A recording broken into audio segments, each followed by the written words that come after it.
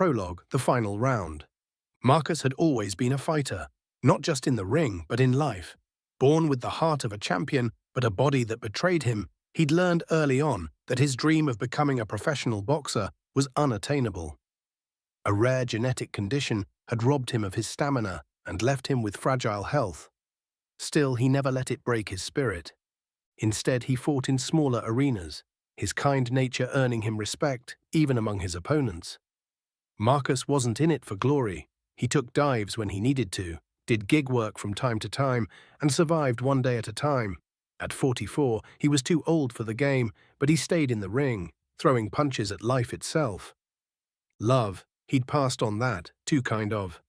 Marcus had only one love, boxing. How could he risk bringing a child into the world who might inherit his condition?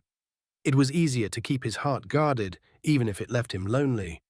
The night he died, the crowd was deafening. Marcus stood in the ring, blood trickling from his brow, his chest heaving as his opponent circled him like a predator. The fight wasn't fair. His opponent was younger, stronger, and desperate to make a name for himself. But Marcus refused to stay down. Then came the final punch. A bone-crushing blow to his temple sent him crumpling to the mat.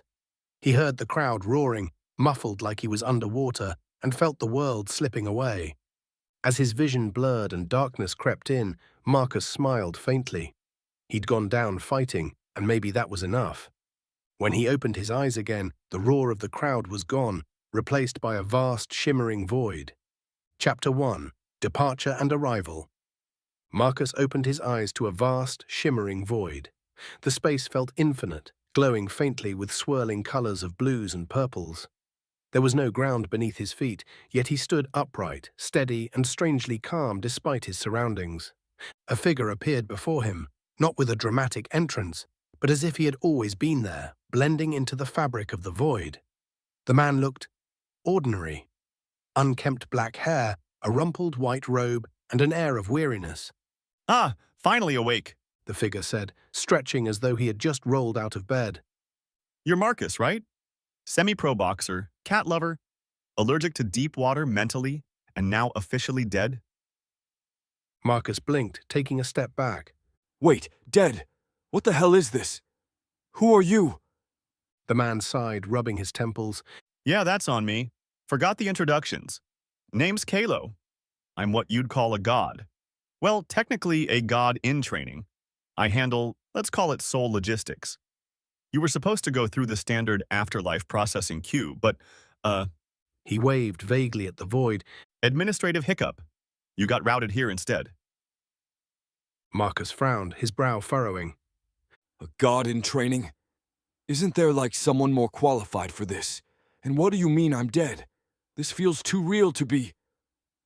Kalo raised a hand to cut him off. Trust me, I'm as annoyed about this as you are, but hey, I'm trying to make the best of it. So here's the deal.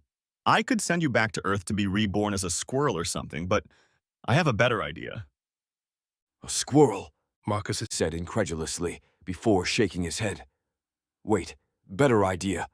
What are you talking about? Kalo's expression softened, and for the first time he seemed genuinely thoughtful. Do you believe in second chances, Marcus? Marcus hesitated. I mean, yeah, I guess. Why? There's a world out there. Kalo began, gesturing to the swirling void. One of many that's in desperate need of change.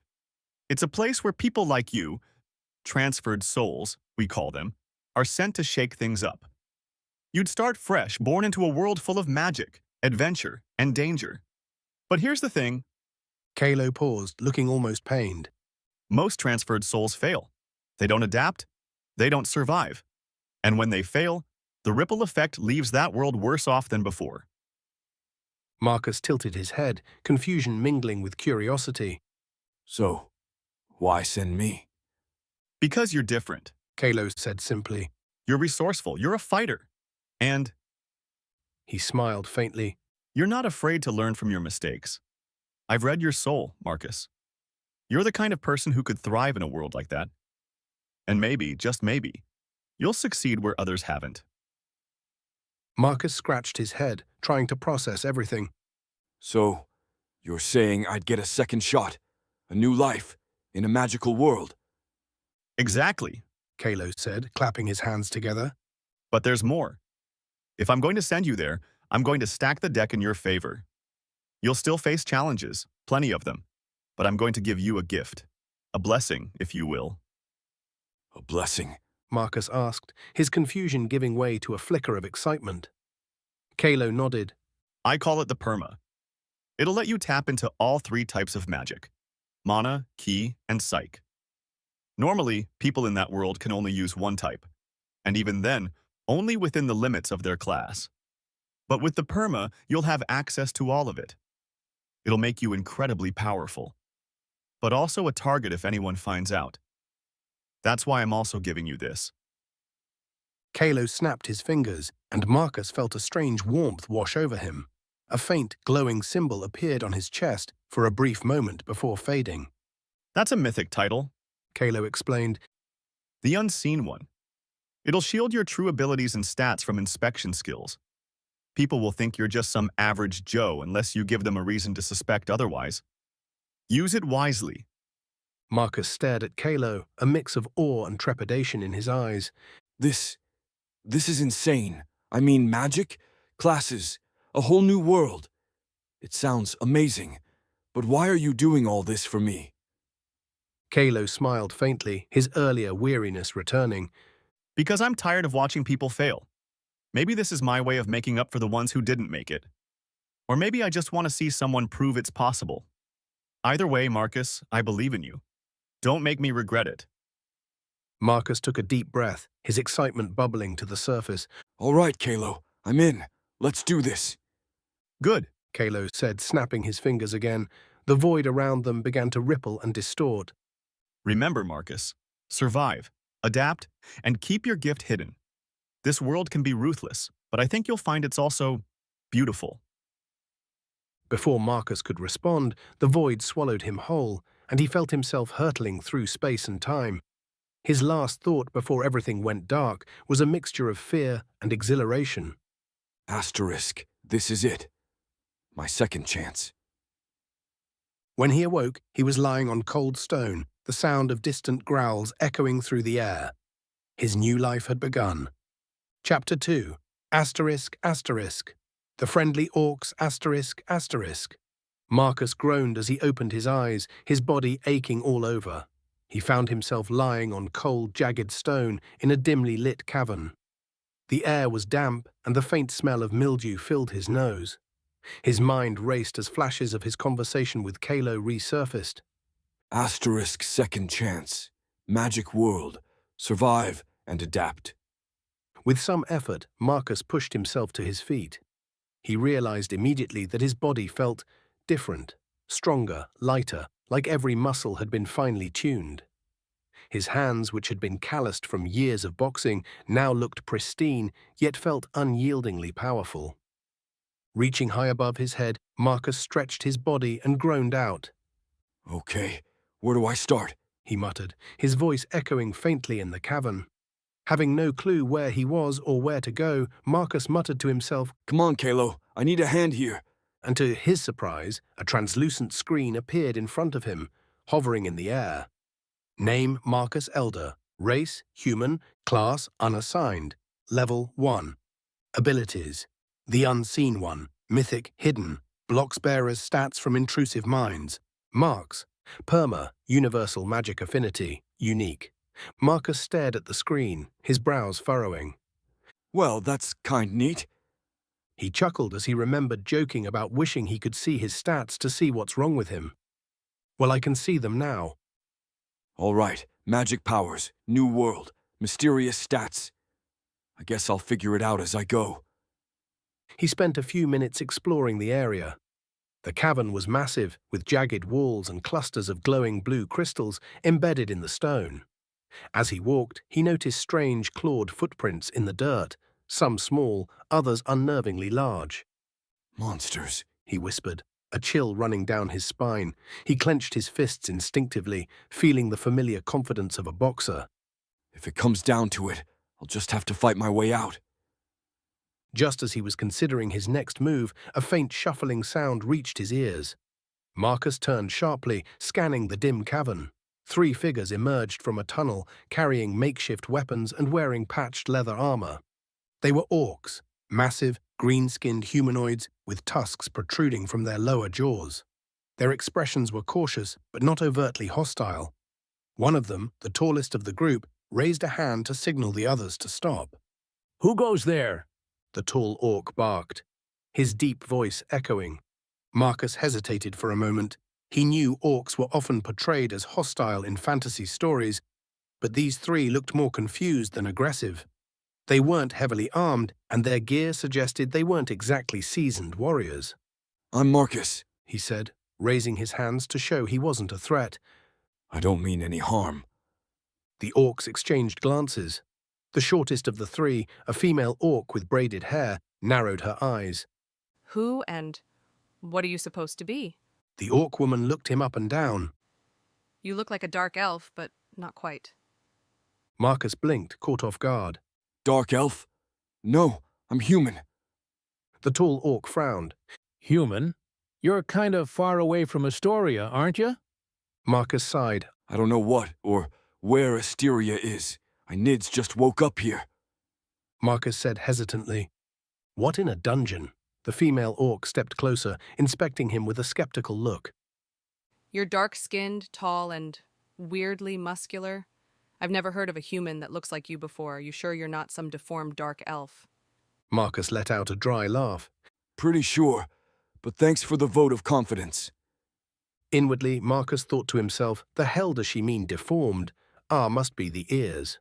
The 3rd orc, a younger male with a timid demeanor, piped up. Maybe he's some kind of outcast, or a cursed one. Either way, he doesn't look like a threat. The tall orc grunted. Enough. We're wasting time. Look, Marcus, if you're lost, we can guide you out of here. But if you're lying about who you are, I won't hesitate to knock you out. Marcus nodded, deciding honesty was the best policy. Fair enough. Lead the way. As they moved through the cavern, Marcus struck up a conversation with the group. The tall orc introduced himself as Baruch, the leader of their little adventuring party. The female orc was Vera, a novice mage, and the younger male was Reagan, a scout in training. We're just low-level adventurers, Baruch explained. We were exploring this dungeon for rare materials, but it's been mostly empty so far. You're the first strange thing we've come across. Lucky me. Marcus muttered, glancing around warily. He couldn't shake the feeling that something was watching them. So this human thing, Vera said. breaking the silence, is it common for your kind to wander into dungeons unarmed? Marcus shrugged. Where I come from, we don't have dungeons. And I didn't exactly plan to be here. Baruch raised an eyebrow. What do you mean? Marcus hesitated, debating how much to reveal. Let's just say I'm new to all of this. Magic, dungeons, your world. I'm still figuring it out. The orcs exchanged glances again, their skepticism clear. But before they could press him further, a low growl echoed through the cavern. Stay alert, Baruch said, gripping his rusted axe. Marcus felt his heart rate spike as the growl grew louder. His instincts kicked in, and he shifted into a fighting stance. Whatever's coming, it's big, he muttered. Baruch glanced at him with mild surprise. You're not completely useless, I see. Let's hope you can back it up. The growling grew louder as the shadow moved closer, its heavy footsteps echoing through the cavern. Marcus squinted, trying to make out the creature's shape in the dim light. It finally stepped into view, and his stomach sank. It was a gorehound. A monstrous, oversized, wolf-like creature with mangy fur, glowing red eyes, and jagged bone spikes protruding from its back. Its teeth dripped with saliva, and its claws scraped against the stone floor as it slowly approached, sizing up its prey. Damn it. Baruch muttered, gripping his axe tighter. A gorehound. We're in over our heads. Can we run? Vera asked, her voice trembling as she clutched her wooden staff. Not a chance. Ragan whispered, his eyes wide with fear. It'll chase us down before we make it to the exit. Marcus glanced at the orcs and then back at the gorehound. They looked terrified, their confidence evaporating in the face of the monster. It was clear they weren't experienced enough to handle this kind of threat. If they panicked, they'd all be dead in seconds. He took a deep breath, trying to steady his nerves. All right, Marcus. Time to step up. You faced worse odds in the ring. I'll distract it. Marcus said, his voice calm but firm. Buruk turned to him, stunned. What? You'll get yourself killed. Maybe. Marcus replied with a smirk. But if we don't do something, we're all dead anyway. Just back me up when you see an opening. Before anyone could argue, Marcus darted forward, putting himself between the gorehound and the orcs. He felt adrenaline surge through his veins as he locked eyes with the beast. Hey, ugly! He shouted, clapping his hands to get its attention. You want to fight? Come and get it! The gorehound snarled, its glowing eyes narrowing as it lunged at him with terrifying speed. Marcus reacted instinctively. At that moment, everything seemed to slow for a brief moment, including Marcus himself. What's this feeling? Why can't I move my body? Then Marcus noticed he was slowly performing a sidestep, just really slow. Wait, I'm moving, but... What everything seems to be lagging behind my thoughts. Marcus quickly threw the notion aside. Well, always I see an opening. Marcus narrowly avoided the gorehound's lunge. Marcus instinctively threw a right hook, landing a powerful punch to the gorehound's side. The impact sent a shockwave up his arm, but the creature barely flinched. Damn, that thing's tough. Marcus muttered, shaking his hand. The gorehound spun around, swiping at him with its claws. Marcus ducked. His quick reflexes allowed him to dodge just in time. He countered with a quick combination of punches, each blow landing with a satisfying thud. This time, the gorehound let out a growl of pain, confirming that his attacks were starting to wear it down. Behind him, Buruk finally snapped out of his shock. Ragan, circle around and get behind it. Vera, hit it with a spell. The two orcs nodded, springing into action. Regan moved swiftly, his smaller size allowing him to dart around the gorehound unnoticed. Meanwhile, Vera raised her staff, chanting in a low, guttural voice. A moment later, a bolt of crackling blue energy shot from the tip of her staff, striking the gorehound in the shoulder. The beast howled in pain, momentarily stunned by the attack. Marcus didn't waste the opportunity. He unknowingly summoned a small burst of Kai, his fist burned as if it was on fire. His next punch connected with the gorehound's jaw, and to his surprise, the force of the blow knocked the creature off balance. Now, Buruk! Marcus shouted. With a roar, Buruk charged forward, swinging his axe with all his might. The weapon bit into the gorehound's neck, and black ichor sprayed across the cavern floor. The beast let out one final pitiful growl before collapsing in a heap. The group stood in silence for a moment, their heavy breathing the only sound in the cavern. Holy crap, Ragnar said, breaking the silence. We actually killed it. Buruk wiped the sweat from his brow, his expression a mix of relief and disbelief. That was reckless, but effective. Marcus, you fight like no one I've ever seen. What's your level? Marcus shrugged. Level? I don't know. Trying to play it cool. Buruk grunted. I'm gonna inspect you. Okay. Marcus said hesitantly. Ouch! Buruk screamed. What the hell was that? Vera, concerned, exclaimed. Buruk, what's wrong? My brain got a jolt when I tried to inspect him. Hurt like hell, all I could make out was... Level 1? The orcs glanced at each other, confused. I've just had some practice. You guys weren't too shabby either. Vera frowned, eyeing him suspiciously. No level 1 should be able to move that fast or hit that hard. That wasn't just practice. That was the normal. Are you sure you're not one of them elves?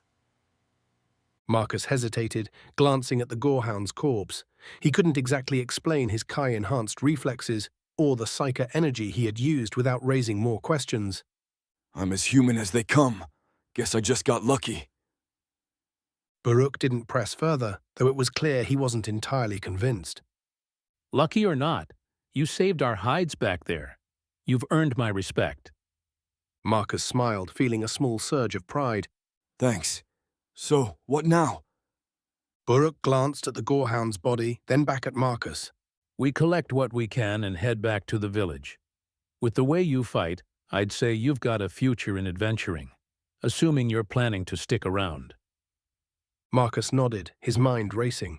He still had no idea how he was going to survive in this world, but one thing was clear. He couldn't do it alone. Yeah, he said finally. I think I'll stick around. With that, the group began salvaging materials from the gorehound's corpse, their spirits lifted by their unexpected victory. For Marcus, it was the first step in a journey that was only just beginning. Chapter 3: The New World. The trek out of the dungeon was much quieter than Marcus expected, though the air was far from relaxed. The adrenaline of the fight had worn off, leaving the group exhausted but cautiously optimistic. Vera led the way with her staff lighting the path. Buruk carried the gorehound's severed head as proof of their kill, and Ragn scouted ahead, ensuring they avoided any potential dangers. Marcus walked alongside Buruk, curiosity bubbling inside him. He had so many questions, but he didn't want to overwhelm them. Luckily, Vera seemed to sense his confusion. You've got that look in your eyes. She said, glancing back at Marcus with a sly grin. What look? Marcus asked. The one that says, I'm a lost pup. Marcus chuckled, scratching the back of his neck. You're not wrong. I got a lot to figure out. Buruk grunted. You'll catch on fast enough. For starters, let's talk about where you are. He gestured broadly to the cave around them. This is a dungeon. They're scattered all over the world, remnants of the ancient gods meddling. Some say the gods created dungeons to test mortals. Others think they're scars from some long-forgotten war. Whatever the truth, they're dangerous as hell but full of treasures. That's why we're here, Ragn chimed in from up ahead. Low-level adventurers like us make a living by clearing out the weaker monsters and scavenging for materials. Like this. Buruk said, shaking the gorehound's head. The guild will pay decent coin for proof of a kill like this. And the beast's bones, fur, and claws can all be sold or crafted into gear. Guild? Marcus asked, his interest piqued. Adventurers Guild. Vera explained, turning her head slightly. It's the backbone of any adventurer's life. They regulate quests, assign ranks, and offer rewards for taking care of threats like the gorehound. Most towns and cities have at least one branch. Ranks are pretty simple, Buruk added. You start at copper and work your way up to mithril, then adamantite. It's a long climb, though. Most people never make it past silver. Marcus nodded, trying to absorb all the information. What about magic? You mentioned earlier that you use mana. How does that work? Vera's eyes brightened. Magic is divided into 3 types: mana, ki, and psyche. Mana users like me are rare among orcs. Most of my kind rely on brute strength and ki-enhanced combat. Mana users weave spells, everything from fireballs to healing magic. Marcus glanced at her, studying her features for a moment. Vera was undeniably beautiful, her dark green skin smooth, and her braided hair framing sharp, intelligent eyes. She carried herself with a confidence that made it clear she was no ordinary orc. What about the other 2? Marcus asked, shaking off his thoughts. Kai Buruk said, is what most warriors use. It enhances your body, makes you faster, stronger, tougher. It's the bread and butter for anyone who fights up close. And psyche? Psyche's the strangest of the 3. Vera said. It's tied to the mind. Summoners, fate weavers, and mentals use it to do things like summon creatures, manipulate probability, or even strengthen their own mental capacity. Psych users tend to be strategists and support types. If you're really a level 1, we should figure out your magic types as soon as possible. Interesting, Marcus said, though inwardly he felt a surge of excitement. Thanks to his perma, he could use all 3 types of magic. He had no idea how to tap into them yet, but the possibilities were endless. So what about you? Vera Asked, turning her full attention to him. You fought like someone who's been doing it for years. Where'd you learn? Marcus hesitated, unsure how much to reveal. He decided to keep it simple. Back where I come from, we have something called boxing. It's a sport, but it's also a form of combat. I trained for years and even went semi-pro. Bokshink? Buruk repeated, frowning. The word didn't translate into their language, and it sounded like gibberish to their ears. Vera raised an eyebrow. What's boxing? Marcus blinked, realizing the system had failed to translate the word. Oh, it's a fighting style. You know, punches, dodges, footwork. Reagan glanced back, curious. Why didn't the system translate that? It's supposed to handle all major languages. Marcus shrugged, playing it cool. Maybe it's because it's unique to my world. Sounds like the system has its limits. Vera looked thoughtful. That's rare. The system's pretty thorough, but certain race-specific or cultural terms don't always translate. Still, you'll have to teach me this boxing. You made that gorehound look like a practice dummy. Marcus laughed. I don't think it was that easy, but sure, maybe one day. The group continued walking, and Marcus took the opportunity to learn more. He discovered that the world was divided into various factions, each vying for power and influence. There were kingdoms ruled by humans, empires dominated by elves, and nomadic orc clans. The Adventurers Guild remained neutral, providing a haven for people of all races. Magic's also tightly regulated in most places, Vera said, her tone darkening. especially mana users. Some nations see us as weapons, tools to be controlled. It's why I stick with these guys instead of joining a formal academy. Freedom's worth more than fancy robes. Buruk grunted in agreement. And adventuring pays well enough, if you live long enough to collect your earnings. By the time they reached the dungeon's entrance, Marcus felt like he'd learned more in a few hours than he ever had in school. The world was dangerous, yes, but it was also filled with opportunities. As they stepped into the open air, the sun casting its warm glow over the forested landscape, Marcus took a deep breath. He didn't know what lay ahead, but he was ready to face it, one step at a time. Chapter 4: The Path Forward. The orcs led Marcus back to their camp, a modest but well-maintained clearing deep within the forest. Large tents were pitched around a central fire pit, where a pot of stew bubbled over the flames. The scent of spices and roasted meat made Marcus's stomach growl. As they settled around the fire, Vera handed him a wooden bowl of stew. Eat. You'll need your strength. Marcus nodded, accepting the bowl gratefully. As he ate, he decided it was time to inspect his status screen. With a thought, the translucent blue window materialized before him, revealing his stats. Name: Marcus Elder. Race: human. Class: unassigned. Level 3. Marcus tilted his head, studying the screen. So I gained 2 levels from that fight, He muttered. Vera overheard and smirked. Makes sense. The Gorehound was a higher-level monster, and since you're unranked, the system must have rewarded you for surviving something above your weight class. How does leveling work exactly? Marcus asked, glancing at her. Vera set her bowl aside and leaned back. The system tracks your actions. Fighting, training, even strategic planning. All of it feeds into your experience pool. Once you gain enough, you level up and earn stat points to allocate as you see fit. Your health and magic type level with you. The stronger you get, though, the harder it is to level up. Marcus looked at his unallocated points and decided to hold on to them for now. He wanted to learn more before committing to anything. And titles? How do those work? Titles are special. Vera replied. They're awarded for significant achievements or blessings. Some give passive buffs, others unlock unique abilities. The thing is, Her gaze narrowed slightly. titles are a dead giveaway about a person's strength or background. That's why most people keep them private. It's better to let people underestimate you. Marcus nodded, keeping his own title a tightly guarded secret. The unseen one would stay hidden for now, just as Kalo had warned. As the fire crackled and the stew pot emptied, the conversation shifted to practical lessons.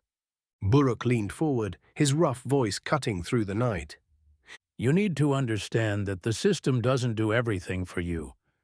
It gives you strength, sure, but it doesn't replace skill or experience. You proved in the dungeon that you've got both. Rely too much on stats and you'll end up dead. Reagan nodded in agreement. You'll also need to choose a class eventually. Classes define your role and give you access to special abilities and perks. For someone like you, a brawler class would make sense, unless you're interested in mixing magic into your fighting style. Magic? Marcus asked, intrigued. There's a rare class called Spell Sword. Vera explained. It combines melee combat with wordless spellcasting. It's not as powerful as pure mages or pure warriors, but it's versatile. A good spell sword can turn the tide of a battle by casting spells on the fly while fighting up close. Marcus leaned back, considering the idea. A spell sword sounded like the perfect cover for his plans. He could use Kai and Psyker to enhance himself while passing off the effects as magic. It also fit his natural fighting style, close-quarters combat, augmented by quick tactical bursts of power. That might be worth looking into, He said thoughtfully. Vera smiled. If you're interested, we can get the village seer to gauge your magic type. Marcus responded warily. No need, I'm a mana user. You're level 1. How would you know that? I think I felt it flow through me during the fight, Marcus responded. Buruk interjected. Nah, I saw that strike you through. Your fist seemed to be girded with kip. Strange, Vera responded. I could have sworn your eyes shifted like a Psycho user. Well, a trip to the seer wouldn't hurt, but if you are interested in using mana, it won't be easy. She warned. Mana requires focus and discipline. You need to feel it, channel it, and shape it. But considering how you handled that gorehound, I'd say you've got potential. As the night wore on, the orcs shared stories about their way of life. Marcus learned that they were part of a small clan that valued strength and loyalty above all else. They weren't nomadic like most orcs. Instead, they had settled near the dungeon to make a living as adventurers. Vera, however, was different. Her ability to use mana made her rare among orcs, who were typically more attuned to Kai. While she was respected for her power, it also set her apart, making her feel like an outsider at times. Marcus sympathized with her. He understood what it was like to stand out in a crowd. Orcs like us may be rough, Buruk said. but we survive because we stick together. Out here, survival isn't just about strength. It's about having people you can trust. Marcus nodded, grateful for their trust and hospitality. Later that night, as the orcs slept, Marcus sat alone by the fire, staring at the stars. He clenched his fists, feeling the faint hum of mana, ki, and psyche within him. I'll use everything I've got, he muttered. Kai, Psyche, mana, whatever it takes to survive. His thoughts drifted back to the spell sword class. It would be the perfect guise for his abilities, a way to blend in while hiding the truth. With Psyche, he could enhance his intelligence, luck, and thinking speed passively, giving him an edge in combat and strategy. Kai would amplify his strength, endurance, and reflexes beyond what the system alone could offer. For his weapon, he decided to stick with what felt natural, his fists.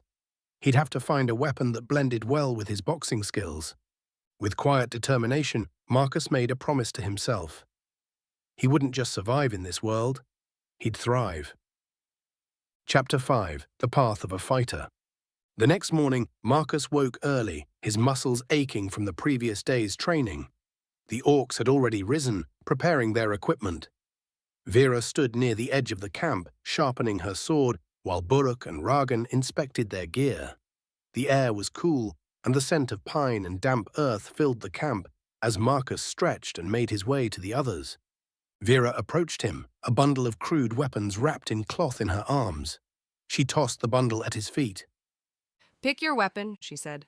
You'll need something better than your fists if you want to survive out here. Marcus crouched and unwrapped the cloth. Inside were an assortment of worn, rough-made weapons, a chipped axe, a bent sword, a rusty dagger, and a pair of crude spiked knuckle gauntlets. His eyes lingered on the gauntlets, simple but reminiscent of his old boxing days. These, Marcus said, raising his fists. The gauntlets were metal plates with spikes welded onto them, secured by leather straps. They weren't elegant, but they fit perfectly. Vera nodded. Good choice. They suit your style. Just remember, weapons are tools. Treat them well, and they'll serve you better than your bare hands. Marcus tested the weight, making a few jabs in the air. These felt lighter than his old gloves, but just as solid. He turned to Buruk and Ragan, who exchanged quick, skeptical glances. what's the problem? Marcus thought. People who fight with their hands can't be that weird. Buruk muttered, his voice low. Not weird, just kinda stupid. Anyone can fight with their fists and legs. It's instinctive. But weapon mastery, that's what makes a true fighter. Ragan chimed in. You'll learn soon enough. But first, we need to see the seer before you begin your training. You'll want to know how to use your magic in combat. The village elder's tent smelled of sage and damp earth. Inside, the air was thick with the hum of unseen energy, and the flicker of firelight cast long shadows across the tapestries lining the walls. Marcus followed Vera into the tent, ducking slightly to avoid hitting his head on the low entrance. This place feels intense. Marcus muttered, glancing around at the strange artifacts. Crystals, bones, jars filled with glowing liquids. It's normal. Vera replied. The seer is one of the most respected members of our tribe. If anyone can help you unlock your magic affinity, it's her.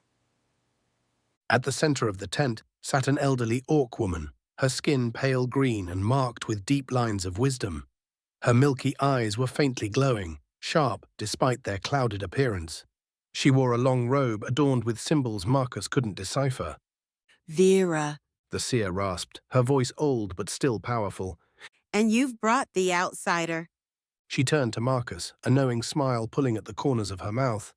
Come, child, sit before me. Marcus hesitated, eyeing the low cushion in front of her, then slowly lowered himself. His broad frame made the small space feel even smaller, but he sat down carefully, trying to mask his discomfort. The seer reached out her hands, palms up. Give me your hands, outsider. Marcus extended his hands, placing them in hers.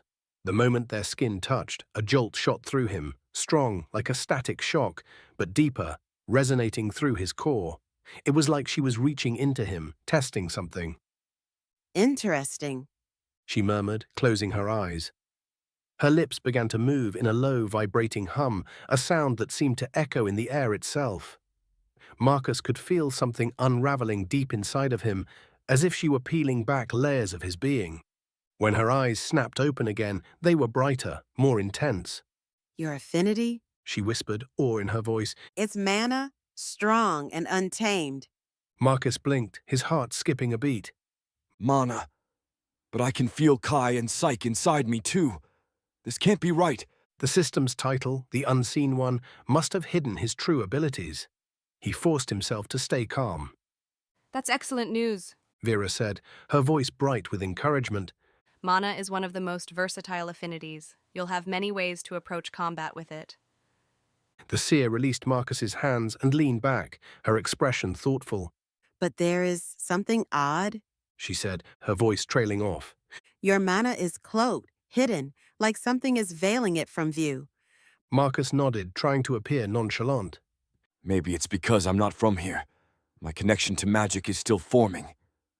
The seer studied him carefully. Perhaps. Your presence is unusual. The system often works in mysterious ways, but be cautious. Your path will not be like the others. Walk it wisely. Marcus forced a smile and nodded. Thank you for your help. Vera laid a hand on his shoulder, guiding him back toward the entrance. We should go, thank you, seer. As they left, Marcus kept his face neutral, but his mind raced. The title had worked perfectly, hiding his true nature and throwing off suspicion. But the seer's comment about something greater lurking within him unsettled him. Asterisk. What exactly is hidden inside me? The orcs wasted no time in putting Marcus through a rigorous training regimen. They led him to a clearing on the outskirts of the forest, where makeshift training dummies stood in uneven rows, crafted from wooden poles and padded with straw and animal hides. The ground was worn from constant use, and the faint smell of sweat and earth lingered in the air. This is where we sharpen our skills. Yara said, gesturing toward the training area. Survival is about more than just strength. You need control, technique, and strategy. Marcus nodded, adjusting the straps of his spiked gauntlets. They felt heavier now, but solid in his grip. Asterisk. No turning back now. First, we work on mana control. Vera said, stepping forward. She held out her hand, and a small orb of blue light formed above her palm, swirling gently. Mana flows through everything, air, earth, and even your body. To use it, you need to feel it first, then channel it, and finally shape it. Vera placed her free hand on Marcus's chest, her touch warm. Focus on your breathing. Close your eyes and feel the energy within. It will feel like a gentle pulse, steady and constant. Marcus followed her instructions, closing his eyes. At first, he felt nothing but the rhythm of his heartbeat. But slowly something emerged, a faint, warm sensation coursing through his veins. He focused harder, trying to pull the warmth outward.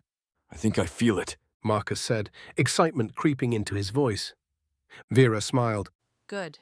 Now imagine it flowing through your body and into your hands.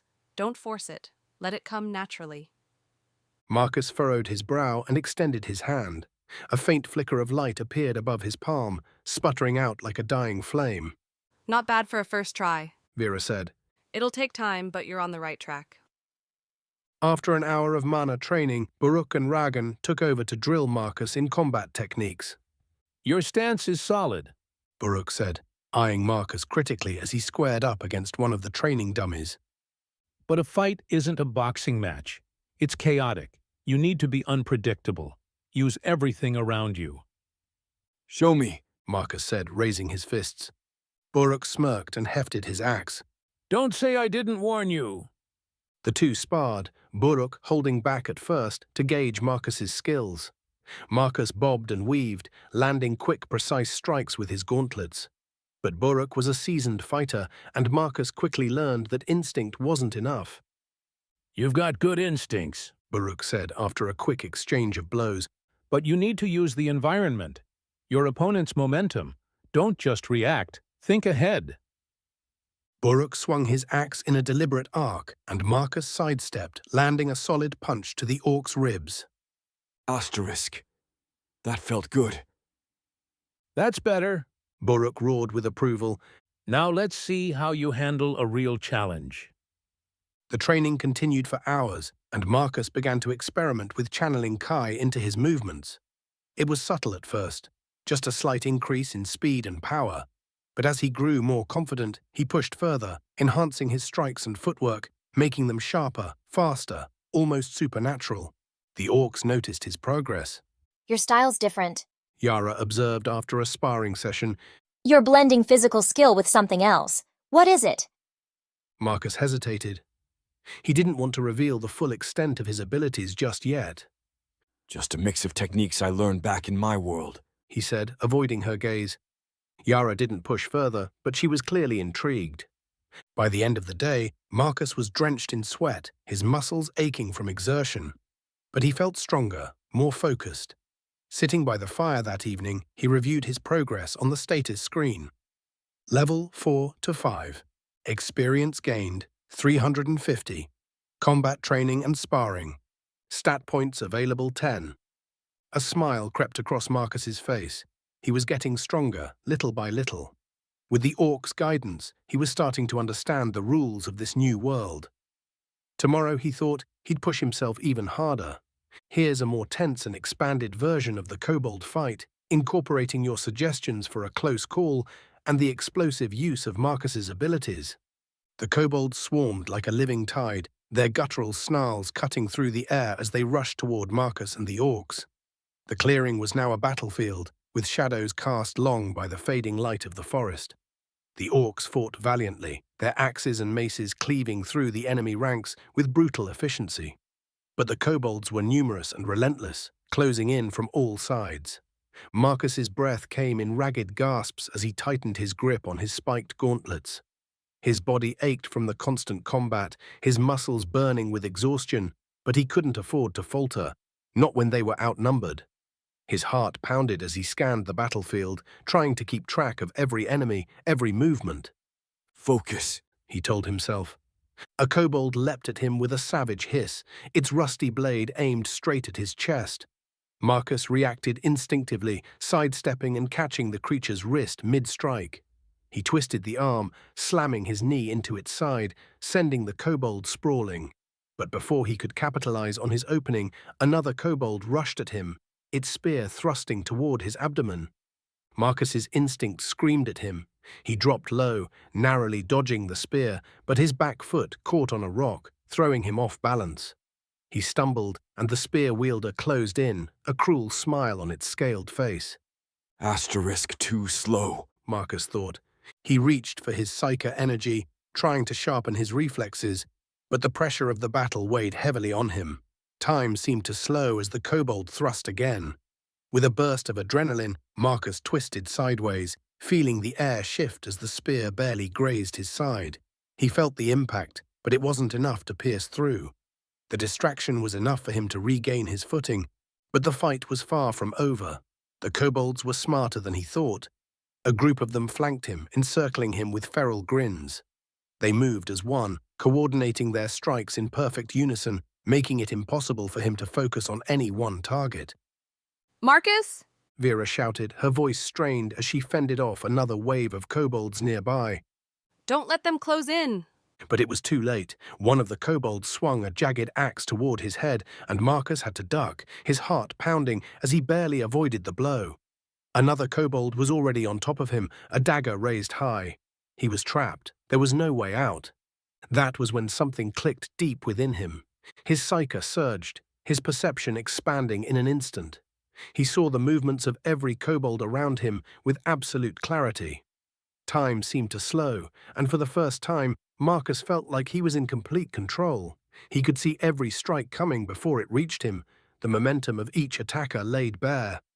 Mana roared within him, an overwhelming surge of power that crashed through his veins like a tidal wave.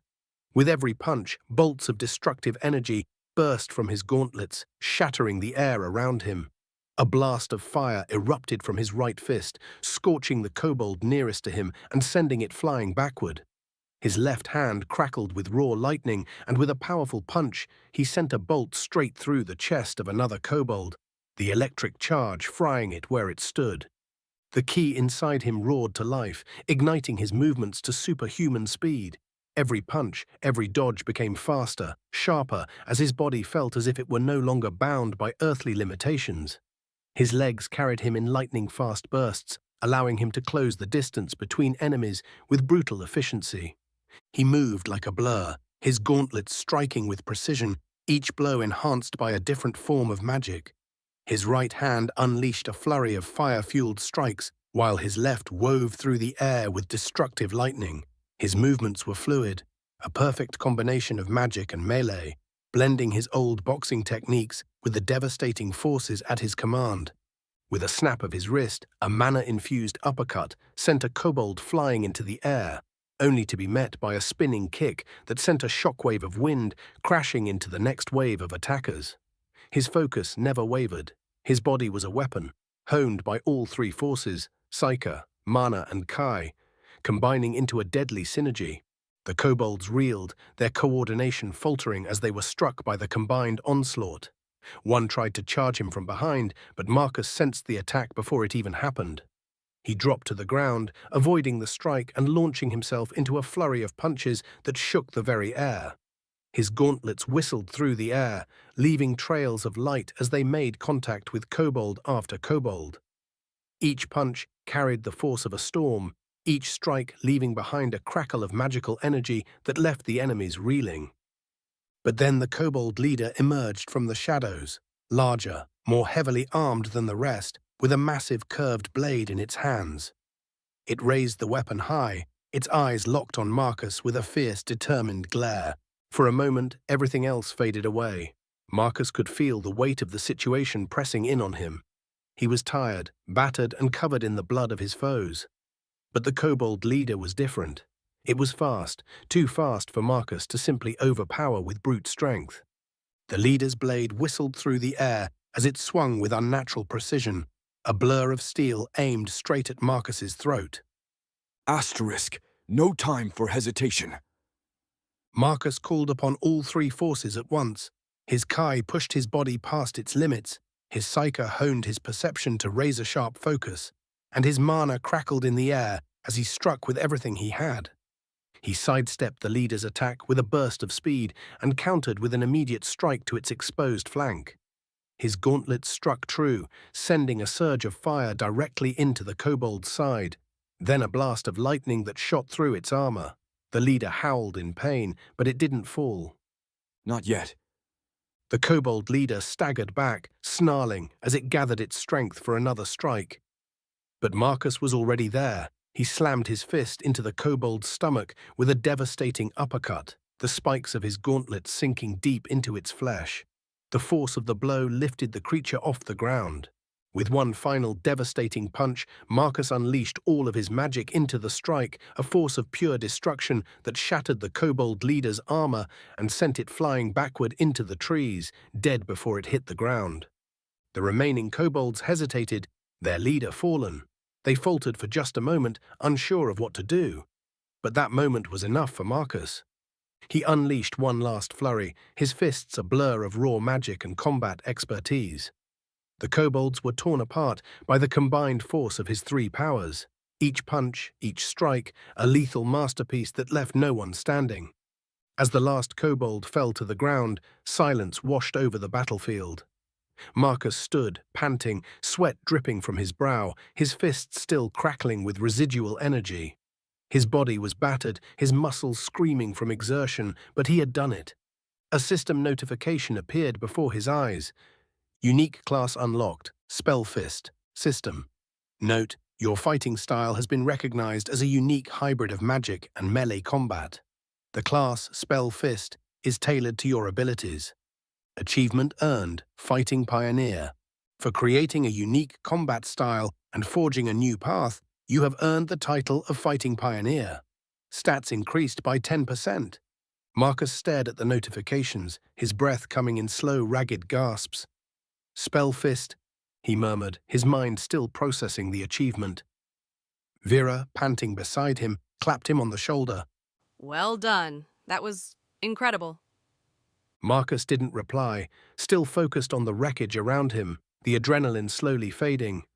His mind was racing, but one thing was clear. This fight had changed everything. He was no longer just a fighter. He had become something new, something more. Chapter 6, The Spell Fist. The fire crackled in the center of the camp as Marcus sat cross-legged near its warmth, his muscles aching and his mind spinning from the chaos of the kobold ambush. Adrenaline had long since faded, leaving him in the heavy, almost meditative calm that always followed a hard-fought battle. As he flexed his sore hands, he couldn't help but replay the fight in his mind. The kobolds had been relentless, quick, vicious, and coordinated, yet somehow his fists had struck true, each blow landing with more force than he'd ever thought possible.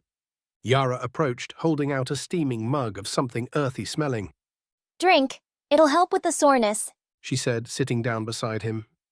Thanks. Marcus muttered, accepting the drink. He took a tentative sip and grimaced. It was bitter but strangely invigorating. And thanks for having my back out there. I couldn't have done it without you all. Yara's sharp gaze softened. You're stronger than you give yourself credit for. I've seen plenty of fighters, many of them dead now. You're different, Marcus. That fight was proof. Before Marcus could respond, Vera joined them, crouching across the fire. Her green skin glowed softly in the flickering light, her bright eyes gleaming with curiosity. She's right. You don't fight like someone who just started adventuring. You fight like someone who's already survived a dozen battles. Marcus glanced at the flames, unsure how to respond. I just relied on what I know. He said carefully. You mean boxing? Vera said, tilting her head. He looked up, surprised she remembered. Yeah, back home. It's what I trained for. Fighting with just my fists. It's not magic, but it's what kept me alive. That much is clear. Baruch rumbled from nearby, his deep voice cutting through the night air. He stood, his axe resting on one massive shoulder as he walked over to join the group. Your fists hit harder than most warriors' weapons, but that doesn't explain everything. Marcus frowned. What do you mean? Baruch dropped into a crouch, his gaze sharp and appraising. You're level 6, yet you fought like someone twice that level, maybe higher. Your reaction speed, your power, even your instincts. It doesn't add up. Yara nodded, her expression thoughtful. Baruch's right. Most fighters at your level would have panicked against those kobolds, but you were calm, precise. The system tracks progress for a reason, but you've already surpassed what your level suggests. Marcus shifted uncomfortably, knowing they weren't wrong. He had been holding back the truth. About the unseen one, about his use of Kai and Psyker, but he couldn't afford to let them in on everything. Not yet. I guess I've always been a fast learner, He said with a shrug. and the system probably boosted me because of my fighting style. Vera leaned forward, her tone probing but kind. It's not just the style, Marcus. The system recognizes uniqueness. That's why it gave you the Spellfist class. It's rare. You're blending martial combat with magic in a way the system hasn't seen before. Speaking of which, Yara added, gesturing toward him. why don't you show us your stats? It'll give us a better idea of how to help you grow. Marcus hesitated, his chest tightening. He trusted them, at least as much as he could trust anyone in this strange new world, but the unseen one wasn't something he could risk revealing. Still, he knew refusing outright would only raise suspicion. All right, He said finally. but go easy on me. I'm still figuring this out. The passive effect of the title to The Unseen One, Marcus projected a false version of his stat screen. As the translucent display appeared in the air, the orcs gathered around, studying it with interest. Name Marcus Elder, race human, class Spellfist, unique, level 6, experience 1760 out of 2000, HP 160, MP 16, stats strength 18 plus 2, agility 15 plus 2, endurance 19 plus 2, intelligence 12 plus 1, wisdom 10 plus 1, luck 10 plus 1. Achievements fighting. Pioneer, for creating a unique combat style and forging a new path, you have earned the title of Fighting Pioneer, stats increased by 10%. Unallocated points, 12. Buruk grunted, crossing his arms. Your strength and endurance are impressive for your level. Makes sense given your fighting style, but you're holding back on allocating your points. I wanted to think it through. Marcus explained. I don't want to make the wrong choice. Smart. Yara said approvingly. Once you spend them, there's no going back. For a hybrid fighter like you, I'd suggest balancing strength, agility, and intelligence, but it depends on what direction you want to take your combat. Vera chimed in, her tone lighter. And don't forget wisdom. It helps with mana efficiency. You'll need it if you want to keep mixing magic with your punches. Marcus nodded, their advice settling in the back of his mind. I'll hold off for now. I need to see how things develop. Buruk narrowed his eyes slightly, his tone turning serious. There's still one thing that bothers me. Every time I try to inspect you directly, I get a headache. That's not normal. Marcus froze, his heart skipping a beat. Buruk, stop. Vera said, placing a hand on his arm. If Marcus is hiding something, maybe he has a reason. We've all got secrets, don't we? Buruk grunted but said nothing more, his expression wary. Vera turned back to Marcus, her eyes soft but searching. Whatever it is, just remember, we're on your side. If you're protecting something important, we won't pry. But don't carry it alone, all right?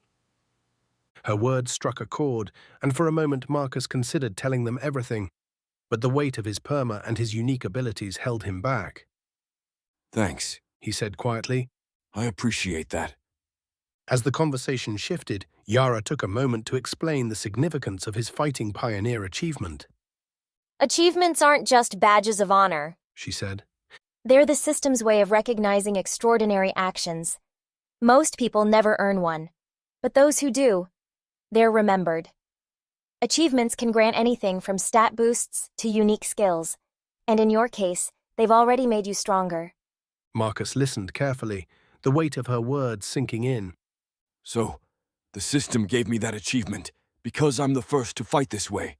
He asked. Vera nodded. Exactly. The system rewards innovation. You're not just blending martial combat with magic. You're creating something entirely new. That's why you unlocked a unique class like Spellfist. It's a path no one else has walked before. Chapter 7. The Path Forward. The Orc chieftain's camp was quieter now, the excitement of battle and the urgency of survival fading into the steady rhythm of life. The fire crackled in the center, sending sparks into the dark sky as Marcus sat near it, reflecting on his next steps. Vera had insisted he clean up before the meeting. She seemed intent on making him look presentable, fussing over his appearance more than he expected.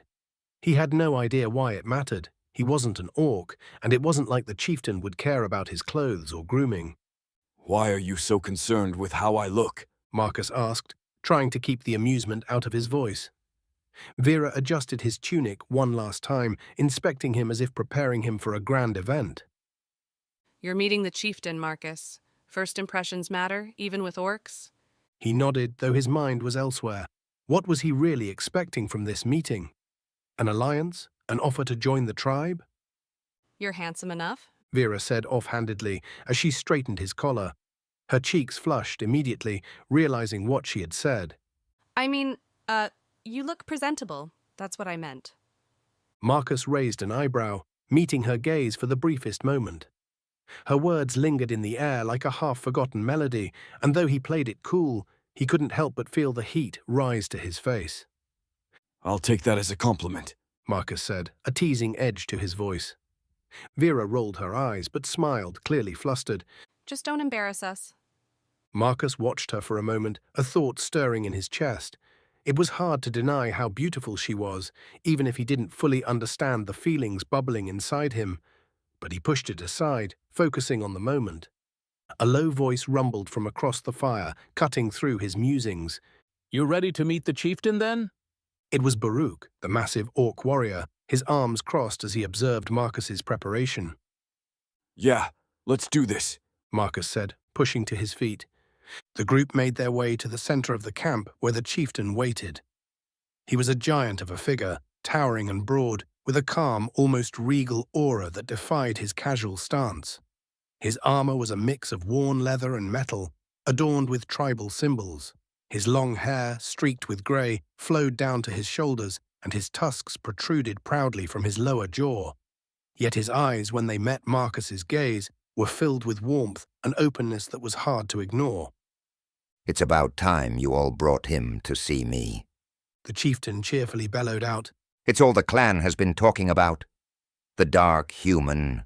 In all my years, I've never seen a dark-skinned human. What's your name, pup? Marcus bowed, trying not to be intimidated. He knew what was at stake here. This was the moment that could shape his future. My name is Marcus Elder, Your Grace. Marcus stated as eloquently as possible. Your Grace? The chieftain said mockingly, yet playfully. The hall burst out into laughter. Marcus, embarrassed, looked over to Baruch, Yara, and Vera for support, but they were bent over, barely able to stand from how hard they were laughing. Marcus, with a flushed face, looked back to the chieftain. The chieftain wiped a tear from his eye. Save that regal crap for the elves human. My name is Miran. You can just call me Myran. I wasn't picking on you, human. I promise I just wasn't expecting honeyed words from the kobold butcher. Marcus scratched the back of his neck. Sorry, I didn't know how I was supposed to conduct myself. No worries, pup. The chief said, finally able to straighten up. Just be yourself. I've heard of your deeds, and I see the strength in you, not just in your fists. The chieftain continued, his tone approving. You have something unique, something our tribe can use. You wish to join us? Marcus felt the weight of the question. The orcs didn't demand loyalty right away, but the benefits of joining were clear. It was an opportunity to build strength and gain resources, all while being accepted for what he was. The chieftain's laid-back nature didn't seem to expect anything more than loyalty and willingness. I do, but I also need to know more. What do I gain from joining you all? Marcus said. The chieftain chuckled, an amused sound that reverberated around the camp. Freedom and family, of course, and there's a few more tangible benefits. For instance, you get access to our healers' discounts at our smiths, and unlike other groups, we don't limit delves in the dungeons we control. All we ask is that if you find a dungeon, you give the rights to it to everyone in our family. He paused, his gaze sharpening. However, before you can join us, before I offer you full membership in the tribe, you must prove yourself. Go to the city, get assessed by the Adventurers Guild, and earn at least a copper ranking. Only then will I consider you worthy to stand with us. Marcus raised an eyebrow, the challenge in the chieftain's words clear. So you're not just letting anyone in? The chieftain grinned, his tusks showing. You must prove your worth, human. We are a tribe of strength, and only those who can stand on their own, who are recognized by the guild, can call themselves one of us. The copper ranking will do for now. It's a bare minimum, but it shows you have the potential to grow. Once you have that, you'll be able to walk beside us. Marcus considered the offer, feeling the weight of the chieftain's words. It made sense. The orcs valued strength and the recognition that came with it. The Adventurers Guild wasn't just a place for quests, it was a standard of power and respect. I'll do it. Marcus said, resolute. I'll get assessed, earn that copper rank, and then we'll talk. The chieftain's expression softened. Good. Once you have your rank, we'll know what you're truly capable of. Until then, I'll welcome you as one of us. But don't mistake that for a permanent place. Prove it, and we'll fight beside you. Marcus nodded. Understood. Miran leaned forward in his seat and grinned. How about giving us an eloquent speech and doing your best, followed by a twirl and courtesy? I need another good laugh. The hall erupted with laughter once again. Marcus lowered his head in embarrassment, remembering his earlier actions. He left the hall as the others were taken by laughing fits. Buruk, Yara, and Vera caught up to Marcus on his way out. A group of goblins noticed them and quickly began to gather their goods. One of them, smaller than the others and with a scrappy appearance, scurried over to Marcus with an eager gleam in his eye. You made quite the impression in there, human. Marcus groaned. Yara, I blame you for this. If you didn't make such a fuss over my looks, I wouldn't have thought I had to prostrate myself in such a manner. Marcus said half-jokingly. Yeah. Lighten up, Sir Marcus. Yara said jokingly. You did fine. You need a ride to the city? The goblin asked, his voice high-pitched and rapid. Me is Grek. Grek and friends get you there. Discount for you, human. The chief likes you, so Grek likes you. Marcus raised an eyebrow at the goblin's energy and grammar, but nodded. I'm interested. How soon are you leaving? Soon. Grek squeaked, bouncing on his heels. Grek and friends just finishing up here. It'll take a couple of days, but Grek got the route covered. City's big, lots of people, lots of opportunities. Grek's sure you'll fit right in. Marcus wasn't entirely sure about the goblin's enthusiasm, but he was willing to give it a shot. It wasn't like he had many other options. All right, Marcus said, holding out a hand. I'll ride with you. Grek's grin widened, showing his sharp teeth. You won't regret it, human. We'll be on our way soon. A short time later, Marcus found himself standing at the edge of the orc camp. He helped the goblins prepare their caravan. His mind swirled with new possibilities. The goblins were loading all sorts of trinkets into the various wagons. To Marcus, most of them would be considered junk and knickknacks in his old world, but for all he knew, the stuff could be valuable here. As he loaded another crate, something caught his eye. His reflection. Marcus almost let out an audible gasp. I don't look so old. No broken nose. My skin is nice again. He looked like his 18-year-old self. His body had reset. Maybe it was side effect of his journey to this world. His mind was sharp, seasoned by the experiences he'd had, but his body had become something entirely different, a fresh start. The realization sent a shiver through him.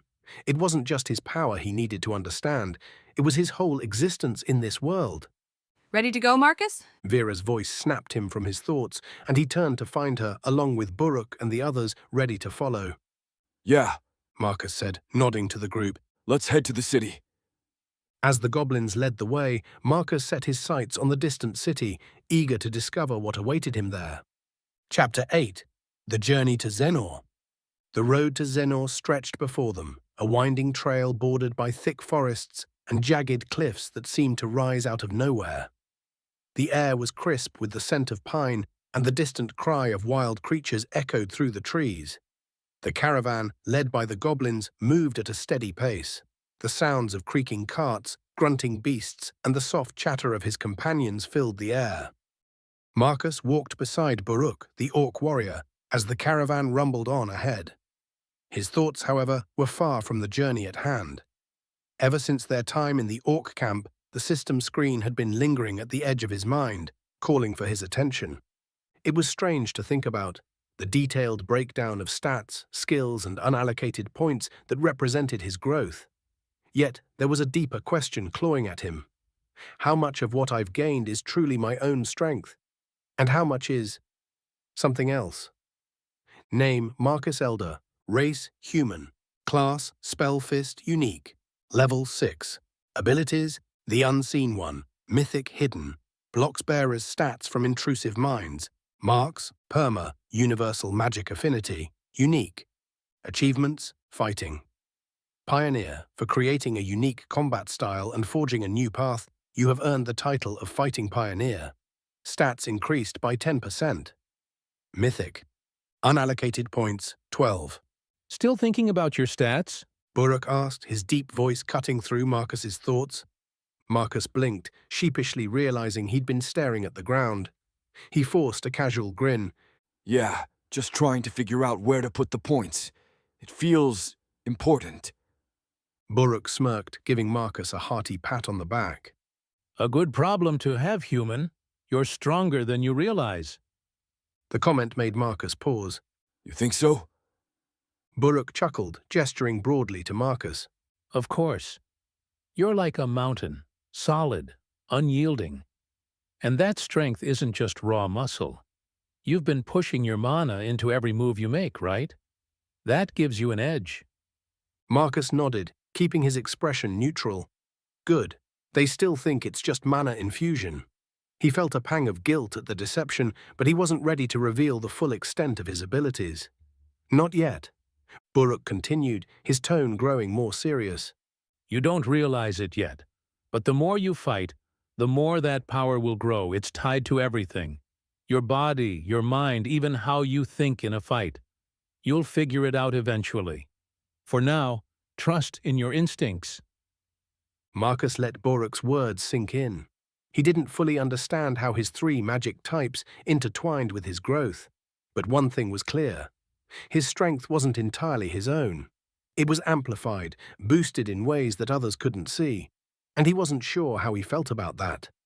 The day passed without incident, though Marcus's thoughts kept circling back to what Buruk had said. By the time the sun began to dip below the horizon, the caravan came to a halt near a small clearing. Just as Marcus started to relax, movement at the edge of the forest caught his eye. A pair of wolves emerged from the underbrush, their glowing eyes locked onto the caravan. Low growls rumbled from their throats as they stalked closer, their sleek bodies tense and ready to pounce. Grek, the goblin guide, stepped forward without hesitation. Marcus watched in quiet awe as Grek raised his hands and began speaking in rapid, guttural tones. The wolves hesitated, their ears twitching as they listened to the strange sounds. Slowly, their aggression faded, their growls softening into quiet whines. What's he doing? Marcus whispered to Vera, who had been watching beside him. That's beast tongue. Vera replied, her voice low. It's a skill. It lets you communicate with animals on an instinctive level. Grek's been honing it for years. Marcus frowned, watching as the wolves turned and disappeared into the forest. So he can actually talk to them? Not exactly, Vera explained. It's more about understanding. Beast tongue lets you tap into their instincts, influence their decisions. It's subtle, but it's powerful. Marcus nodded slowly, a newfound respect for Grek settling over him. So it's not just about strength or mana. Skills matter too. It was a humbling realization, one that made him rethink his approach to growth.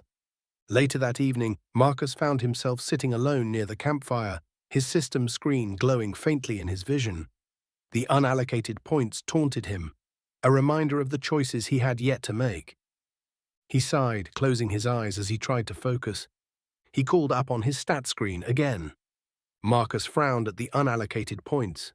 They had been sitting untouched since his last level up, a growing weight on his mind. Unlike the orcs or beast folk, who seemed to grow stronger through sheer determination or experience, his strength was measured in cold, clinical numbers that fed directly into his abilities. But what was he? Kai enhanced his physical body. Strength, speed, stamina. Psyche sharpened his mind. Perception, intuition, focus. Mana, of course, allowed him to channel elemental magic. Each had its role, its purpose, yet together they created something far more complex. His strength wasn't simply a product of his muscle or training. It was the interplay of all 3 energies. The realization brought more questions than answers. If this world measured power in such precise ways, what did that mean for someone like him? Someone from another world. A shadow passed over him, drawing him back to reality. Vera stood nearby, her arms crossed and a knowing smirk, tugging at her lips. Thinking too hard again? She asked, her voice breaking through his thoughts. Marcus blinked, his system screen vanishing from his sight. Just trying to make sense of it all. The system, the stats, how it all fits together. Her eyes narrowed slightly, a flicker of curiosity crossing her face. You've been quiet since the orc camp. Something on your mind? Marcus forced a casual shrug. Nothing major. Just trying to figure out how to balance mana into my fighting style. He emphasized mana deliberately, keeping his other energies out of the conversation. For a moment, her gaze lingered on him, as though she could see through the half-truth. But then she sat down beside him, her smirk softening into something more genuine. Mana's tricky. She admitted, reaching out to pluck a twig from the ground. It's not just about channeling it. You have to let it become part of you, like an extension of your body. Here. She tossed the twig into the air, and with a flick of her fingers, it ignited, burning to ash before hitting the ground. Marcus watched her demonstration, a mix of awe and unease stirring within him. He felt the temptation to explain the truth, that his abilities weren't limited to mana, but the weight of his secret held him back. For now it was better to let her believe what everyone else did. All right, He said finally. show me what I'm doing wrong. She raised an eyebrow, clearly amused. You? Asking for help? I thought you were too stubborn for that. Maybe, He replied with a grin. but even I can admit when I'm out of my depth. The lesson stretched long into the night, the firelight casting dancing shadows across the trees as Vera guided Marcus through the basics of mana control. She was surprisingly patient, her sharp tone softening as she explained each step with precision. Under her watchful eye, Marcus managed to stabilize the flow of mana through his body, though the effort left him sweating and drained. You're not half bad. Vera said as they finished, leaning back against a tree. With some practice, you might even keep up with me someday. Marcus chuckled, wiping the sweat from his brow. I'll take that as a compliment. The two fell into an easy silence, broken only by the crackling of the fire. For the first time, Marcus felt a sense of ease in her presence, the guarded walls between them starting to crumble. Can I ask you something? He said after a moment. Depends on the question. She replied, her tone teasing. Do you ever feel out of place? Like you're fighting to belong somewhere? Her expression shifted, a flicker of something unreadable passing over her face. Sometimes, She admitted, her voice quieter now. but I've learned to stop thinking about it too much. In the end, you just have to keep moving forward. Marcus nodded, her words resonating with him. He thought of his old life, the monotony and isolation that had defined it. In this world, he had no family, no past, only the future he carved out for himself. Thanks. He said softly. Vera glanced at him, her smirk returning. For what? For not making me feel like a complete idiot. She laughed, the sound light and genuine. Don't get used to it. The night wore on, and one by one the group settled into their tents. Marcus lay on his bedroll, staring up at the canvas above him. His body was exhausted, but his mind buzzed with the lessons he'd learned. Tomorrow would bring new challenges, and the road ahead was fraught with danger. But for now he allowed himself a moment of peace, the faint embers of the campfire lulling him to sleep. Chapter 9, Wake-Up Call. As the group packed up, preparing for the final stretch of their journey, Greg took the lead, organizing their supplies and giving last-minute instructions. The sun was beginning to rise, casting long shadows across the camp as he addressed the group with his usual energetic tone. But this time, there was a subtle seriousness to his words. Xenor, Greg started, his voice almost reverential. it's not like the places you've been. It's a city of opportunity, yes, but you've got to be prepared for the politics, the factions. If you don't watch your back, you'll find yourself on the wrong side of things real quick. It's a city where everyone's got an angle. Buruk, who had been absent-mindedly sharpening his axe, chimed in with a knowing grin. Xenor's a beast, that's for sure. Been there a few times myself. The place runs on coin, muscle, and a whole lot of deals in the shadows. Grek nodded, tapping his nose. That's right. Xanor might look like a bustling, proud city from the outside, but underneath, it's got layers. You've got the Merchant Guild, the Church of Illidum, and plenty of other players in the game. If you want to get ahead, you need to know who controls what and who you can trust. Vera folded her arms, eyeing the horizon as she listened. The merchant guilds got their hands in everything. If you've got goods, they'll get you top prices, but they won't give you a second look unless you're carrying something worthwhile. She paused, her voice dropping. And if you can't afford the right connections, they'll squeeze you dry. Marcus raised an eyebrow. Sounds like it's all about who you know. Exactly. Grek said, his grin sharp. Take the Church of Illidum, for example. Elven and elitist. They hold a lot of sway in Xanor, especially with the nobles. But they're not the only game in town. There's a certain tension in the air between them and the other factions. Many in Xanor prefer to keep their distance from the church. They're not exactly beloved by the common folk. Buruk snorted. And don't forget the underground. The black market thrives in places like that. You can get almost anything if you know the right people. Some say the best gear comes from the hands of folks who don't care about laws or taxes. Grek's eyes gleamed as he continued. Then you've got the mercenary companies. Most of them have bases in the city. Not all of them are as honorable as they claim. Some are just looking for a quick coin, but others? They're more like private armies. You've got to be careful who you make deals with. There are mercenaries out there who will work for the highest bidder, no questions asked. Marcus felt a buzz of excitement stir in him. He had heard of Xanor's fame, but hearing these details firsthand made it feel much more real. There were opportunities everywhere, but also threats. And what about you, Grek? Marcus asked, genuinely curious. I take it you've made some deals in Xanor. Grek's smirk widened, and he gave a theatrical bow. Grek's been around, yes, made plenty of contacts. Some good, some bad. But don't worry, human. Grek's always come out ahead. His eyes sparkled with a mischievous glint. I've sold all kinds of things there, from enchanted trinkets to rare herbs. Goblins, you see, we've got a knack for trading. We know how to haggle, how to spot a good deal. A goblin without a good bargain is like a fish out of water. Vera snorted. You've got that right. But not all goblins are as smooth as Grek. Some are just pests. We've seen them trying to sell fake potions or stolen goods, always undercutting others just to make a quick buck. But not Grek. Grek said, puffing his chest. Grek knows his business, and everyone knows that. In fact, there's a few folk in Xanor who owe me favors. He grinned again. And I've always got a plan for when the chips are down. Buruk grunted in agreement. Xanor's a place for survival. If you've got your wits about you, you can thrive. It's how I made my way there years ago. Spent a lot of time working as a mercenary for a few different companies.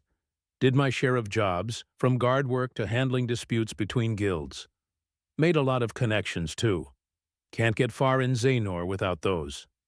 Marcus couldn't help but feel a sense of wonder as the group spoke. All these experiences, each one seemed like a step towards some greater purpose, some larger game. He felt like he was finally on the verge of something big, and for the first time since he arrived in this world, he wasn't just along for the ride, he was starting to understand the game. Sounds like you've all had your fair share of adventures, Marcus said, trying to wrap his head around it. But what's the real draw of Xanor? Why do you keep going back? Grek looked thoughtful for a moment, and for once his usual playful demeanor seemed to soften. Xanor's a place of opportunity, Marcus. You've got to work for it, sure. But there's no shortage of ways to earn coin, find allies, or make a name for yourself. Some folks go to get rich, others to find something. Power, knowledge, whatever they're chasing. For me, it's about the deals, the thrill of it. You never know who you're going to meet, what kind of trouble you'll get into, or what you might walk away with. Vera leaned in slightly, her voice quieter. Xanor's also a place where you can disappear if you need to. No one will look too hard if you're just another face in the crowd. But you have to know where to go to hide, who to trust. And that's why we keep going back. Buruk added, grinning. There's always something new, something to learn. Even after all the years I've spent there, I still find surprises. Greg's eyes narrowed slightly, and he added with a touch of caution, But it's not all sunshine and rainbows, Marcus. There are dangers. The people who thrive in Xanor are sharp, clever. If you're not careful, you'll get lost in the shuffle. And trust me, the streets are full of folks who'll take advantage of someone like you if you let them. Marcus nodded, feeling a surge of excitement. Xenor was everything he'd hoped for, dangerous, filled with opportunities, and the perfect place to test his skills and make his mark. All right, Marcus said, standing up and adjusting his gear. Let's get moving. I'm ready for whatever's ahead. With the group packed and ready, they set out once more, the road stretching ahead of them. Xenor was closer now, and with it, the promise of a future full of uncertainty, danger, and endless possibilities. Chapter 10. Xenor Awaits. The road to Xenor took a sharp turn into the unknown as the forest grew denser and the light dimmed beneath the canopy.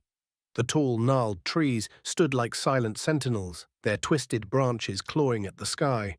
The faint calls of distant wildlife had given way to an eerie stillness, the kind that made even seasoned travelers glance over their shoulders. Greg walked ahead of the group, his sharp eyes scanning every shadow. The goblin guide's usual light-hearted demeanor had shifted into one of stern focus, his body tense with vigilance. His green skin seemed to blend into the forest hues, but the bright yellow glint of his eyes gave away his position every now and then. Marcus, walking near the middle of the group, took notice. Greg seems different. He muttered to Vera, who kept pace beside him. He should be. Vera replied, her voice low. These parts are notorious for ambushes. If anyone can sense danger before it hits, it's him. Buruk chimed in from behind, his heavy steps crunching fallen twigs. Goblins like Greg are made for this. Keen ears, sharper instincts. They've always been survivors. Vera nodded, a smirk tugging at her lips. And traders. You know why goblins make the best merchants, right? Marcus shook his head, curious despite the oppressive atmosphere. They're wired for it. Vera explained. That sharp intuition, that knack for reading a situation. It's not just survival. They can spot value in things most people overlook. Greg's good, even for a goblin. The way he handled those wolves yesterday, that's rare. Rare how? Marcus asked. Buruk answered this time, his gruff voice tinged with respect. Most goblins don't bother with beast tongue. Takes years to master, and it's dangerous. Beasts don't like being spoken to unless you know exactly what you're doing. He cast a glance toward Greg, who was crouched by a patch of disturbed earth ahead. Inspecting it closely. Greg's the kind of goblin who's seen 100 dangers and walked away from them all. Listen to him if he says something's off.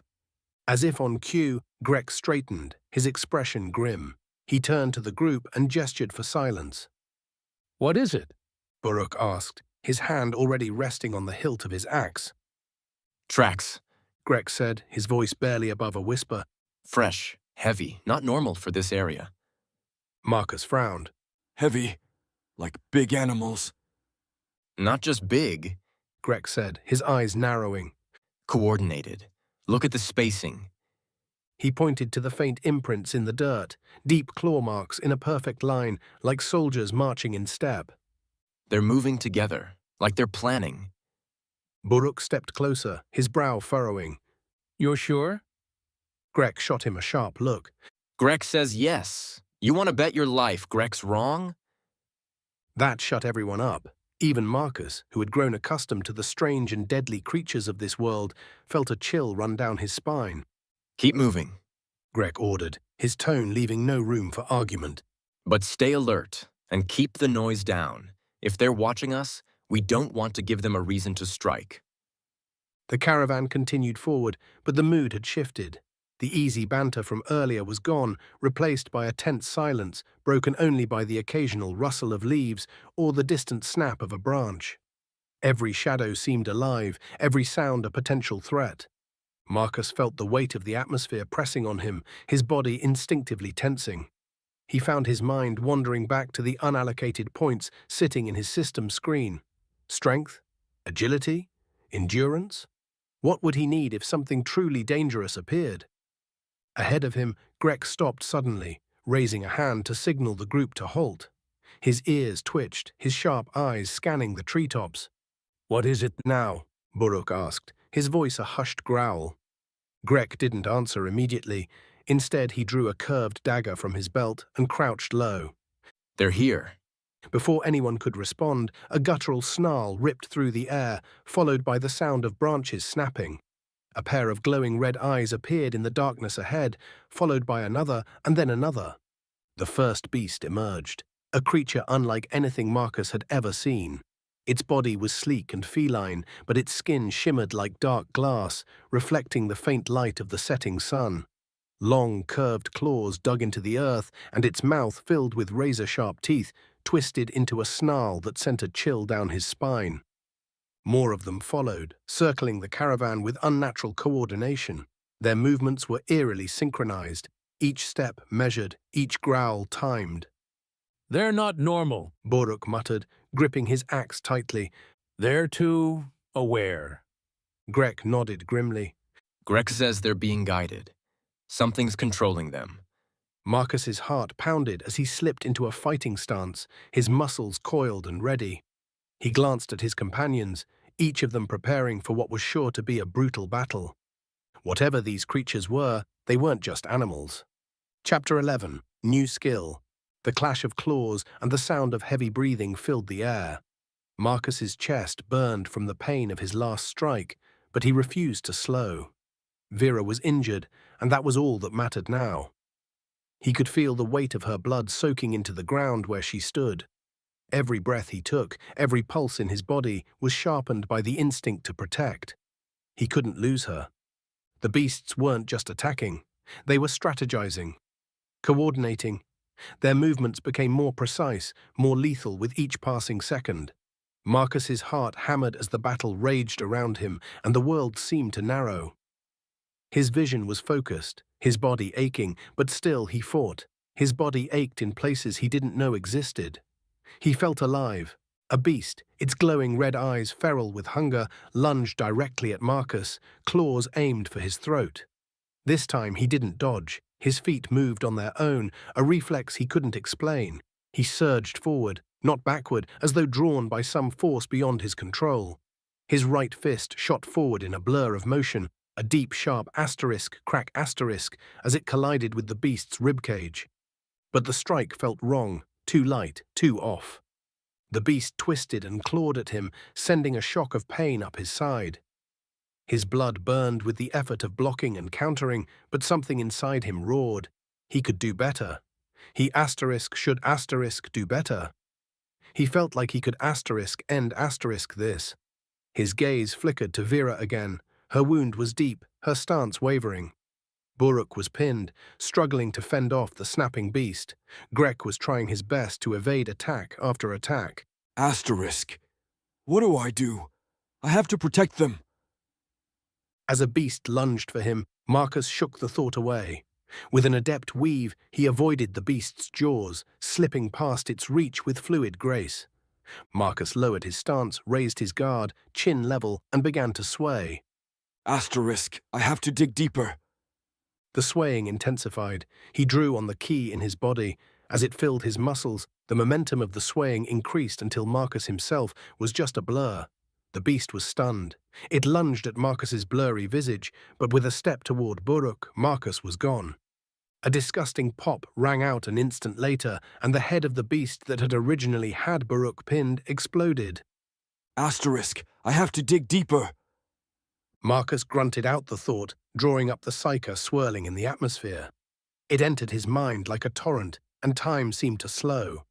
Before the blood and viscera from the exploded beast's head could even touch him, Marcus had vanished again. An instant later, 3 explosions rang out in rapid succession. The beasts pursuing Grek were already ash, their bodies carried away by the wind. Asterisk. I have to dig deeper. The phrase no longer echoed in his mind. It resonated with his very soul. The mana around him bent to his will. Before Grek even realized he had been saved, Marcus was off again. A singular storm of violent chaos zipping around the battlefield, causing death and destruction with each appearance. The orcs stood frozen, stunned by what they saw. Asterisk is that Marcus? Buruk could barely get the words out. Asterisk, I have to dig deeper. The battle slowed as Marcus became one with the storm of his skill. Each movement felt as natural as breathing. The world around him exploded into motion. Time stretched and snapped as his perception sharpened beyond what his eyes could see. His body pulsed with the elemental mana, vibrating with the speed and power only Kai could provide. His heart pounded in sync with his movements, his mind centered by the focus of Psyker. The system's voice cut through his senses, sharp and clear. New ability acquired. Skill, floating butterfly, stinging bee. Description, a fluid blend of offense and defense, using lightning-fast strikes to overwhelm an opponent's defense while moving with the grace of a butterfly. Combines Kai-enhanced mobility, Psyker-enhanced precision, and mana-infused strikes to create an overwhelming offensive barrage. Marcus was brimming with the force of it, his body glowing with energy. His next movement was a blur of violence and grace, like lightning in the storm. He danced, the fight becoming something new entirely. His left foot slid back just enough to avoid another swipe of claws, and in that instant he was at Vera's side, his fist twisted upward, propelled by a surge of Kai-enhanced strength. It was too quick for the beast to follow, a fast jab to the creature's throat. The beast was sent sprawling backward, choking, stunned by the sheer power of Marcus's strike. Before the first beast had even hit the ground, Marcus was already in motion again. His body was a perfect extension of his will. The second beast, the one that had been circling Vera, pounced. Marcus moved, twisting in midair as if weightless. His arm shot out like a whip, landing with pinpoint accuracy against the side of the beast's skull. The crack of bone resonated through the clearing. The beast crumpled in a heap, but Marcus was already turning toward the next threat. The world slowed for him. He could see every movement of the creatures, every shift, every moment they made. Each of his blows landed with the certainty of a man who had lived 1,000 fights. He could hear the sounds of his own body moving in perfect harmony with the world around him. The blend of his Kai's swiftness, Psyker's precision, and Mana's explosive force was unstoppable. The third beast, seeing its companions fall, hesitated. It was no longer an animal. It was a thing driven by fear and instinct. It snarled and lunged, but Marcus was already there. He was everywhere. His right fist snapped out, quicker than lightning, hitting the creature square in the jaw, then the body, the head, the body again. The beast reeled, its body hanging in midair, as though suspended by the sheer force of Marcus's strikes. Before it could regain its balance or even fall to the ground, Marcus landed another blow. This time, his knuckles driving up into its chest with the kind of force that would have crushed a boulder. The beast fell, twitching, and then went still. Marcus stood over the fallen creatures, his chest heaving, every muscle burning, but he felt alive. His breath was steady, though his body cried out for rest. The fight was over. He had ended it. With a final thought, he collapsed from exhaustion. Vera's pained breath broke through his fading mind. She caught him, though barely, further damaging the gash on her arm, her eyes wide with shock. You, she gasped. What was that? Marcus's gaze shifted to the others. The orcs, Buruk included, were watching him, their expressions a mix of awe and disbelief. Grek's voice cut through the silence. That was something else Marcus. Marcus smiled, chest rising and falling, the adrenaline still coursing through him. He felt the pulse of his new skill, the power of his body, mind, and mana aligning in perfect harmony. Asterisk, I unlocked a skill. Chapter 12, Aftermath. The soft hum of magic stirred Marcus from unconsciousness, his mind slow to return from the darkness. His body felt weightless, like he was floating on air. He blinked, his vision clearing as he realized he wasn't in the forest anymore. A sterile white light filled the room, and the scent of herbs and soothing oils reached his nose. He was lying on a table covered in soft sheets, surrounded by the soft glow of enchanted lights. The subtle crackle of mana hung in the air. It took a moment before he fully recognized the table he was on, a healer's table in one of Xenor's many hospitals. A gentle healing spell was still running through his body, the channels buzzing with energy, though they felt clogged, strained. A healer, a tall elven woman, hovered near him, her eyes focused on a glowing crystal embedded in her hand. She frowned as she looked over the results. This is strange. Her voice was calm, but filled with confusion. The mana channels are overloaded. But that's not what's most concerning. Your blood vessels are damaged, as though you've overused something. Asterisk other asterisk than mana. Marcus's thoughts scrambled to keep up, the battle flashing before his eyes. The healer's eyes shifted to his torn muscles, then to his side where his skin had been cut by the beast's claws. She raised an eyebrow, focusing on the ripped tendon that should have been impossible. A tendon ripped from bone, using asterisk key asterisk. Marcus's heart skipped a beat. What? The healer shook her head. No one can manipulate 3 types of magic. The doctor shook the thought. Maybe the damage has something to do with this unique class. Spell fist. The doctor continued muttering to herself. Well, your spell fist class seems to come with great strain to your body during prolonged usage. You should really consider dumping for future stat points into strength and wisdom. Level 7. The doctor let out slowly. Strange. Marcus lay still, trying to keep his composure. Relief washed over him, paranoia fading, as he realized the doctor couldn't, didn't, or wouldn't believe her own diagnosis. The weight of her words settled deep inside him. He knew his power was beyond normal. He felt it every time his abilities fused together in combat. But hearing it confirmed was a different thing entirely. The healer noticed his unease. You're lucky to be alive. A level 7 with this level of mana output is almost too sensational to believe. Marcus didn't respond, just processed the words, trying to push aside the rising suspicion. Asterisk. They don't know the truth, he reminded himself, but the doubt still swirled. As the healer stepped away, a familiar voice interrupted the tension in the air. Grek's small form filled the doorway, his chest heaving slightly, as if he had rushed over after hearing the news. He grinned widely when he saw Marcus awake. Grek, glad to see you still breathing, Marcus. Couldn't let my Grek's new friend die after all. Marcus smiled weakly. Grek. Grek, pay for your treatment. Grek continued, handing Marcus a small pouch of coin. You'll need some money to get around the city, too.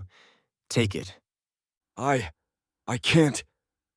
Grek insist. Grek interrupted, his grin broadening. You earned it.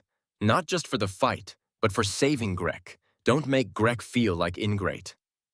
Take as reward Grek's caravan never would have made it. Grek could be never guessed such a powerful beast group would be an area. Think of it like quest reward, if helps. Grek smiled wide as he pushed the money forward.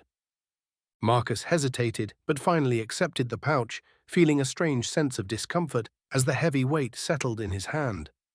Thanks, he muttered. Grek clapped him on the back, nearly knocking Marcus off the table. No problem, my friend. Just make sure you don't get yourself killed out there. Xenor's got a lot more dangers than beasts. As the healer finished her work, Marcus lay back, thinking over the strange events of the past few days. His mind wandered to the battle, the strange sensation of his powers fusing, and the feeling of power surging through him. But his thoughts kept returning to the healer's words. Asterisk, damaged blood vessels, torn tendons, clogged mana channels.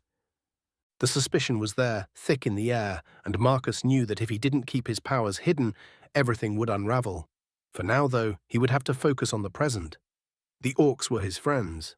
Soon to be his family, maybe they would keep his secret, but the world would label him a freak.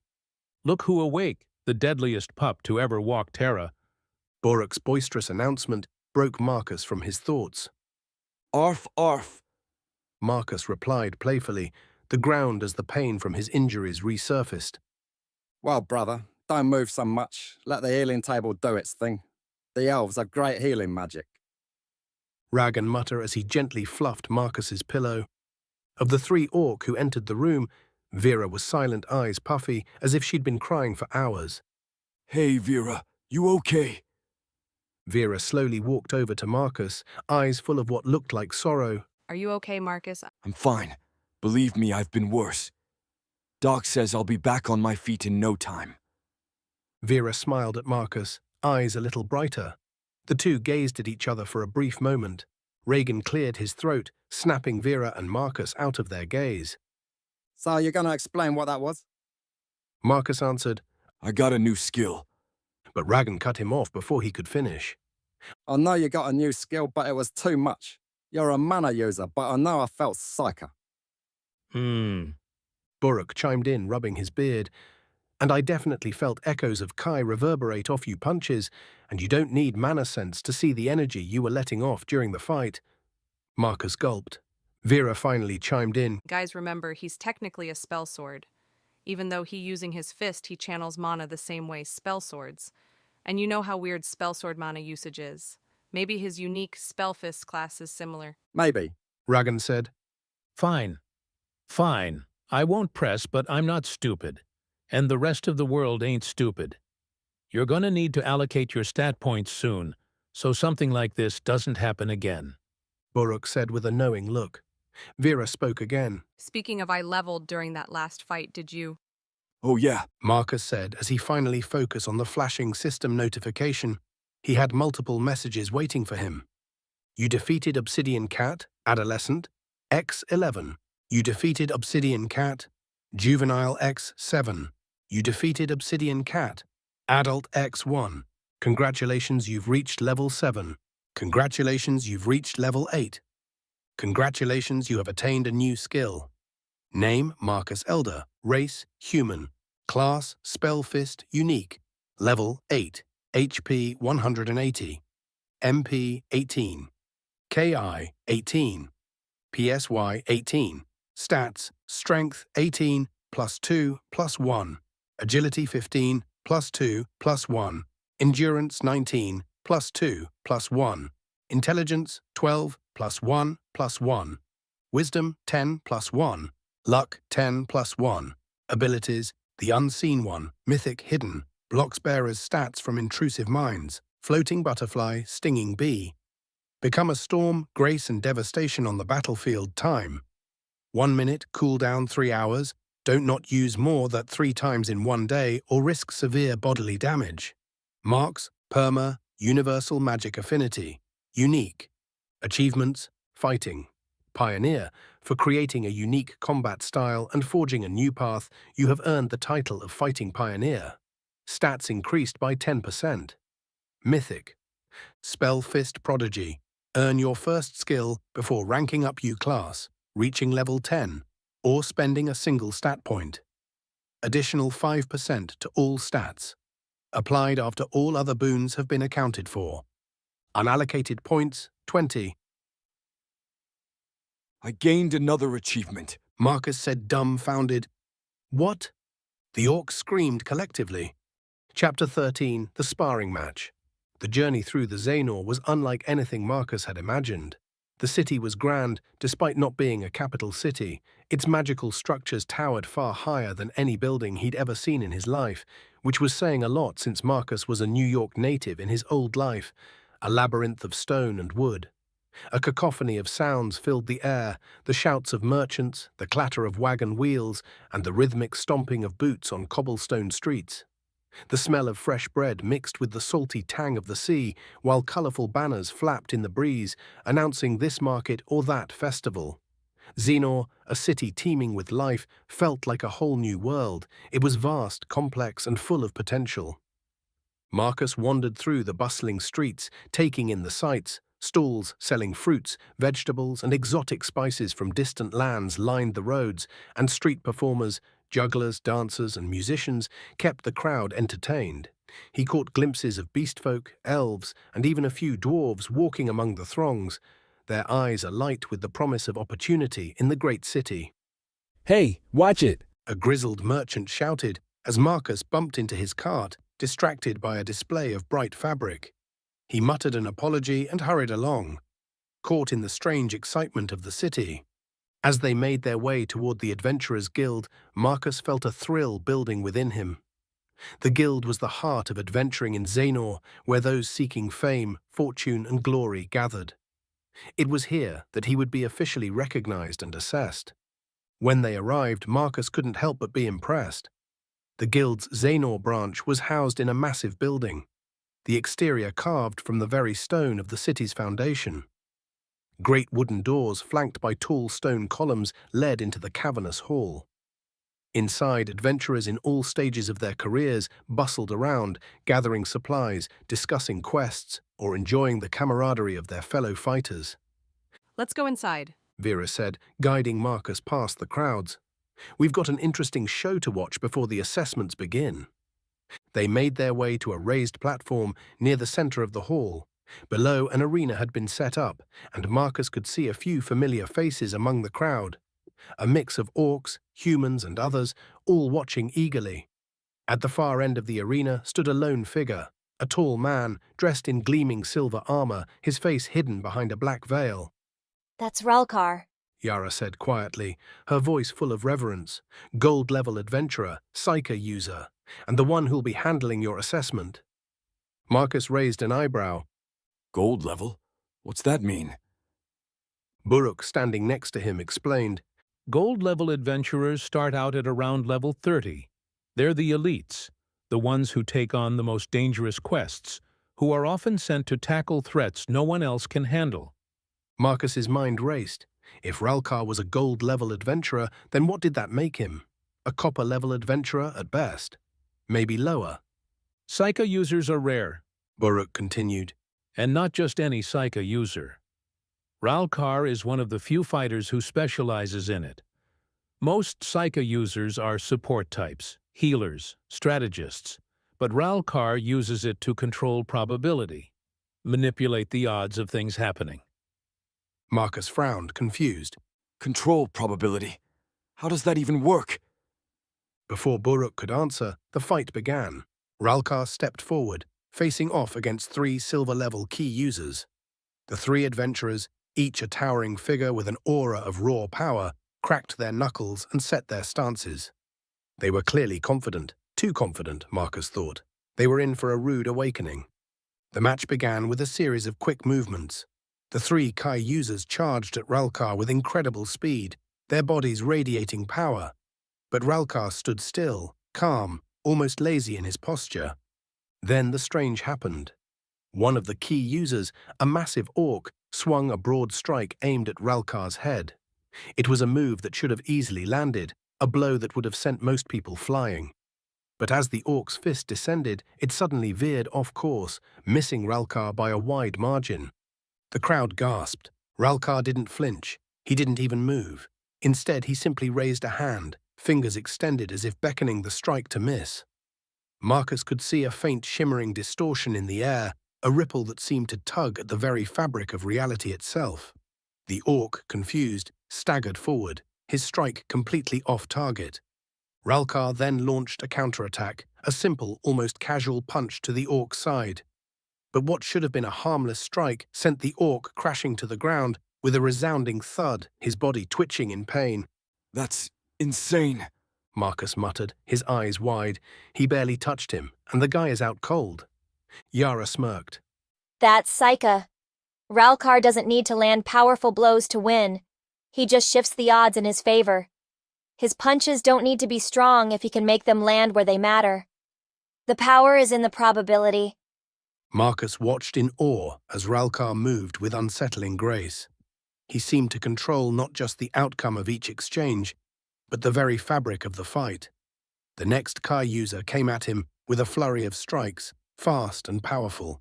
But once again, Ralkar manipulated the probability, forcing the fighter's blows to veer off, missing by mere inches. Each time, Ralkar's counter was swift, precise, and devastating. The third key user tried a different approach. Attempting to overwhelm Ralkar with sheer force, he charged forward, fists raised, but Ralkar simply stepped to the side, his body flowing like water, his movements deliberate. The strike that was meant to break his defense barely grazed him. And then, with a flick of his wrist, Ralkar placed a debilitating blow to the Kai user's chest, sending him sprawling. The crowd erupted in cheers, but Marcus was still processing what he'd just seen. That's Psycha. Buruk said again, his voice full of admiration. It's all about controlling the flow of the fight, bending the probabilities. The way he can make someone miss or turn a weak punch into a devastating blow is incredible. Marcus frowned, deep in thought. I get it, but it's like he's not just using magic, he's changing reality itself. Exactly, Yara said. He's bending the odds, making his enemies lose, even if he doesn't hit as hard as they do. It's a very different way of fighting. The sparring match ended, and Ralkar stood victorious, his opponents on the ground, battered but alive. He gave a small, almost amused bow to the crowd before turning to the onlookers. Ralkar will be the one handling your assessment. Yara said, her voice low. That's why it's important to pay attention. What you just saw? That's the kind of fighter you're up against in this world. Marcus nodded, his mind racing. He had a long way to go before he could fight like that. But one thing was certain, his journey was about to get much more interesting. Chapter 14, The Assessment Begins. The hum of excitement in the Adventurers Guild Hall reached a fever pitch as Ralkar, the gold-level adventurer, stepped forward. The crowd parted for him, and with slow, deliberate motion, he reached up and pulled back his hood. A ripple of shock spread through the onlookers. Ralkar was no human. He was a serpent beast folk, his smooth, scaled skin shifting in iridescent shades of green and gold. His slit-pupilled eyes gleamed with sharp intelligence, yet beneath the keen, predator-like focus, there was a surprising warmth, especially as he turned to Buruk with a grin. Buruk, it has been too long, Ralkar said, his voice smooth, laced with the faintest hiss. It is always a pleasure to see you. Tell me, have your travels been kind? Or has the road lost its challenge? Buruk chuckled, his broad frame filling the space as he clapped Ralkar on the shoulder. The road's been good to me, but we've got someone here you should meet. He gestured toward Marcus, who stood slightly off to the side, feeling the weight of Ralkar's gaze as it settled upon him. This is Marcus, Buruk continued, a mana user looking to join the guild. Ralkar's eyes flickered with interest. His gaze was piercing, as if peeling away Marcus's exterior to glimpse what lay beneath ATH. A mana user, you say? His voice carried an almost lazy curiosity, though there was nothing idle about the way he studied Marcus. Buruk would not waste my time with the ordinary. Tell me, what makes you worthy of standing here? Buruk gave a satisfied nod. He shows real promise. Already has a unique class at level 8. A single brow lifted, his expression cool, unreadable. A unique class at level 8? His voice carried a note of skepticism, yet something about it suggested he found the notion amusing. That is rare. Marcus hesitated, but there was little point in lying. I infuse mana into my strikes. Ralkar's eyes narrowed slightly. The casual amusement in his expression faded, replaced by something keener, more discerning. That alone would not grant you a unique class. His tone sharpened, his words taking on a weight that pressed against Marcus like an unspoken challenge. There is more to it, is there not? For a moment the hall seemed to hold its breath. Marcus felt the scrutiny in Ralkar's gaze, a silent demand for truth. It was a strange, suffocating moment, and in it Marcus wondered if he should stop revealing anything about his class at all. But Ralkar did not press further. Instead, with a casual flick of his wrist, he turned, his serpentine form swaying with effortless grace as he moved toward the center of the arena. The crowd parted instinctively, as though guided by an unseen force. Then his voice rang out, low at first but strong, cutting through the hall like a blade. All who seek the mark of the Adventurers Guild, step forward. The murmurs died. Hopefuls surged into the arena, their excitement palpable. Marcus felt pats on his back, encouraging words from his companions. Vera winked at him. You've got this. Just be yourself. He nodded, swallowing his nerves as he stepped forward. Hundreds gathered, a sea of faces from all walks of life, beastfolk, dwarves, elves, and others. They all shared a single goal. Ralkar stood tall in the center, his presence undeniable, his golden eyes sweeping over the crowd. When he spoke again, his voice had changed. It was no longer just commanding. It was something greater. It was the voice of a leader, of a warrior, of one who had seen countless battles and walked away stronger. Welcome, hopefuls. His words were measured, deliberate, and they settled upon the crowd like a decree. I am Ralkar, gold-level adventurer, and I will be your judge in this trial. The Adventurers Guild is more than a gathering of fighters and spellcasters. We are the lifeblood of every city that bears our mark. We are the blades that strike before calamity falls. We are the shields that stand against the coming dark. We are protectors. We are equalizers. He let the words sink in, his gaze scanning their faces, weighing them. Some seek our mark for glory, others for coin. Some come to test their mettle, to see if they are worthy. But know this, we do not carry this mark lightly. We are adventurers, and that is a title you must earn. A hush fell over the hopefuls. This assessment will be grueling. It will test your strength, your skill, your will. It will strip you bare, revealing the core of who you are. And when that moment comes, you will either rise or you will fall. He raised a single hand. A shimmering wave of psyche magic rippled through the air as a scroll materialized in his grasp. The paper unfurled with an eerie smoothness, its edges glowing faintly in the dim light. There will be 3 trials, each more demanding than the last. He lifted his gaze, his voice unwavering. The first, a test of magic affinity. If you wield magic, you will prove your control. Strength is nothing without mastery. A murmur swept through the crowd. The second, a test of combat. Whether you wield a blade, an axe, a bow, or your own fists, you will demonstrate your skill. Not all who fight are warriors, and not all warriors are skilled. This time, nods of approval followed. And finally, Ralkar's voice darkened, his golden eyes gleaming. a tournament.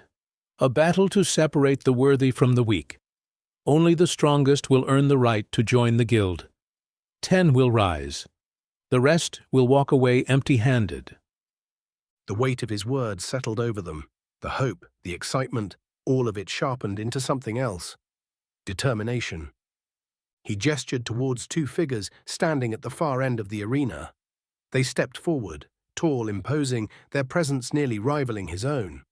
These are my comrades. Kor, Master of Weaponry, will oversee your combat trial. Talia, a spellcaster without equal, will assess your magic. Together we will determine who is worthy. He swept his gaze over them one final time. You stand here because you believe yourselves ready. His voice was a storm, rolling through them with the weight of experience. But belief alone will not carry you. Show me. Show me the fire that drives you. Show me your will to fight. Show me why you deserve to bear our mark. A long pause, then a smile, a sharp, knowing curve of his lips. Good luck. The trial begins now. Chapter 15. The trials begin.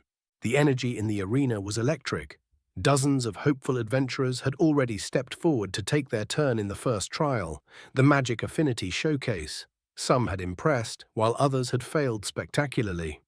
The field had already thinned considerably, with only the most competent remaining. Marcus stood among the remaining contestants, sweeping his gaze over the competition. He had already seen multiple hopefuls struggle under the watchful eyes of Talia, the magic judge, a tall feline beastfolk with piercing amber eyes and a long striped tail that flicked in mild amusement or disappointment depending on the performance before her. At the far end of the arena stood Kor, the weapons judge, a towering minotaur with crossed arms and a stoic patience that made him all the more imposing. Not bad. A voice came from beside Marcus. He turned to see a half-elf, half-dwarf standing nearby, watching the ongoing assessments with keen interest. The man had the sharp, angular features of an elf, but the stockier build of a dwarf, his auburn hair tied back into a short ponytail. A sword rested at his hip, and an easy confidence hung about him. I'm Thalron. The half-elf introduced himself with a firm nod. Spell sword and you? Marcus, he replied. spell fist. Thalron's eyebrows shot up. Spellfist? Never heard of it. Neither had I. Marcus admitted with a small smirk. Thalron chuckled.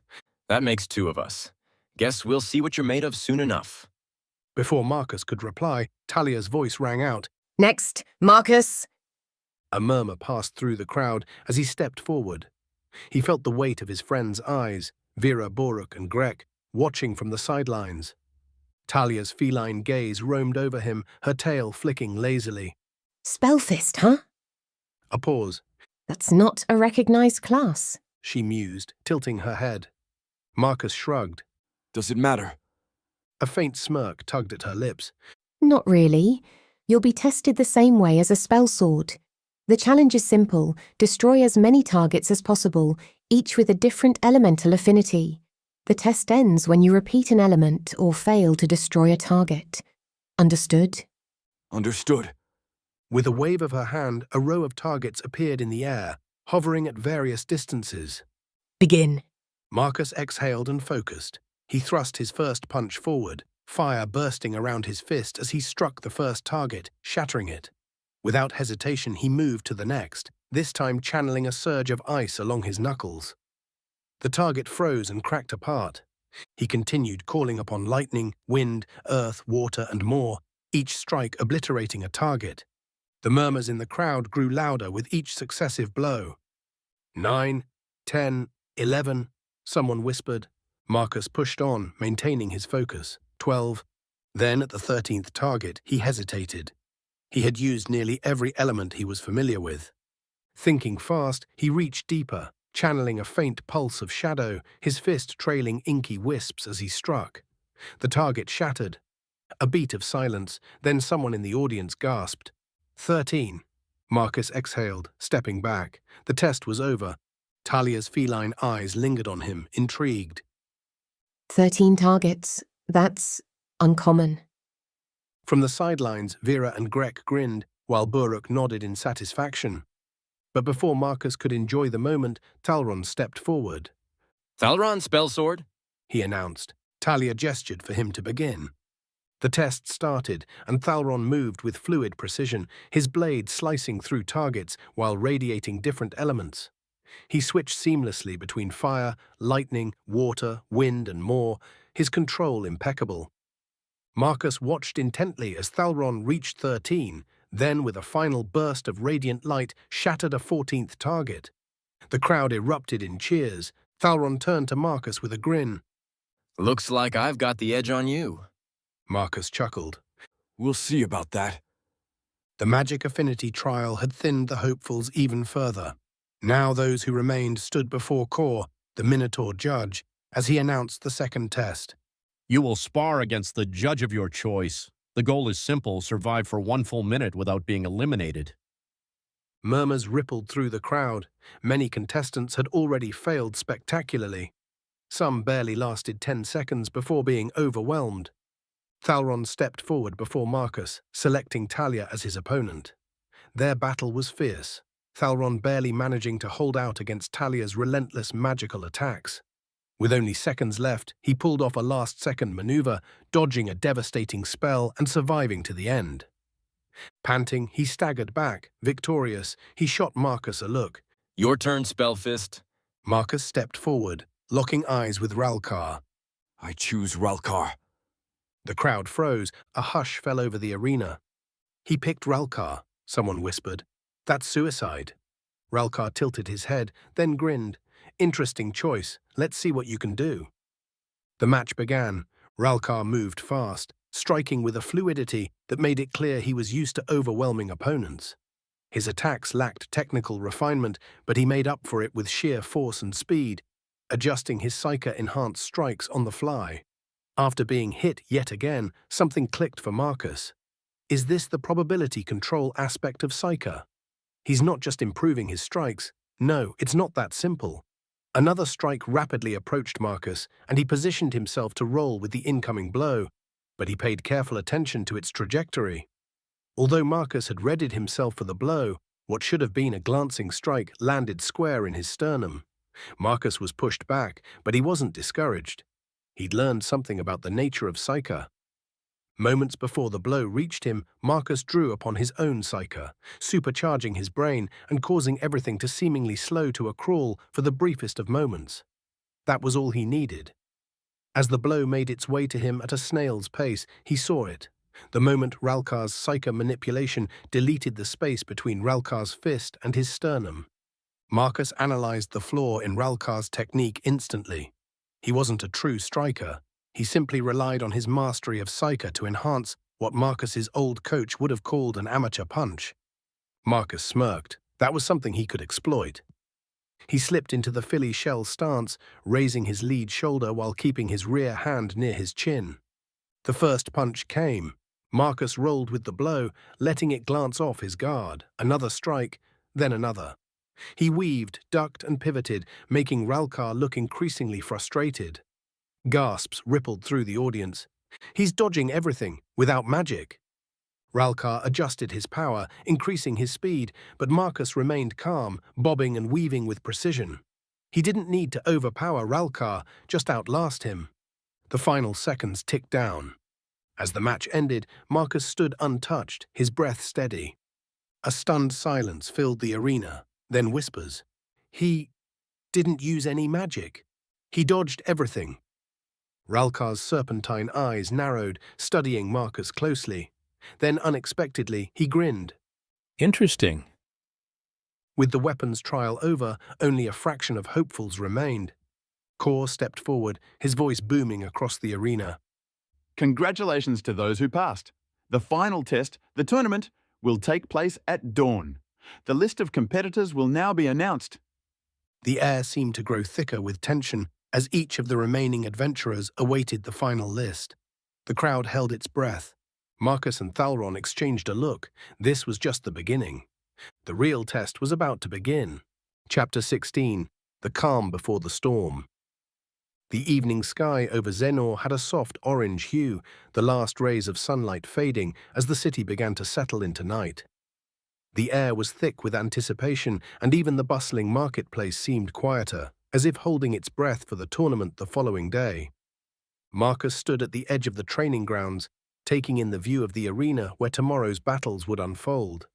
His mind buzzed with thoughts of the trials and what awaited him. There was an undeniable tension in the air, an energy that made even the usually nonchalant adventurers more serious than usual.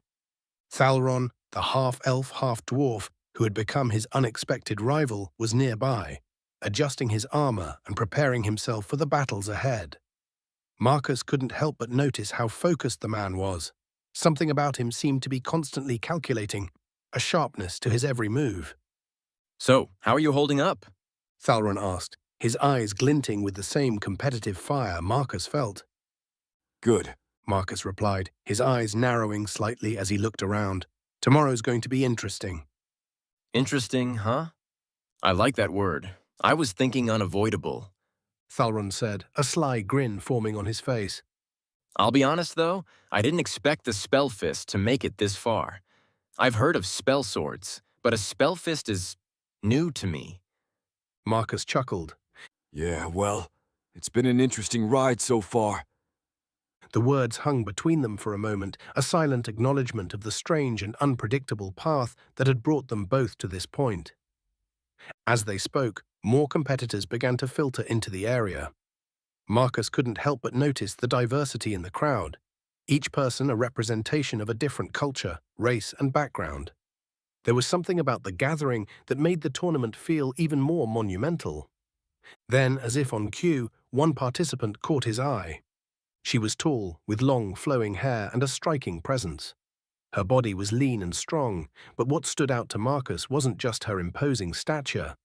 It was the fact she was a human, the first one he's seen since coming to this new world. Her gait was fluid, confident and purposeful. She was every bit the warrior. A human, Marcus said aloud. Thalron frowned, narrowing his eyes as scanning the halls, looking for the human Marcus had pointed out. Where? Thalron said, confused. She's over there. Marcus gestured with a nod. I don't see any humans, Thalron murmured. The tall one, chatting with the beast folk over there. That girl? Thalron said, confused. Yes, Thalron? Marcus murmured, still watching the woman. Thalron glanced over. Marcus, she's a beast folk. How did you mistake her for a human? Marcus visibly confused. What? She doesn't look beast folk. She looks just like a human. Thalron chuckled, clearly amused by Marcus's confusion. Missing your own, huh? She's half Minotaur and Centaur. Thalron gasped when he looked over to see Marcus seemingly being choked by some invisible force. Marcus wasn't being choked. However, he was struggled to hold back his laughter. Marcus stared, trying to reconcile the image in his mind. He had thought she was just another human fighter, but now that Thalron pointed it out, he could see the subtle signs. The broad shoulders, the powerful stance, and the way she held herself. I gotta admit, Marcus said, his voice filled with amusement. I thought she was just another human, but now I can't unsee it. Thalron laughed. Can't unsee what? She doesn't look human to you, Thalron. Marcus, I don't know what you're talking about. She's clearly beast folk. They both turned back to the woman who was now engaged in an animated conversation with a few other participants. Marcus couldn't help but smile at the irony of the situation. He felt a quiet chuckle bubbling up in his chest. Before he could say anything else, a voice broke through the quiet. Marcus! Vera called out, waving from across the field. Marcus turned, smiling as he saw her approach. She was accompanied by Buruk, Ragan, and Yara, each of them looking more serious than usual. The familiar group seemed to draw even more attention, as if their presence added a sense of weight to the gathering. Hey, what's up? Marcus asked, crossing the distance to meet them. Vera gave him a half smile. Just making sure you don't get yourself into trouble before the tournament. Yara, ever the quiet observer, gave him a nod of acknowledgement. Buruk and Ragan both grinned at him, the half-orc and the centaur giving off an aura of readiness. You've got this, Buruk said. Just remember, it's not all about power, it's about strategy. Marcus nodded, taking their words to heart. Thanks. I'll keep that in mind. As the group gathered, a soft murmur began to rise in the crowd. Marcus looked over to see who was arriving next, and then, just as they were about to head toward the edge of the field to join the others, the Minotaur-Centaur girl approached. She was boisterous and loud, her smile wide and unmistakably interested. Well, if it isn't the famous Spellfist himself, she said, her voice hearty and full of confidence. She gave Marcus a playful wink, then threw a look over to Vera. This the competition? Might be fun after all. Marcus couldn't help but chuckle at her boldness. I'm Marcus, he said, offering her a hand. She grabbed it with a firm shake. I'm Arixa. Don't let my friendly attitude fool you. I can crush you just as easily as I can charm you. Her gaze lingered a little longer on Marcus than he was entirely comfortable with. But he wasn't sure if it was because of his status as a human or just her natural exuberance. Vera, standing by his side, gave Arixa a pointed look, her eyes narrowing with some unspoken tension. You must be confident for someone so boisterous, Vera remarked, her tone sweet but edged with challenge. Arixa laughed, her boisterous laughter filling the air. Why wouldn't I be? But hey, no hard feelings, right? It's a tournament. May the best warrior win. She flashed Marcus another smile before turning to join a group of other participants.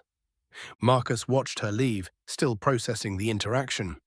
He turned to Vera, noticing the subtle shift in her expression, a slight frown that she quickly masked with a neutral expression. Something tells me she's not just here for the fight, Vera murmured under her breath. Marcus, still trying to recover from the surprise, chuckled. She's certainly forward. But hey, it's Xehanort. People are a little different here, I guess. Vera didn't say anything more, but the tension between them was palpable. As the evening continued, the group slowly made their way toward the central gathering area. Just before they reached the edge of the crowd, Grek appeared from the shadows, his usual calm demeanor betraying a slight twinkle of mischief in his eyes. Grek has something for you, Grek said, pulling out a small folded piece of paper. A little something to help you prepare. Marcus raised an eyebrow. What is this? Grek handed him the paper. Tournament stats, all the competitors. Grek figured you might want to know what you're up against. Marcus's eyes scanned the paper, noting the names and basic stats of each contestant. His eyes narrowed as he noticed the line next to Arixa's name, which read simply, Unknown, human, question mark. Where did you get this? Marcus asked, his voice low. Grek smiled, a sly grin spreading across his face. Let's just say Grek has sources. Not everything's about playing fair, Marcus. Sometimes it's about being prepared. And Marcus glanced down at the paper again, his mind racing. Part of him was hesitant, feeling the old tug of his moral compass. But then he rationalized it. This wasn't cheating, it was just studying the competition, like watching fight tapes back in his old life. I'll keep it to myself, Marcus muttered, slipping the paper into his pocket. good. Grek said with a wink. And by the way, those unallocated stat points you've been hoarding, I'd advise you to keep them. Word is, some people gain blessings by reaching milestones without using them. Marcus looked at him, brow furrowed. Really? Marcus tried to act surprised. Grek shrugged nonchalantly. Can't hurt to try, but Grek has friend with rare level inspection skill, can see through anything, some study those sheets, Marcus. 2 competitors have blessing that are dangerous. Marcus glanced down at his stat sheet, silently agreeing with Grek's advice. He knew what he was holding back. One such blessing already rested in his core. As the evening continued, the weight of what was to come settled in. Tomorrow was going to be a trial of strength, will, and strategy. Marcus could feel it in his bones, but he was determined to be in the top 10 no matter what. With that, Marcus turned back to his friends, preparing for the storm that would arrive at dawn. Chapter 17, The Tournament Begins. The morning sun cast long shadows over the grand arena of Xenor, its stone walls humming with the restless energy of the gathered crowd. Beastfolk of all kinds packed the stands, their voices blending into a rising storm of cheers, growls, and chatter. The tournament grounds stretched wide in the center, a battlefield soon to be marked by sweat, blood, and ambition. At the heart of the stage stood a raised platform where an imposing figure, an elder lion beastfolk with a mane of silver and eyes sharp as steel, lifted a clawed hand to silence the crowd. The roar of the spectators softened to a murmur, anticipation crackling in the air. Warriors of Xenor! His voice boomed, deep and regal. You stand before the greatest test of your strength, skill, and spirit. Only 10 of you shall walk away as copper-ranked adventurers. Many will fall, but the worthy shall rise. A surge of excitement pulsed through the competitors. Marcus stood among them, arms crossed, scanning the faces around him. His human frame stood out, but he had long grown used to the curious and wary glances. This wasn't about proving himself as a human, it was about proving himself, period. The elder continued. The rules are simple. There are 80 of you. The first round will thin the herd to 20. From there, only 10 shall remain. And in the final stage, you will battle for rank. No killing. Severe injuries will be healed at the discretion of the judges. Victory is determined by knockout, surrender, or the judge's call. Break the rules, and you will be removed from the tournament. The competitors gave nods of acknowledgement. Some cracked their knuckles, others adjusted their weapons, but all were focused. Now, let the trial of the Copperfang begin. The crowd erupted into cheers as the tournament official, a wiry-looking jackal beastfolk, stepped forward. In his hands he held a large parchment scroll. The matchups for the first round have been decided. His voice carried over the noise, and the tension among the competitors spiked. Your names will be called, and you will step forward to the designated battle rings. Marcus exhaled slowly, rolling his shoulders. This was it, the first step toward his goal, toward leveling up, toward mastering his 3 magic affinities, and toward truly carving out a place for himself in this world. Somewhere in the crowd, he spotted Grek watching from the shadows, likely already analyzing the competitors. Vera and the others sat further up, their expressions varying between excitement and focus. He glanced at his soon-to-be rivals. Arixa stretched her arms, her grin wide and confident. Thalron adjusted his gauntlets with calm precision. And then there was the Drake, standing apart, his scaled arms crossed over his chest, eyes scanning the battlefield with unreadable intensity. Marcus smirked. Time to fight. The jackal beast-hood folk cleared his throat before calling out the first matchup. Marcus, the human versus Goruk, the Ironhide. A murmur rippled through the crowd at the announcement. Some scoffed, others whispered among themselves. A human against an elephant beast folk. It was almost laughable. Almost. Marcus exhaled, stepping forward onto the battlefield. Across from him, Goruk stomped onto the stone platform, his sheer size casting a looming shadow. The elephant beastfolk was a mountain of muscle, his thick grey skin resembling living armor. His trunk curled slightly, his massive fists cracking together like stone slabs. You're unlucky, human. Goruk rumbled, his deep voice reverberating through the arena. I'll try not to break you too badly. Marcus smiled, rolling his shoulders. Appreciate the concern.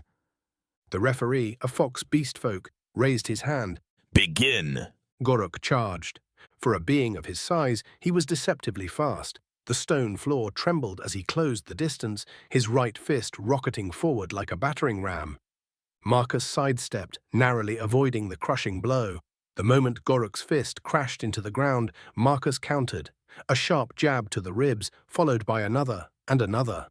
His fists were blurred strikes, each hit precise and calculated. But Goruk barely flinched. His thick hide absorbed the damage like reinforced leather. A tank.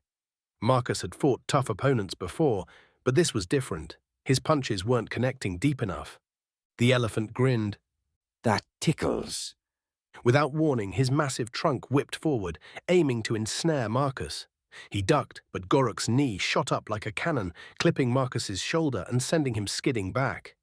Damn, even his clinch game is strong.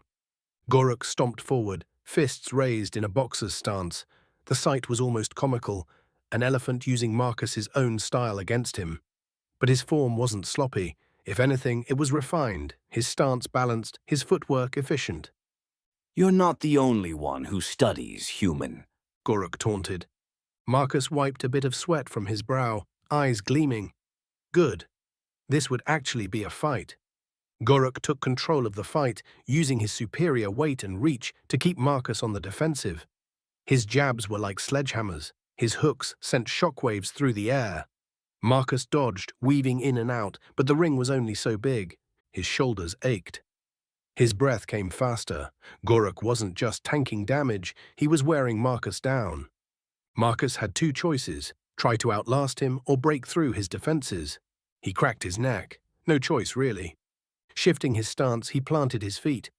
Goruk threw another heavy right straight. Instead of dodging, Marcus stepped in. Close range, his fists shot forward like a storm of bullets. Goruk grunted. The difference was instant. Each strike carried something more now. Not just speed, but key-infused force, psycho-precise targeting, and mana-empowered impact. Marcus didn't just hit, he dug in. A flurry of body shots, a right uppercut under the ribs, a liver shot, sending a ripple through Goruk's frame. For the first time in the fight, the elephant staggered. His eyes widened in shock. What? Marcus didn't let him breathe. He danced around the bigger fighter, his strikes weaving like a butterfly, stinging like a wasp. And then he saw his opening. Goruk's balance faltered. Marcus lunged, his fist driving into the side of Goruk's jaw. A shockwave rang out. Goruk fell. The crowd was silent. The unstoppable elephant beast folk had just been knocked flat on his back. Goruk groaned, blinking up at the sky. Then, after a long pause, he let out a deep, rumbling chuckle. Hell of a punch, human. Marcus extended a hand. Goruk hesitated before gripping it, allowing Marcus to help him up. The Fox referee stepped forward. Winner, Marcus. The silence broke into cheers and roars. From the stands, Greg smirked. That idiot actually pulled it off. Marcus exhaled, stretching his fingers. One down. He looked up at the tournament board, already thinking ahead. 3 more rounds to go. And from across the battlefield, the Drake watched him carefully, arms crossed. Waiting. Chapter 18, Unyielding Rage. Marcus walked to the stands, his body still buzzing from his previous match. As he ascended the steps, he spotted his friends in the crowd. Over here! Vera called, waving him down. He made his way over to her, taking a seat beside her, as they both looked down at the arena. Nice work out there, she said, giving him a small smile. You looked a little winded, though. Pacing yourself? Marcus nodded, wiping his brow. Yeah, I think I just needed to adjust to his size. Vera chuckled. I can't believe you pulled through that fight. You're getting stronger. But before Marcus could respond, the announcer's voice boomed over the arena, drowning out their conversation. "Arixa!" The crowd erupted into cheers, and Marcus turned to see the massive beast folk step into the ring. Her muscles rippled as she stood tall, eyes fierce and confident. Marcus couldn't help but respect the power radiating from her. She was truly an impressive fighter. Go Arixa! Vera cheered. But as Arixa's opponent was introduced, Vera's expression faltered. The smile that had been on her face vanished, replaced by a flash of tension in her shoulders. Marcus noticed immediately. Everything okay? Vera's eyes flickered to Arixa in the ring, and then to Ralgar, the wolf beast folk opposite her. It's nothing, She muttered, her voice tight. I just don't like how she fights. Marcus raised an eyebrow, but decided not to press. Instead, he focused on the match as it began. Arixa versus Ralgar, the battle of endurance. The arena fell into a tense silence as the announcer raised the drumstaff. Begin! Without hesitation, Ralgar lunged at Arixa with blinding speed. He darted around her with a primal grace, his claws extended and ready to slash. But Arixa was ready. Ralgar's claws ripped across her forearm, cutting deep, but Arixa barely flinched. Her focus sharpened, her stance widening, as if she was becoming one with the arena itself. He came at her again, slashing and darting, never giving her a moment to breathe. Arixa's eyes followed his movements with sharp, calculating precision, but her strikes missed. She swung a powerful punch, only for Ralgar to slip past her, darting to her side, landing another series of slashes across her ribs. Blood stained her skin, but her expression didn't shift. Ralgar's smug grin stretched wider. Is that all you got? He taunted. You're not looking so tough now, Arixa. Arixa wiped the blood from her face with the back of her hand, and for the first time she smirked. Not quite, she said, her voice cool and collected. And then it happened. A surge of Kai flooded her body. System Blessing activated Unyielding Rage. Each strike against you increases Kai output. Her muscles spiked with power as her wounds began to heal, her body increasingly stronger with each blow Ralgar landed. Ralgar, clearly unaware of the change in her, attacked again, but this time Arixa didn't dodge. She allowed his claws to tear into her skin, feeling her Kai surge with every hit. And then she moved. In a single fluid motion, Arixa grabbed Ralgar's wrist with unrelenting strength, twisting his arm with a bone-crushing grip. Ralgar's eyes widened in shock as she yanked him forward, using his momentum to twist his arm with sickening force. The crack of his shoulder breaking echoed through the arena. He howled in pain, stumbling back, his left arm hanging limp. Arixa didn't give him a moment to recover. Her Kai-infused fist shot forward and collided with his stomach. Ralgar flew backward, crashing into the stone floor in a heap. The crowd gasped. Ralgar tried to rise, but his body was failing him. Blood and sweat dripped from his face as he struggled to stay on his feet, his breath coming in short, shallow gasps. Arixa rolled her shoulders, her eyes gleaming. You were fast, she said with a cracked smile. But I get stronger the more you hit me. Ralgar's ears flattened against his skull. Fear flickered in his eyes. Arixa didn't hesitate. With thunderous steps, she charged. Ralgar tried to escape, but it was too late.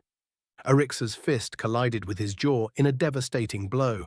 Ralgar was lifted off the ground and sent sprawling across the stone floor. Unconscious before he even hit the ground, the crowd erupted into cheers. "Winner, Arixa!" The announcer's voice rang out as the victorious Arixa raised her fists high, her body still radiating the glow of her unyielding rage. She glanced toward the stands, locking eyes with Marcus, and gave him a wink. Marcus leaned back in his seat, feeling the weight of Arixa's display of power. He hadn't anticipated how intense her fighting style was, and seeing it up close gave him a new respect for her. He felt something stir within him, a need to push further, to test his own limits. Arixa's fight was a perfect example of the kind of power he wanted to harness. Vera, who had been strangely quiet, now gripped the edge of the stand tightly, her gaze intense. She's incredible, Vera whispered, her voice strained. Marcus turned to her. You okay? Vera only nodded, though there was something not quite right in her expression.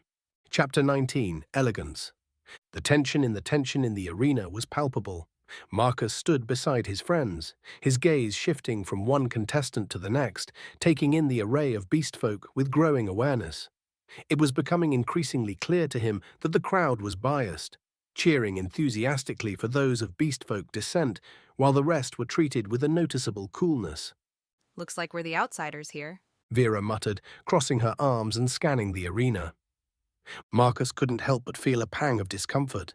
The energy in the air was noticeable, and while he'd expected it to be competitive, he didn't realize just how deeply the divide between beastfolk and others ran. Still, he was here to learn and compete, and that's exactly what he intended to do. The announcer's voice broke through his thoughts. Next match, Thalron and Kessick. Competitors, please make your way to the arena. Marcus's heart skipped. He'd been eagerly waiting to see how his friend and rival would perform. Thalron had been a mystery in some ways, but Marcus had noticed the underlying strength in him. The quiet resolve, the unshakable composure. Thalron stepped forward, his movements fluid and graceful, his sword gleaming under the arena lights. He was a master swordsman, a spell sword. Marcus couldn't help but watch with admiration as Thalron entered the ring, each step elegant yet deliberate, his every motion the embodiment of a swordsman's confidence and grace. Thalron faced Kessick, a panther beastfolk who was every bit the equal of his opponent. Kessick's stealthy movements were a deadly testament to his training. His Kai-enhanced agility, making him resemble a shadow more than a man. The crowd quieted as the match began, the silence a prelude to the calm before the chaos. Begin, the referee Ran announced. Suddenly, the competitors dashed forward, and a series of clangs rang out. Kessick prowled around Thalron, his eyes glinting with every slash. The air between them felt charged, every movement an attempt to feel out the other's weaknesses. Thalron's eyes narrowed, his grip on his sword steady, his posture perfect. Kessick darted in, his Kai-infused sword flashing through the air. The strikes were quick, slashing with lethal intent, but Thalron was prepared. He didn't flinch, didn't even move at first. He deflected each strike, his body still watchful, waiting for the perfect opening. Kessick was fast, and Thalron knew that any mistake could end the match. He kept his mind sharp, feeling each strike with calculated precision, allowing his sword to hum with magical energy. The blade glowed faintly with an ethereal light, yet he held back, not yet revealing his full strength. Kessick, meanwhile, circled with deadly grace, his form a blur. He moved like a shadow, slipping in and out of Thalron's range, testing his opponent's resolve. Each slash from Kessick came dangerously close, but Thalron didn't waver, his sword raised with perfect poise, blocking and deflecting each attack with practiced ease. Frustrated, Kessick infused his legs with Kai, and when he was just in range of Thalron's slash, he backdashed at a speed Thalron couldn't follow with his eyes. Thalron lost his target. Then suddenly, Kessick appeared behind him, sword raised ready to slash at Thalron's back. Thalron had no time to turn and block the blow. Kessick swung his sword down and... clang! Thalron had summoned a pillar of ice behind him, blocking Kessick's sword. Thalron performed a feint motion with his offhand, summoning a gust of air that carried him out of Kessick's range. Kessick hesitated. Just for a fraction of a second, Thalron waved his sword horizontally in front of him. As the sword passed through the air, it left behind white translucent copies of itself that stood suspended in space. Thalron raised his sword and pointed toward Kessick. The spectral swords mimicked the action. Kessick, not knowing what was to come, infused his entire body with Kai. With swift fluid motion, Thalron attacked. His spectral blades attacked with him, blades slicing through the air like whispers of wind. With an abundance of Kai strengthening his body, Kessick was just fast enough to deflect, dodge, and block the attacks that came at him from every angle. Thalron made another gesture with his offhand, and his shadow began to stretch from its position and reach toward Kessick, who was too distracted to notice. Once the shadow made contact with Kessick's own, Kessick was frozen in place. Thalron shot forward with a punch, his fist engulfed in mana fire. The fist connected with Kessick's chest, sending him skidding backward across the arena floor. The crowd gasped, their breaths caught in awe at the grace, speed, and Thalron's mana manipulation. Keswick stumbled back, but he quickly regained his footing. His pride, however, had been dented. He wasn't out of the fight yet. With a snarl, Keswick lunged again. This time, his strikes came faster and more ferocious, but Thalron's movements were fluid and precise. His sword's spectral copies danced in the air like living things. Each slash from Keswick was met with a perfect parry, followed by a swift counter-strike from one of the blades that kept the panther beastfolk on the defensive. Keswick's movements became more frantic as Thalron expertly closed the distance between them, each move calculated and graceful. But Keswick was no slouch. He feinted left, then right, all while blocking anything that attacked him. Just as it seemed that the two fighters could dance forever, Keswick faltered. In a final elegant display of skill, Thalron's sword sliced the air, catching Keswick's sword at the perfect angle and disarming him. With a quick maneuver, Thalron's sword slammed the panther beastfolk to the ground. Keswick didn't fall unconscious, but he was clearly overwhelmed, his body unable to continue the fight without risking serious injury. "Enough," the announcer called, stepping forward as the crowd hushed. "Winner, Thalron!" The crowd erupted into applause, though not as loudly as they had for the beastfolk fighters. Thalron, unshaken, took a moment to acknowledge the crowd with a respectful bow. His gaze turned toward Marcus, offering him a small, knowing nod, a silent acknowledgement of their shared experience. Marcus couldn't help but feel a swell of pride for his friend. Thalron had demonstrated mastery, a perfect blend of swordsmanship and magic, and he had fought with honor. Marcus had learned a lot. The fight had been far from easy, but it had never been about proving dominance. It was about the elegance of the duel, a test of skill, precision, and patience. As Thalron exited the ring, he gave Marcus one last wave, and the quiet elegance of his movements left the crowd buzzing in appreciation. "Well done," Marcus whispered under his breath, his mind already racing with ideas and admiration for what he'd just witnessed. Guess you weren't kidding about him being impressive, Vera said, a teasing smile playing at her lips. Marcus nodded, his thoughts still on the fight. "Yeah, he's definitely a worthy rival." Chapter 20, New Foe. The tournament was in full swing, and Marcus could feel the electric charge of anticipation in the air. The crowd's cheers thundered through the arena, a hum of energy vibrating through the very stones beneath his feet. The shouts of excitement, the roar of every clash, it was all building up to something monumental. Marcus sat alongside Vera, momentarily lost in the frenzy below, trying to shake off the anxious knot forming in his stomach. The weight of the upcoming matches was starting to settle in, and the uncertainty of what awaited him was beginning to feel overwhelming. Vera flashed him a grin. "This is getting good. You ready for your turn?" Her eyes were glued to the ring below, barely leaving the action. Marcus offered her a half-hearted smile, though his mind was elsewhere. The noise of the crowd, the booming announcer's voice, the hum of magic, it all felt distant. His focus was drawn inward, centered on the matches to come. One name, Velith, kept cutting through the haze of his thoughts. Could he really be as dangerous as they said? The thought of facing someone with such a reputation made his pulse quicken, but also filled him with a strange thrill. He couldn't help but feel a part of him eager to test his mettle against such an opponent. As if summoned by his thoughts, Velith's name echoed through the arena's loudspeakers, and the crowd's murmur shifted into a ripple of hushed conversations. Marcus glanced around, his eyes darting over the faces of the other fighters. He saw several exchange wary glances, their expressions serious, as if anticipating something more than just a fight. "That's Velith," one of the spectators whispered. "No one's lasted more than a minute against him." The words stuck with Marcus, deepening his curiosity. Who was this Drake who commanded such respect and fear? The atmosphere shifted instantly as the next fighter entered the arena. Velith was a massive Drake, his very presence drawing the attention of everyone in the stadium. His sleek, draconic form rippled with muscle beneath scales that gleamed like polished armor, catching the light with every movement. He wielded a massive greatsword, a weapon that seemed almost too large for any human to even lift, let alone use with such deadly grace. Velith flourished the weapon with one hand, his every movement fluid and effortless. But it wasn't just the sheer size and power of the Drake that commanded attention. There was something in his eyes, glowing faintly with the unmistakable light of psyche energy. He was more than just strength. He had control. "Begin!" the announcer's voice boomed, cutting through the tension. Like many before him, Rorschach charged forward, swinging a massive spiked mace with all the fury of a wild beast. His attack was brutal, driven by raw strength and instinct.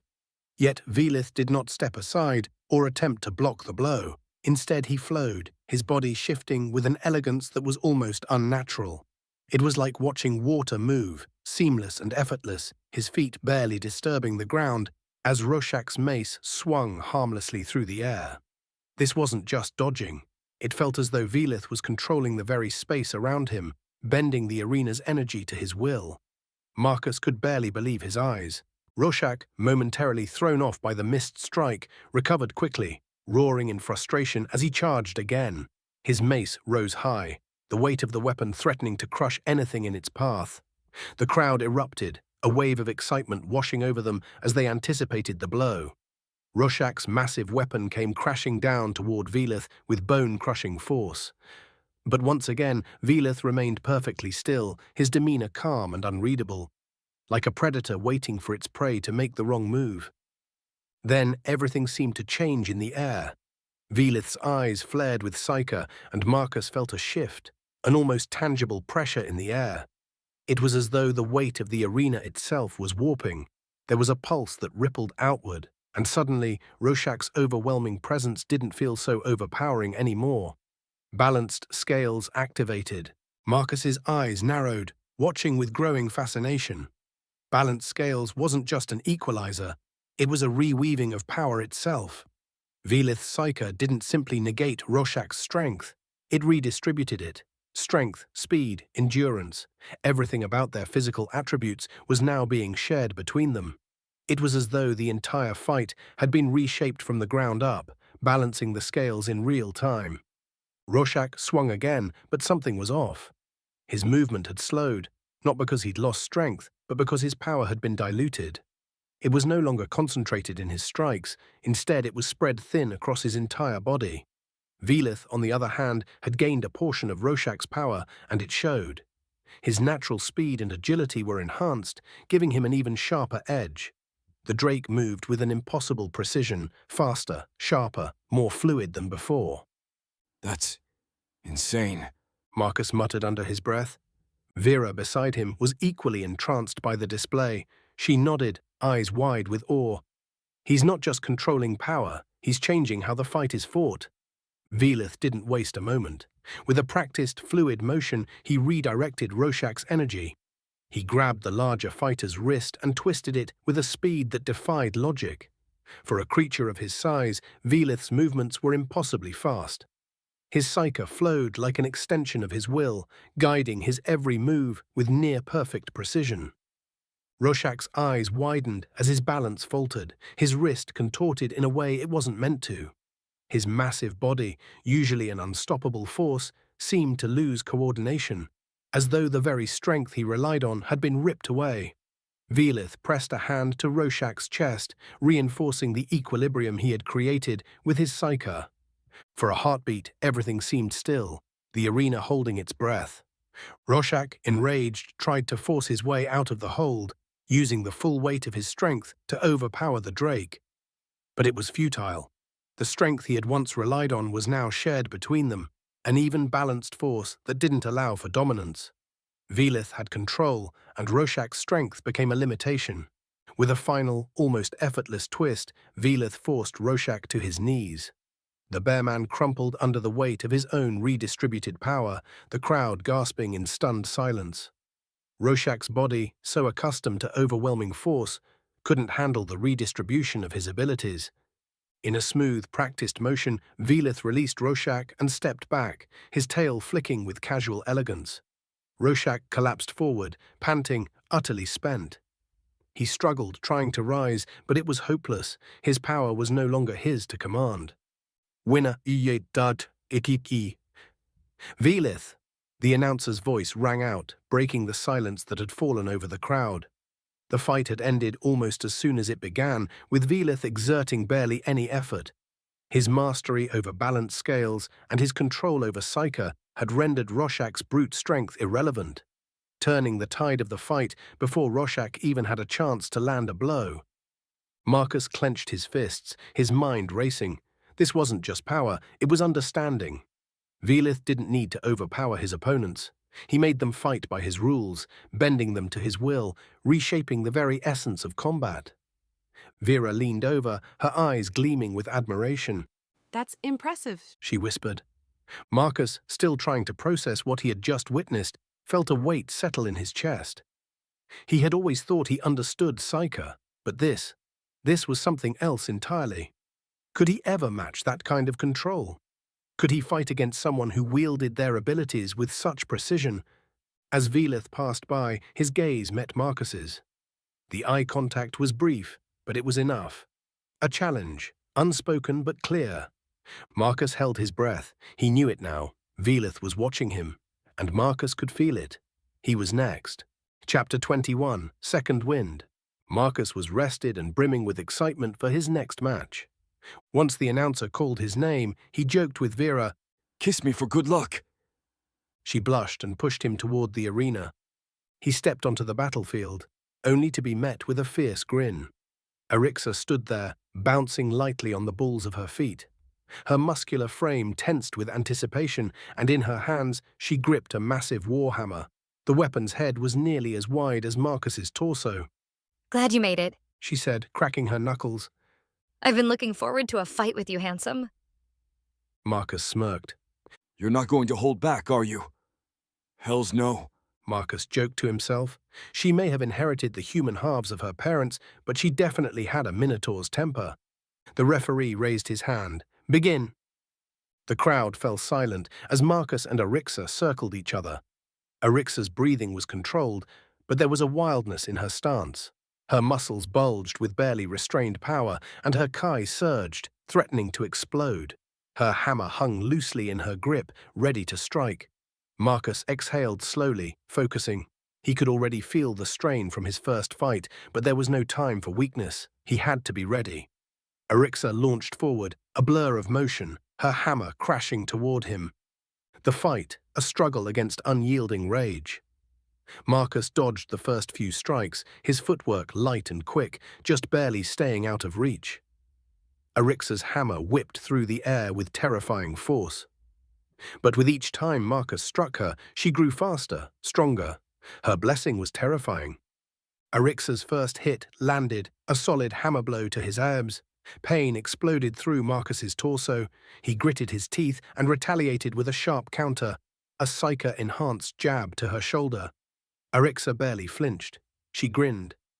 And then she swung the hammer again. Knocking him back, each impact fed her power. Her kai surged. Her strikes became heavier, sharper. Marcus could barely keep up. Marcus did everything he could to withstand the massive blows. He had tried infusing his kai into his forearms, but it meant nothing under the weight and power of her blows. He could feel his bones cracking. His stamina drained rapidly. His breath came short, ragged. He was losing. Her hammer struck him again and again, each blow sending shockwaves through his body. He staggered under the onslaught, the sound of the hammer crashing against his body almost deafening. He was moments from collapsing. In an attempt to stop the onslaught, Marcus infused a fist with as much kai as he could muster. He attempted to punch back the hammer as it came at him. But in a display of pure weapon mastery, Arixa flipped the massive hammer, causing Marcus to miss his punch and falter. In a one-fluid motion, Arixa spun with the hammer, landing a massive blow to the back of Marcus's head. Damn good move, was the last thought he had before the familiar feeling of falling toward the canvas overtook him. Dazed and starry-eyed, the situation at hand came crashing back to reality. His thoughts were foggy, but he knew there would be no 10 count. He had to recover immediately, or the fight would be called. While he descended, Marcus flooded his mind with Psyche, supercharging his thoughts. The familiar feeling of time slowing overtook him. He just needed time to think. In his old life, a 10 count would have given him that time, but in this world, he would have to improvise. Clarity. A memory surfaced. Decades ago in his old life, His first coach, a grizzled boxing veteran, stood over him after a brutal sparring session, his voice low but unwavering. "Kid, what's wrong? What are you so mad at?" The coach paused, meeting his eyes. "You got knocked down, kid. Get up. That's the easiest part." "What? You think that rage in your eyes is going to do something to me? Your rage and anger won't help you here.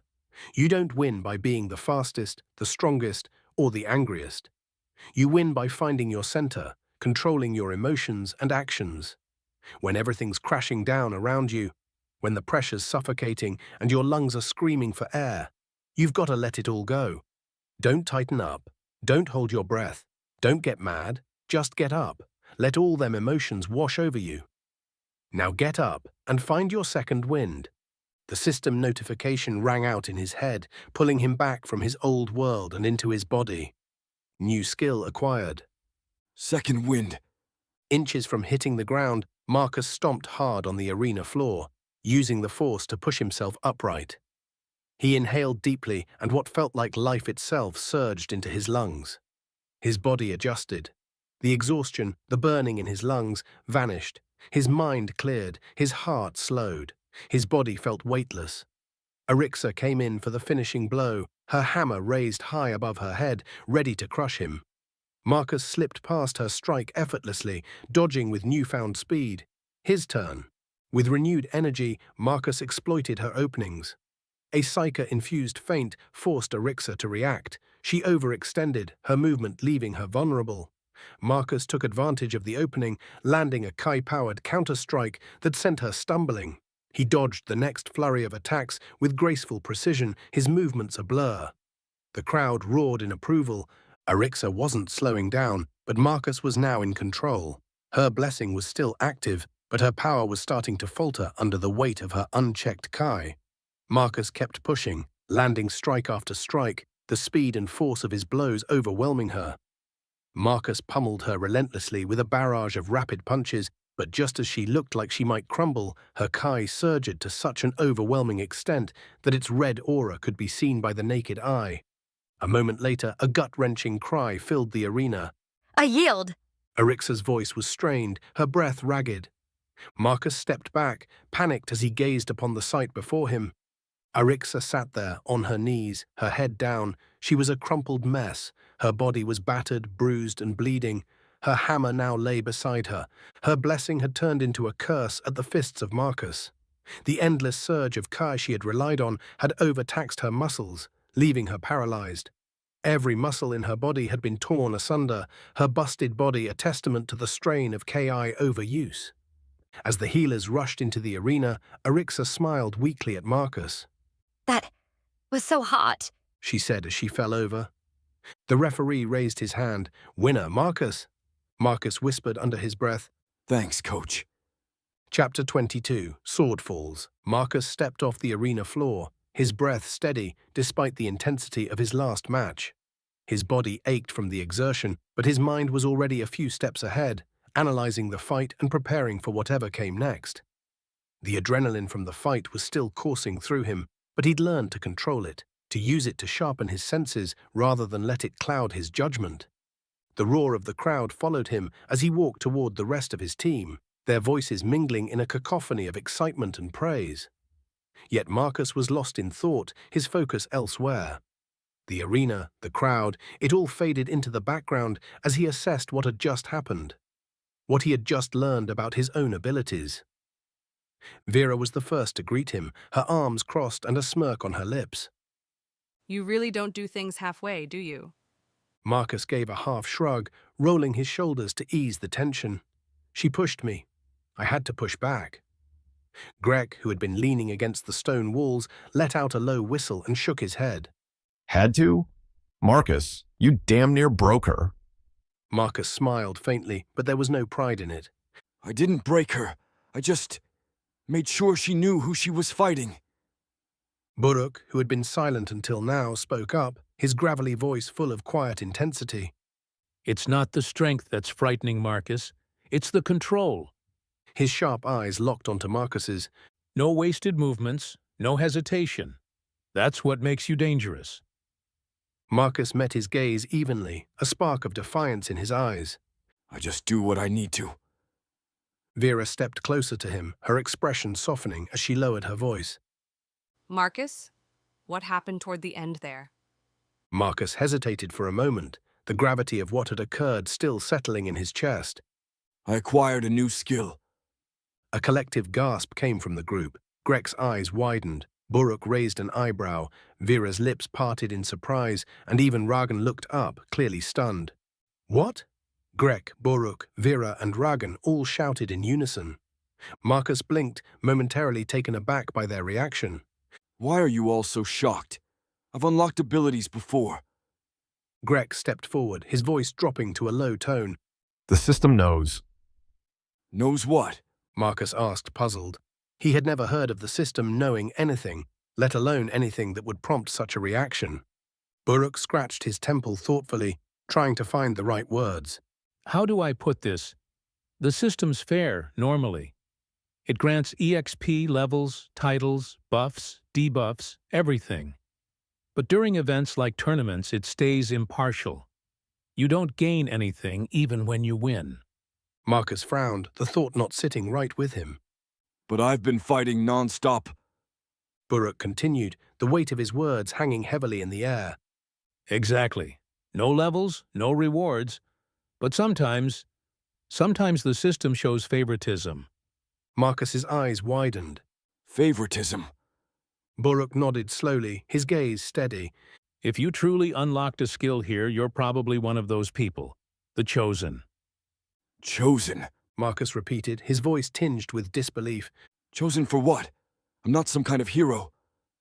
Grek leaned in, his expression serious. If anyone caught wind of a chosen being around, the nobles and elites would be after you. They'd try to use that power for themselves. It's dangerous, Marcus. Marcus raised his hands in exasperation. I'm not some chosen. I just... Buruk gestured for calm, his voice firm. No one said you were. Just be careful what you reveal. You can trust us. No matter what, you've earned a copper rank already. And you're part of the clan now, too. Marcus felt a weight lift from his chest. Buruk's words were more than just reassurance. They were a promise of family, of loyalty. That meant more to him than he could express. Vera smiled, her eyes softening as she stepped closer. That's amazing, She said, her voice filled with admiration. You're amazing. Marcus smirked, the corners of his mouth curling up with a hint of mischief. You just figuring that out? Vera blushed, her cheeks flushing pink. She quickly turned away, as if trying to hide it. Shut up, she muttered, though the smile on her lips betrayed her. Before Marcus could say anything else, the announcer's voice rang out, drawing everyone's attention back to the arena. Next match, Thalron versus Korak. The match that followed was intense. Thalron, the mana user with his elegant swordplay, versus Korak, a towering beastfolk warrior and Kai master who wielded a massive double-headed axe. Korak's raw power and unrelenting force were enough to send tremors through the arena as he took his stance. Thalron moved first, his sword flashing in the air as he darted toward Korak with precision, his mana flowing effortlessly through his strikes. Each cut was like a thread weaving through the air, guided by his sharp senses and enhanced by bursts of wind and fire. His style was fluid, artistic even, as he danced around Korak's brute strength. But Korak wasn't to be underestimated. His Kai aura flared as he swung his axe with explosive force, and Thalron had to dodge fast to avoid being crushed by the heavy weapon. For a while it seemed like Thalron had the upper hand, dodging Korak's strikes with practiced ease and countering with devastatingly precise blows. But then the first axe landed, a glancing blow, but the force behind it was enough to send Thalron stumbling. He regained his footing quickly, but Korak wasn't about to give him any room to breathe. Korak pressed forward with a savage grin, his Kai surging through his body. Each strike was faster, harder, and more relentless than the last. Thalron's precision began to falter as Korak's power overwhelmed him, and the mana user's reserves started to run low. Marcus clenched his fists, watching with growing concern. He knew Thalron's style, his precision, his planning. But this wasn't a fight of finesse. This was a battle of attrition and Korak's brute strength. amplified by his Kai, was starting to wear Thalron down. The next few moments happened in a blur. Korak swung his axe in a wide arc, and Thalron was forced to leap back, but the follow-up strike came too fast. Korak's key pulse crashed against Thalron's defenses, shattering his guard and sending him crashing to the ground. Blood trickled from Thalron's forehead, but the mana user still managed to grin as he pushed himself up. It's up to you now, Thalron said, his voice hoarse as he passed Marcus, still limping from the fight. The referee announced Korak as the winner, securing 4th place, and the crowd cheered. The next match was announced almost immediately. The final match. Velith, the announcer shouted, and the crowd erupted in applause. Velith, the massive Drake warrior, stepped forward with an air of quiet confidence. His opponent was a high-ranking warrior known for his speed and skill, but against someone like Velith, it didn't matter. The system's blessing equalized both their strengths, forcing them into a battle of pure skill. But it was clear from the start that Velith's stamina, resilience, and technique were too much for his opponent. The fight wore on, each of Velith's movements calculated and perfect. The warrior didn't stand a chance, and soon Velith emerged victorious, the crowd roaring in approval. Marcus leaned forward, studying Velith carefully. The Drake's every movement was deliberate, controlled. This was not just about strength, it was precision, mastery of his body and mind. Grek nudged Marcus, a playful grin on his face. You're thinking too hard. Marcus smirked, his focus unwavering. Just trying to see what I'm up against. Grek handed him a small piece of parchment, Velith's recorded fights and abilities. Call it scouting, not cheating. Marcus chuckled, watching fight tapes. The arena fell silent as the announcer's voice boomed over the crowd, filled with energy and excitement. And now, the final match begins. Marcus stepped forward, the weight of the moment settling over him. He was ready. Chapter 23, the final strike. The crowd roared, the sound echoing off the stone walls of the arena, vibrating through Marcus's chest. His heart pounded, adrenaline coursing through his veins. Across from him, Velith, the Drake warrior, stood tall, scales gleaming like armor under the midday sun.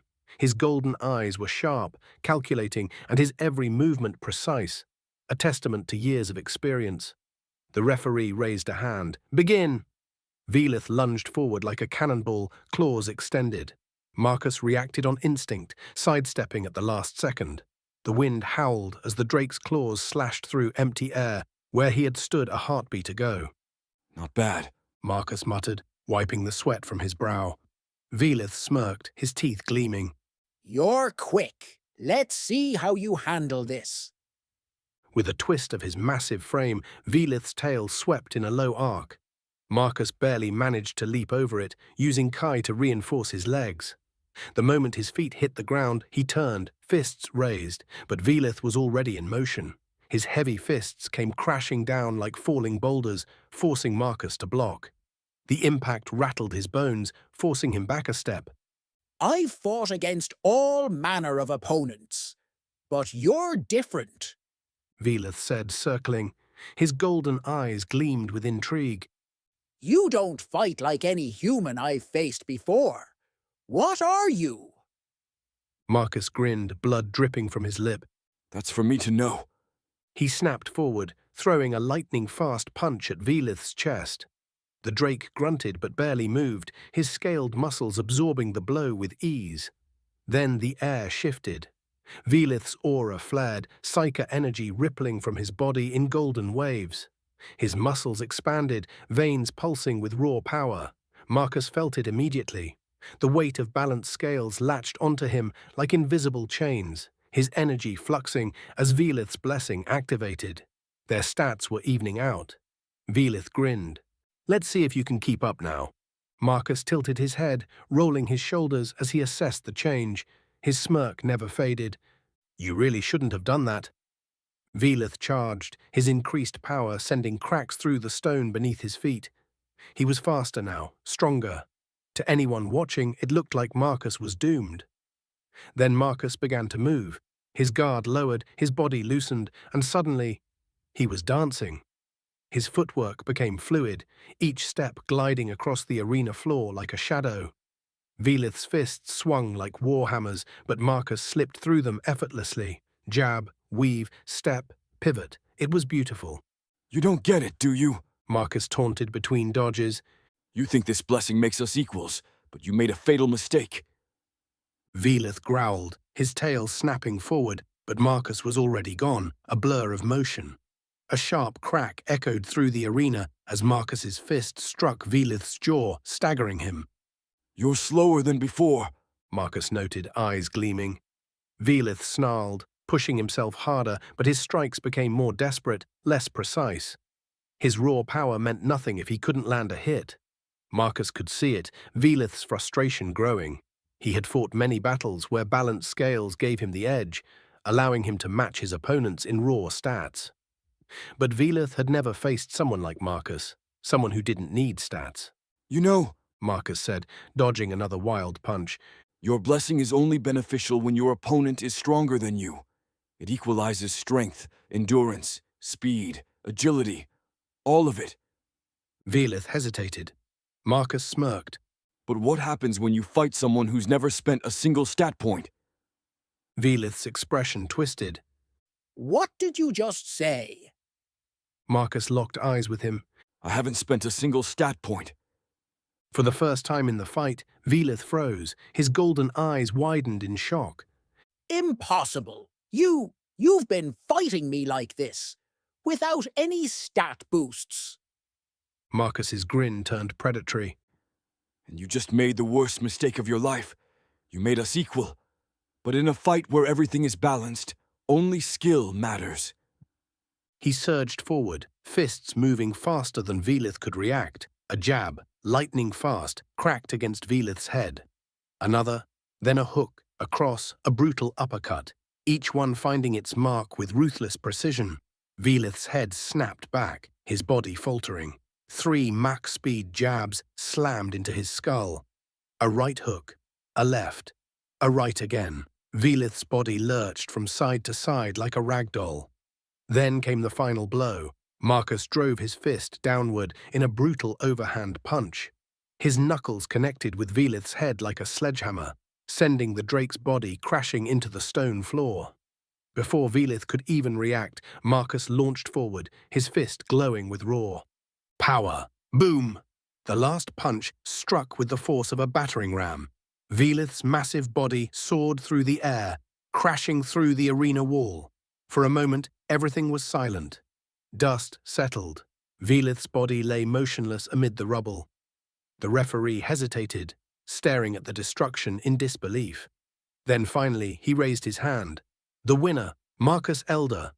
The arena erupted. Cheers, shouts, and deafening applause filled the air. Marcus stood still, his breath heavy, his fists bloodied. But in his mind, one thought rang clear.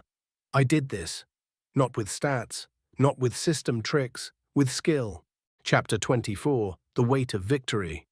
The moment the announcement rang through the arena, Marcus barely had time to breathe before his friends rushed the stage. Marcus, you madman! Talron laughed, grabbing him by the shoulders. Did you have to put the guy through a wall? Arixa crossed her arms, smirking. Yeah, what happened to pacing yourself? I thought you were holding back before. I was, Marcus muttered, still catching his breath. That was barely controlled. Barely controlled? Grek scurried up beside them, practically vibrating with energy. That was insane. You took Velith apart like you'd been studying him for years. Vera approached next, her expression unreadable. She looked him over, eyes lingering on his hands, bloodied but unshaken. You weren't even worried, were you? Marcus met her gaze. Not really. She clicked her tongue, smirking. You're terrifying, you know that? Before he could respond, a large hand clamped onto his shoulder. Buruk, the towering orc, grinned down at him. You fought well, Marcus. Better than I expected. Marcus raised a brow. Expected. Buruk chuckled. We all placed bets. Vera thought you'd win, but barely. I figured you'd at least bleed more. Marcus groaned. Glad I could disappoint. The banter continued, but beneath it, Marcus felt the shifting dynamics between them all. There was admiration, yes, but also something else. Rivalry. Arixa, for one, was fuming. Not in anger, but in a way that made it clear she hated placing third. She'd push herself harder next time. Thalron, while thrilled, also seemed more determined. Even Velith, still recovering at the arena's edge, locked eyes with Marcus, something unreadable in his gaze. They weren't just friends, they were competitors. And this was only the beginning. The air shifted as Ralkar stepped onto the arena's center stage, his sharp eyes scanning the exhausted fighters. His presence demanded attention, and the noise of the crowd slowly died down. This tournament, he began, voice carrying easily, was not just about strength. It was not just about skill. He turned, facing the competitors directly. It was about proving worth, not to the guild, not to the city, but to yourselves. Marcus watched, intrigued. To be an adventurer is not just to fight, Ralkar continued. It is to survive, to face the unknown, to fight battles not for glory, but because if you don't, then who will? The arena was silent now. The 10 of you standing here today, Ralkar said, looking across them, have earned the right to call yourselves adventurers. And so, he raised his hand, revealing a small stack of shining copper adventurer badges. Step forward and claim your place. One by one, the top 10 contestants moved forward, receiving their official adventurer badges. When it was Marcus's turn, he took his badge carefully. It felt solid in his palm, heavy, not in weight, but in meaning. He was no longer just fighting in this world. He belonged here now. As the ceremony neared its end, Ralkar held up a scroll. For those who placed in the top 3, the guild has seen fit to offer additional rewards. The crowd murmured in excitement. Arixa, Ralkar gestured toward her. For placing third, you are granted a token for 1 month of training with a mithril-ranked adventurer. Arixa's eyes blazed as she stepped forward, accepting the token. Marcus could already tell. She would not waste it. Velith, Ralkar nodded at the Drake warrior. For second place, you are awarded a single weapon commission from the guild's finest smith. Velith, despite his earlier loss, grinned as he accepted the token. A fine prize. And finally, Ralkar turned to Marcus, a glint in his eye. For first place, Marcus Elder. Silence. Marcus stepped forward. You are granted an instant promotion to iron-ranked adventurer. The crowd exploded into cheers, but Ralkar wasn't finished. Additionally, you are awarded a small bag of holding. A sharp gasp rippled through the competitors. That was no small reward. And lastly, Ralkar smirked. You receive a special dungeon delving token. This allows you to choose any single adventurer's guild-controlled dungeon and explore it with a party of your choosing. Marcus blinked. That's big. A dungeon delve of his choice. That was more than just a reward, it was an opportunity. He took the token carefully, thoughts already spinning. Ralkar patted his shoulder, leaning in slightly. Choose wisely, Marcus. Marcus nodded. I will. Later that evening, after the ceremony, Marcus was making his way through the guild halls, his thoughts still turning over the weight of his victory. The copper badge in his pocket felt heavier than it should, as did the dungeon token tucked safely beside it. Marcus. The voice was low, steady, and unmistakable. He turned to see Velith leaning against a stone pillar, his arms crossed, golden reptilian eyes fixed on him. You fought well, Velith said simply. Marcus smirked. You too. Velith chuckled, though there was little amusement in it. He pushed off the pillar, stepping closer. Listen. His tone shifted, the casual air dropping away. You should know, powerful people took notice of you today. Marcus frowned slightly. What kind of people? Velith exhaled through his nose. I don't know exactly, but I do know this. Your strength isn't normal, and they noticed. Marcus stayed silent, his expression unreadable. You fought with precision beyond your level. You adapted to my abilities faster than anyone should be able to. Velith narrowed his eyes. That's not just talent, that's something else. Marcus gave a non-committal shrug. I train hard. Velith didn't buy it. Maybe, but I doubt that's all it is. He studied Marcus for a moment longer before sighing. I don't know who they are, or what they want. But be careful, you're not just another adventurer anymore. Marcus met his gaze, reading the unspoken message in Velith's eyes. He wasn't just some promising rookie. He was a threat, and now the people watching from the shadows, they knew it. As Marcus processed the warning, he caught movement in his peripheral vision. Marcus, Vera, Boruk, Ragan, and Grek were approaching, their faces lit with excitement. The conversation with Velith had drawn to an end just as they reached him. Velith glanced at them briefly before nodding at Marcus one last time and stepping away, disappearing into the Guildhall's corridors. What was that about? Vera asked, raising an eyebrow. Marcus shrugged. Nothing important. Boruk snorted. Didn't look like nothing. Ragan tilted his head, curious. You sure? He looked serious. Marcus waved it off. Just post-match talk. Let's not worry about it. Vera eyed him for a moment longer, but finally let it go. Fine, but don't expect me to ignore it if it turns out to be something. Boruk clapped Marcus on the back with enough force to nearly send him forward. Bah, whatever it was, we'll handle it if it becomes a problem. For now, let's talk about what really matters. His tusked grin widened. Your prizes. Reagan crossed his arms, nodding approvingly. An iron rank promotion right away? That's not just a reward, that's recognition. Vera smirked. The dungeon delve is the biggest prize. Do you have any idea which one you'll pick? Not yet, Marcus admitted. I'll need to think it over. Bah, we'll talk about that later. Grek waved a tiny hand. For now, we discuss the bag of holding. His beady eyes gleamed as he scampered closer. Marcus does not understand its value, but Grek does. Marcus smirked. Enlighten me. Grek puffed out his chest. A bag of holding is a spatial container, not true dimensional storage, but close. It reduces weight, preserves contents, and can store more than it seems. He gestured wildly. Grek has dreamed of one but never had the coin. Marcus must use it wisely. No. Marcus pulled the small bag from his belt and turned it over in his hands. It looked deceptively ordinary, but if Grek was this excited, it had to be something special. So, how much can I put inside? Depends on its quality, Grek replied. Some hold a few dozen pounds. The best hold an entire armory. He squinted at the bag. That one? Decent. Should hold a few £100 easy. Boruk whistled. That's a damn fine prize. Ragan nodded. No need to carry supplies on your back anymore. Marcus tucked the bag away, filing away the information for later. Vera crossed her arms. Honestly, none of that compares to the fact that we're heading back to the Orc stronghold with something even better. Proof that you not only met the standards to join the clan, but exceeded them. Boruk grinned. Damn right. The chieftain's going to love this. Marcus raised an eyebrow. You sure about that? Boruk laughed.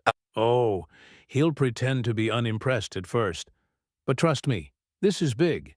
You won a major tournament, got a promotion, and earned high-tier rewards. If that doesn't prove your worth, nothing will. Ragan smirked. The real question is, how much air will they drown you in when we get there? Marcus exhaled, shaking his head. Let's just focus on getting back first. Grek suddenly coughed. Speaking of travel, Grek must part ways with the group here. The mood shifted slightly as all eyes turned to the goblin. Wait, what? Marcus asked. Grek has business in the next city, Grek said dramatically, folding his arms. Deals to make, merchants to rob, He cleared his throat. I mean, business ventures to conduct. Marcus chuckled. I figured as much. Boruk nodded. You sure you don't want to come with us? The stronghold's got plenty of traders. Grek wagged a finger. No. Grek's work is never done, but worry not. Grek wishes you all luck on your journey. You shall return to the orcs as champions. Vera smirked. And what about you? What kind of trouble are you getting into next? Grek grinned. The best kind. Marcus shook his head, smiling. Just don't get yourself killed. Bah, Grek is unkillable. The goblin puffed out his chest. Besides, if anything does happen, Grek knows who to call. He gave them all a sly wink before scampering off, vanishing into the crowd. Marcus exhaled. Well, that was something. Vera rolled her eyes. It's Grek. What else do you expect? Boruk clapped his hands together. Enough talk. We leave at sunrise. Time to rest up. Our journey's just beginning. Marcus nodded, glancing down at the iron badge in his palm once more. The tournament was over. Chapter 25, The Orc Stronghold. The journey back to the Orc Stronghold was filled with laughter and teasing, the group in high spirits after Marcus's victory. His new iron-ranked adventurer badge felt like it weighed heavily in his pocket, a symbol of his victory and the challenges ahead. As they neared the stronghold, the towering gates of the Orc village loomed ahead. The air was thick with the familiar scents of leather, iron, and the musky smell of the wild. The stronghold was far from pristine, but it was solid and formidable, just like the people who lived within it. Buruk led the way, his stride confident and full of pride as he neared the main hall, a place Marcus had grown to know well. The sun was beginning to dip behind the mountains, casting the stronghold in a warm golden light. When they entered, the chieftain's voice echoed through the hall, deep and full of authority. Borok, Ragan, Vera, welcome back. The chieftain, tall, broad-shouldered, and with tusks that curved up to meet his brow, spotted Marcus and his companions immediately. He broke into a wide grin, and here's the man of the hour. Marcus stepped forward, a bit hesitant at first, but Buruk gave him an encouraging nudge. You did it, kid. Show the chieftain what you've earned. The chieftain's eyes flicked to the badge on Marcus's chest. He let out a deep, rumbling laugh, one that vibrated through the hall. You've got an Iron Adventurer badge already? He bellowed. Boy, you've only just begun. To earn that kind of recognition after a tournament of this scale. He shook his head as if trying to wrap his mind around it. This is rare. Rare indeed. Marcus wasn't sure what to say, so he just nodded, still feeling the weight of the moment. The boy's got guts, Buruk said with a proud smile. And strength. That's how he won. And what a victory it was! The chieftain boomed, then placed a massive hand on Marcus's shoulder. But it's not just your strength that caught my eye. It's the spirit that comes with it. We are a tribe of warriors, and you've proven yourself among the best. He turned, raising a hand to call the attention of the others in the hall. Then, in one swift motion, the chieftain pulled a dagger from his belt and sliced his hand. Marcus Elder, the chieftain called out in a booming voice. Will you accept the blood of the clan? I accept, Marcus said resolute. The chieftain placed his hand on Marcus's chest, leaving his handprint on it. The chieftain spoke again, authoritatively. Marcus Elder, you may be human, but today you are orc. You may have been born to another, but today you are reborn orc. Marcus Elder today, you are blooded. The room erupted into a roar that shook the heavens, as the roars began to die down in unison. The chieftain spoke again. For those who are blooded, there's a tradition, a reward that comes with that blood. The right to land, the right to marry within our tribe. Marcus blinked. That had come out of nowhere. He glanced at Vera, whose face had gone crimson. His own thoughts trailed off in confusion, but the chieftain seemed to take no notice. And the right to freedom and family. Blooded warriors, earn these rights. Take them and strengthen our clan. The chieftain said with a grin. You've got many trials ahead, but the path is now open. Vera's blush deepened, and she quickly glanced away, fidgeting with the strap on her bag as she tried to hide her reaction. Marcus didn't know whether to laugh or keep his mouth shut, but his eyes were drawn back to the chieftain. Now that iron coin, the chieftain said, eyes twinkling. That's something special. You've earned it. It's a symbol of your worth in the world outside. It's not just a badge. It's the mark of someone who has made a name for themselves. Thank you, Marcus managed, his voice slightly strained from the weight of it all. The chieftain smiled broadly, and Buruk let out a deep belly laugh. You're more than just an adventurer now, Marcus, Buruk said. You're one of us. The chieftain raised his mug high. To Marcus, the iron-ranked adventurer! He boomed. The hall erupted in cheers, and Marcus felt his chest swell with pride. This was more than just a reward. This was a recognition that would change the way he was seen, and the way he would see the world. The evening was filled with feasting, drinking, and much revelry. Greg's absence left a noticeable gap, but it wasn't long before the celebration was in full swing. As the night wore on, Marcus found himself pulled into a conversation with Baruch and Ragan. They spoke in earnest tones about the trials of the world outside, what it meant to be an adventurer, the dangers they faced, and the lessons that came with survival. There's something you should know. Ragan said, his tone serious. The world's a different place for those who've earned their ranks. You'll attract attention. Powerful attention. Marcus raised an eyebrow. I've already noticed that. Ragan nodded. It's going to get harder. You'll face more threats, but you'll also have more opportunities. The kind of opportunities you can't even imagine right now. And the rewards that come with those opportunities will test your limits, Baruch added, his voice low. But you've got something most adventurers don't: focus. And that's what will see you through. As the conversation turned to future challenges and potential alliances, Marcus found himself reflecting on everything that had led to this moment. His promotion was just the beginning. The journey was far from over, and the road ahead would be even more treacherous. But now he had a name. He had a place in this world, a purpose, and somewhere deep inside, he felt the stirrings of a new chapter, one filled with even greater risks, rewards, and perhaps the ties that bound him to this strange new world. But that too would come with time. Chapter 26, Truth Under Moonlight. Marcus sat alone beneath the vast night sky, bathed in the moon's pale glow. The sounds of the orcish celebration were distant now, muffled by the wind. The laughter and clinking of mugs faded into the background as his thoughts consumed him.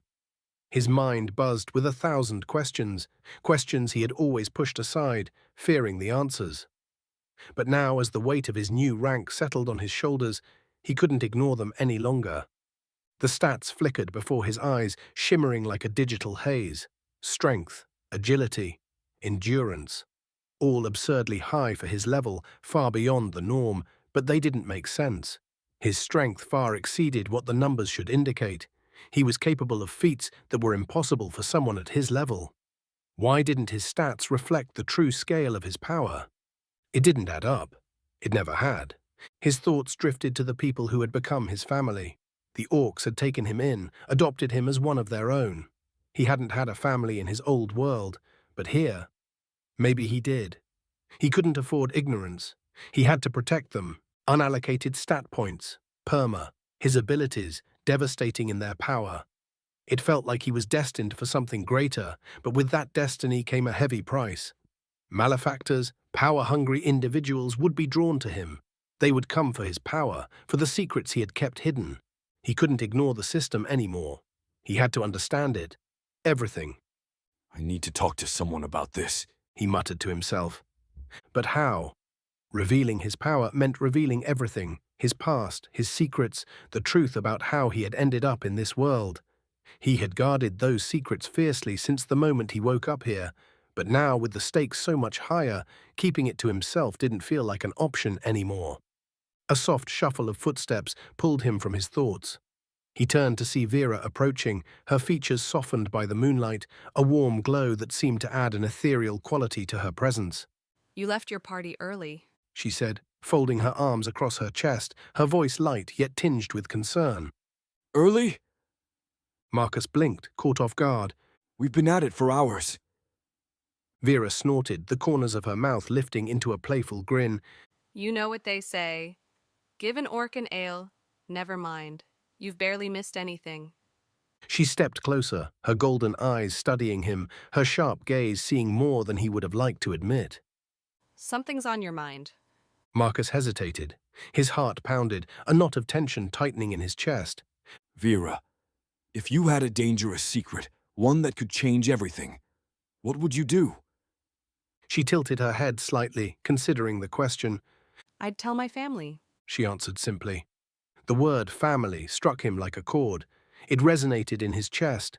His heart fluttered with an emotion he hadn't expected. He hadn't had a family in his old world, but here, with the orcs, maybe, just maybe he did. His fists clenched, his resolve solidifying. He had to tell someone. I trust you, Vera. He said at last, his voice low but steady. I just joined this family, but if there's anyone I can tell, it's you. Vera's expression softened, the usual fire in her eyes dimming into something deeper, more solemn. She listened intently, her posture shifting, preparing herself for what Marcus was about to reveal. And then he told her everything. His former life, his death, his rebirth in this world, and finally, the truth about his strength, his perma, and his complete lack of understanding of the system that governed it all. The secret he had kept buried for so long, the one that made him feel both powerful and vulnerable at the same time. By the time he finished, Vera was staring at him, her eyes wide, her lips slightly parted in astonishment. The silence between them felt heavy, but in that moment, it was a comfort. By the ancestors, She breathed, her voice barely above a whisper. You've been carrying all this alone?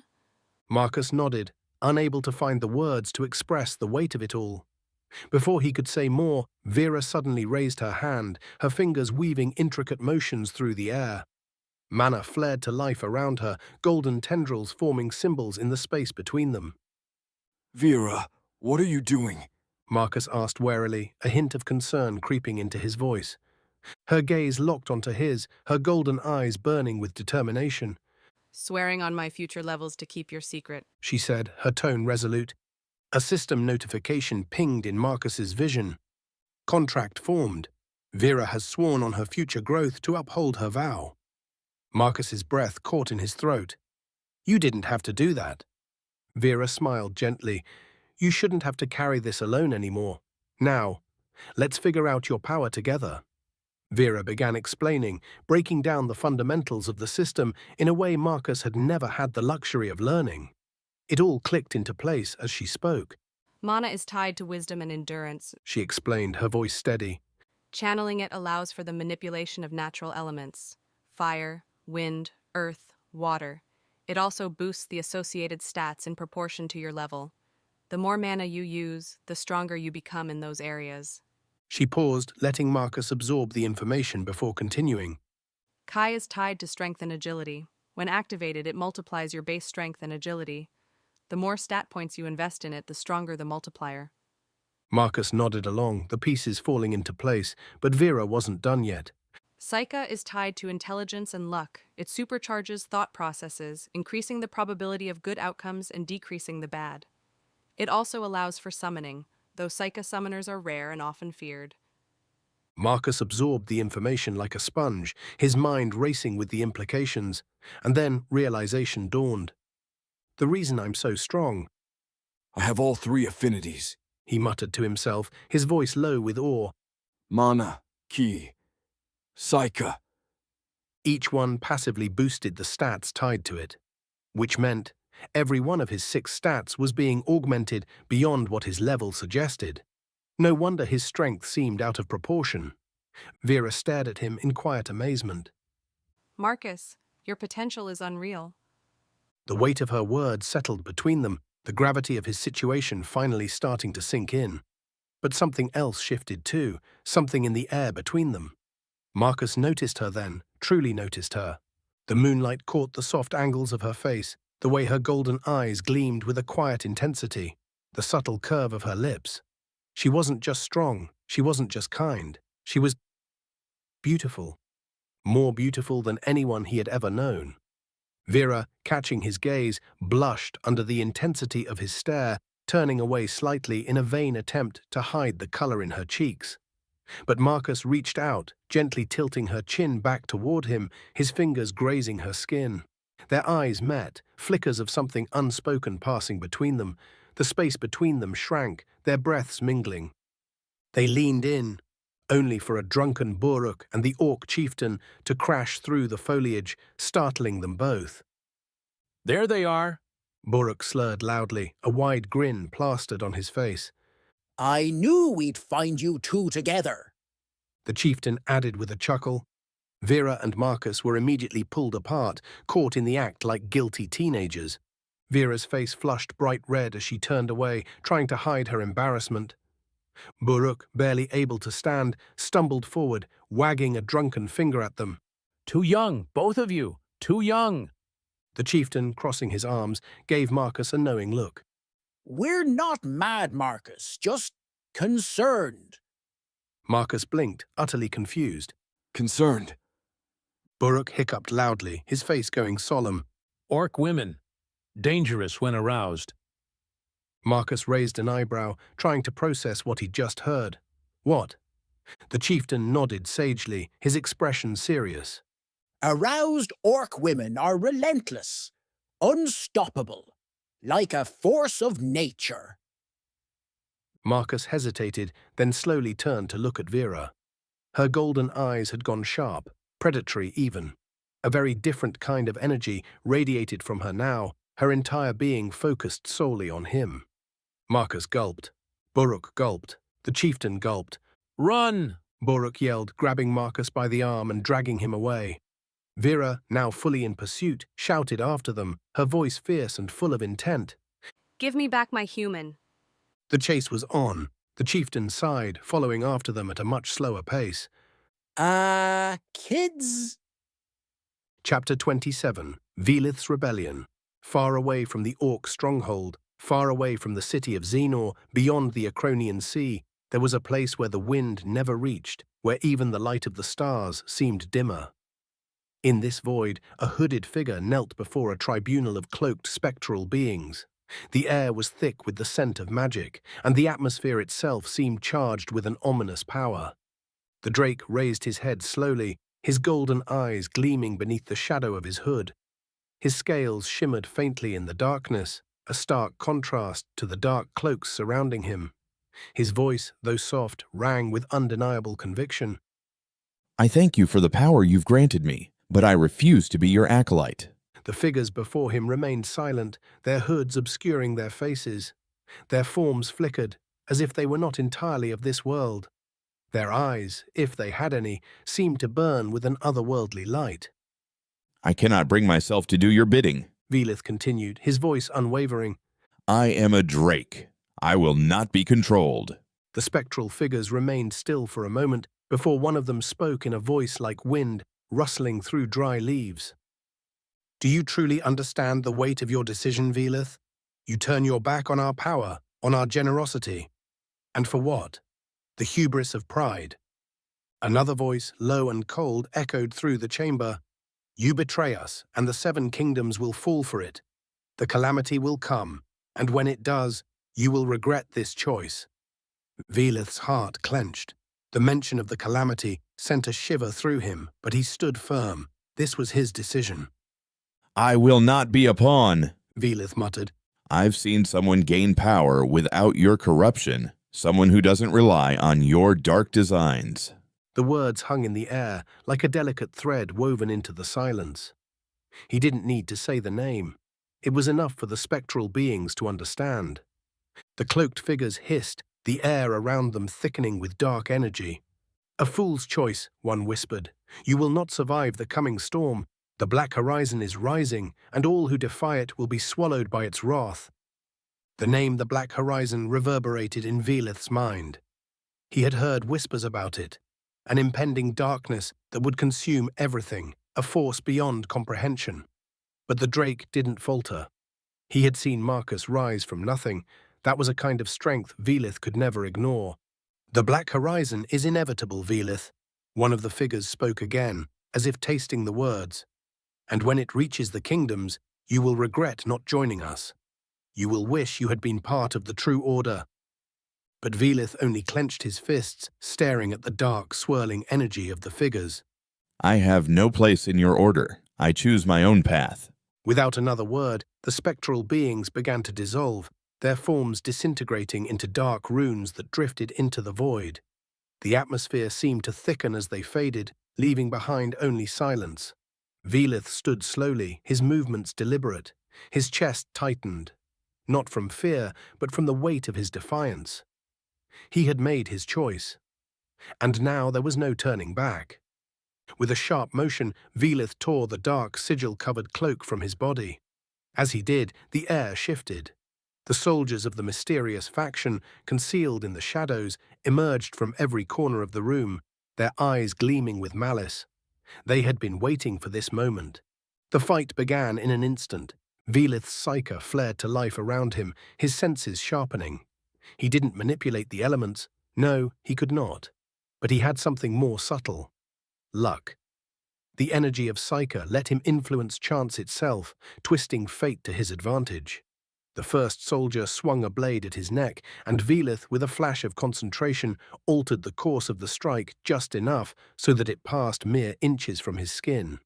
The soldier's eyes widened in confusion, but Velith was already moving, his own fist a blur as it collided with the soldier's side. Another soldier lunged from the left, but as they did, their strike seemed to falter mid-air. Psyche twisted their luck, and they stumbled, missing their mark entirely. Velith's fist struck them with precision, and the soldier crumpled to the ground. Fool, Velith muttered to himself. He'd honed this power for years, and now as the situation grew desperate, he pushed his abilities further, making every move feel like destiny itself. But these soldiers weren't easy prey. As more swarmed him, Velith could feel his energy draining. Each use of psyche took more out of him, each moment spent manipulating the odds, leaving a small mark on his stamina. His body, though strong, was beginning to show signs of wear. One of the soldiers, a massive, hulking figure, charged at him with a broadsword. Velith sidestepped the attack, but just barely. His hand grazed the blade's edge, the cut shallow but painful. The world seemed to slow as Velith's concentration wavered. A flicker of doubt, then. With a deep breath, Velith forced his luck to twist once more, sending the soldier's strike wide, causing the weapon to slam into the stone wall with a loud crash. Velith reacted immediately, unleashing a flurry of quick strikes that sent the soldier staggering back. But even as he landed blow after blow, more kept coming.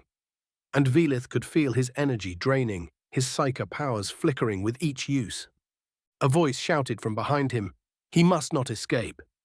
Another soldier, one Velith hadn't seen, lunged from the shadows with a spear, aiming for his back. In that instant, Velith's heart raced. A near miss, another stroke of luck, but not enough.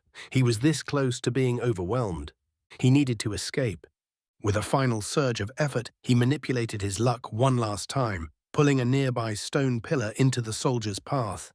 The spear crashed against it, sending shards of rock flying in every direction.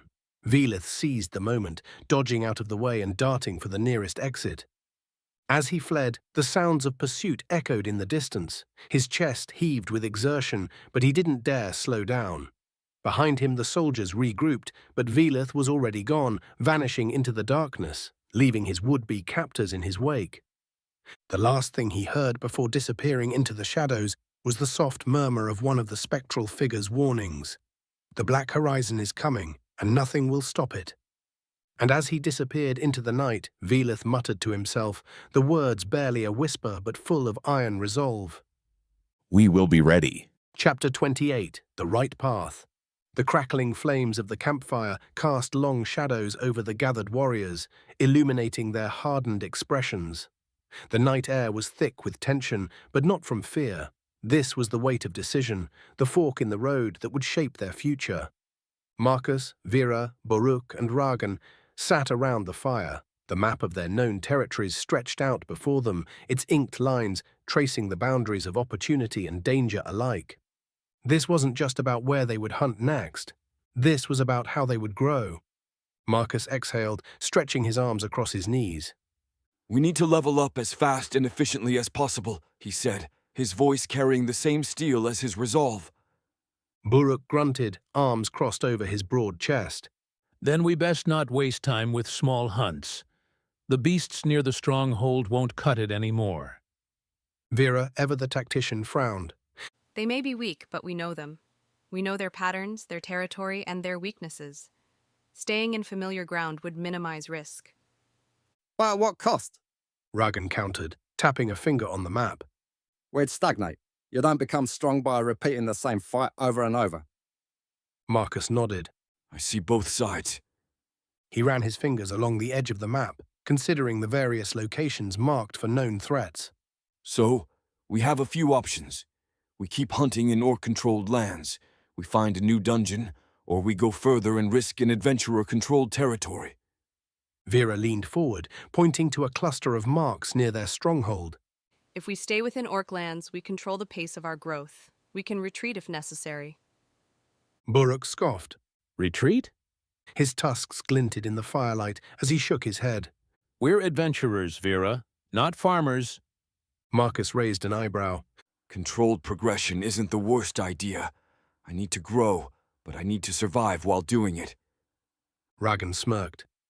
Then you're already thinking about the dungeon option, aren't you? A silence stretched over the group. Dungeons. The risk was obvious. Once inside, there was no retreat until the boss was defeated. But the rewards, limitless monsters, better loot and faster growth. You're right, Marcus admitted. A dungeon could give us what we need. But if we get caught in a shift... We'd be overwhelmed. Vera finished, arms crossed. It's a gamble. Dungeon shifts aren't common, Ragan argued, waving his hand dismissively.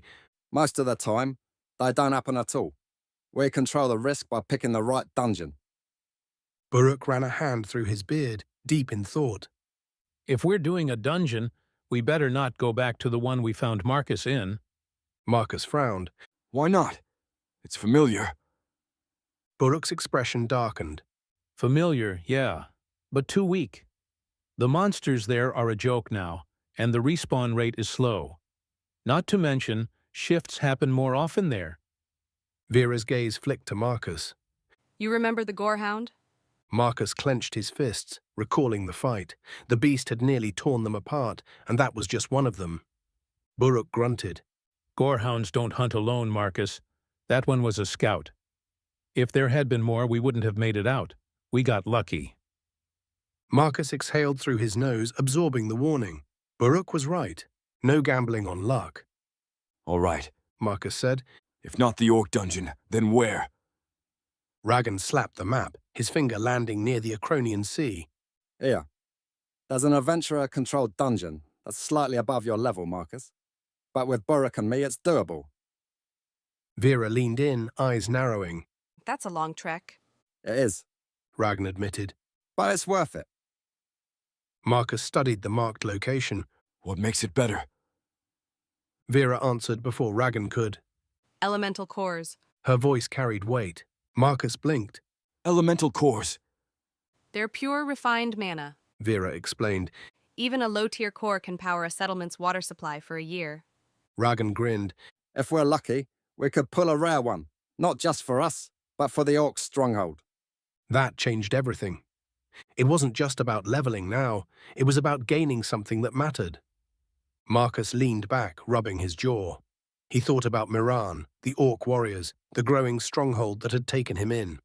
This wasn't just an opportunity. This was a responsibility. All right, Marcus said after a long pause. We'll take the dungeon, but we make sure it benefits the Orcs too. Buruk smirked. Now you're talking. Morning came too soon. Their packs were loaded, weapons sharpened, and spirits set. They stood at the edge of the stronghold, their path stretching ahead into unknown danger. Buruk rolled his shoulders, adjusting his axe. Last chance to back out, Marcus. Marcus smirked. Not a chance. Vera sighed. Just don't die. Ragan grinned. If he does, I'm taking his gear. Marcus chuckled. I'll haunt you. Marcus felt the weight of the decision settling in. They were stepping away from the safety of familiar territory, choosing a more dangerous path for the sake of progress. The risks were undeniable, but the rewards were too great to ignore. Buruk let out a low chuckle, crossing his arms. Hey, so we're actually doing this? Vera sighed but nodded. If we're going to push forward, it might as well be somewhere worthwhile. Ragan grinned, tapping the map. Then it's decided. We'll head to the adventurer-controlled dungeon near the Acronian Sea. Marcus studied the map carefully. It was far, days of travel through rough terrain. The closest way there would require securing passage with a merchant caravan, since venturing into unknown lands on foot would be foolish. We'll need supplies, transport, and a cover story, Vera added. Traveling alone through neutral territories isn't wise. Regan smirked. Luckily, I know a goblin trader heading in that direction. If we leave at dawn, We can secure a spot in his caravan. Marcus rolled his shoulders, already feeling the anticipation building. Then we leave at first light. The group dispersed, each preparing in their own way for the coming journey. As the campfire flickered, Marcus exhaled, staring into the night sky. The path ahead wasn't easy, but then again, when had it ever been? Chapter 29, Into the Verdant Shadows. Marcus and the orcs accompanying him were growing restless. They sat in silence, barely speaking, as the carriage hit every bump in the road. Damn it! Ragan growled, breaking the tense stillness. The last jolt had sent his head smacking into the roof of the carriage. Rubbing the fresh knot forming on his forehead, he groaned, By the 7 Ls, are we almost there? As if on cue, the carriage's creaking wheels ground to a halt at the fringe of a sprawling jungle. All right, this is as far as we go, the carriage knight declared, his voice muffled by his helmet. Finally, Marcus muttered, stretching his stiff limbs. 4 damn days in this thing. He sighed, rolling his shoulders.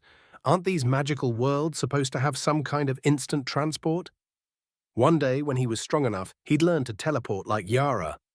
The dungeon entrance is about a day and a half southeast through the forest, the knight continued, pointing towards the dense tree line. With the transport now behind them, Marcus, Vera, Boruk, and Regan stepped onto a narrow, muddy trail. The air was thick with the scent of damp earth and blooming ferns. The party plunged into the jungle's depths. Towering trees and twisting vines formed a labyrinth of green, and the constant murmur of unseen creatures filled the air. Shafts of light struggled through the dense canopy, and the rhythmic dripping of water provided a steady, natural beat to their journey. Vera led the way, her sharp eyes scanning the undergrowth and the ancient stone markers half swallowed by nature. Marcus adjusted the straps of his pack and patted the small but invaluable bag of holding at his hip. Within its enchanted depths, he had extra rations, healing salves, and even a spare set of his favorite spiked gauntlets. As he moved, he could feel the combined energies of Kai, Psyche, and Mana coursing through him. He barely contained his excitement. Beside him, Boruk walked with the steady tension of a warrior, always ready for battle, his ki thrumming beneath his scarred hide. Regan, meanwhile, moved like a shadow, his eyes constantly flicking between the trees, searching for any sign of ambush. Suddenly, Ragan raised a hand, signaling for the group to halt. He crouched, studying the ground. Not good, he whispered. Boruk stepped closer. What is it? Ragan pointed at a set of strange tracks embedded in the damp soil. These... I've only ever seen them described in the old rune texts. Marcus frowned. What kind of tracks? Phasmids, Ragan muttered. Marcus tilted his head. What's a phasmid? Shh! The orcs hissed in unison, throwing him annoyed glances. Vera answered in a hushed tone. Insectoid monstrosities. Ragan's face was grim as he scanned their surroundings. There aren't supposed to be creatures like this on this side of the Acronian Sea. But that's not what concerns me most. Boruk narrowed his eyes. Then what's the bad news? Ragan exhaled slowly. We're standing in the middle of a nest. A heavy silence fell over the group. We need to move, Ragan added. They pressed forward, but soon the jungle's ambient noise began to fade, the usual rustling of leaves, chirping insects, and distant calls of predators, all gone. A deep, uneasy tension gripped Marcus. Not good, Boruk muttered. His hand went to his weapon. Get ready. Then, from the shadowy recesses between colossal trunks, the air vibrated with an eerie hum. A horde of giant phasmids emerged, spectral, mantis-like creatures with ebony chitin and razor-sharp limbs. Their compound eyes glowed with predatory intelligence as they advanced in coordinated waves, their movements both graceful and terrifying. Enemies, Boruk roared, hefting his massive axe just as the first phasmid lunged. The tranquil jungle erupted into chaos. Boruk charged into the swarm with a guttural battle cry, his body reinforced with ki. His axe swung in brutal, sweeping arcs, shattering exoskeletons with bone-rattling force. Every impact sent fragments of chitin flying, and his war cry echoed like a drumbeat of defiance, bolstering his allies. Ragan disappeared into the underbrush, a flicker of movement among the trees. His blades danced through the enemy ranks, striking with pinpoint precision at joints and exposed flesh. Kai-imbued agility turned him into a wraith, vanishing, reappearing, and leaving a trail of corpses in his wake. Vera stood firm, chanting in two discordant voices, her hands weaving intricate sigils in the air. Elemental energy surged around her, a fusion of fire and frost coalescing into a violent tempest. The spell burst forth in a blinding explosion, engulfing a cluster of phasmids. The mix of heat and cold sundered their ebony shells, leaving behind twitching, shattered remains. A chime echoed in her mind, confirmation of her level up. Marcus moved through the battlefield with a mix of raw power and calculated precision.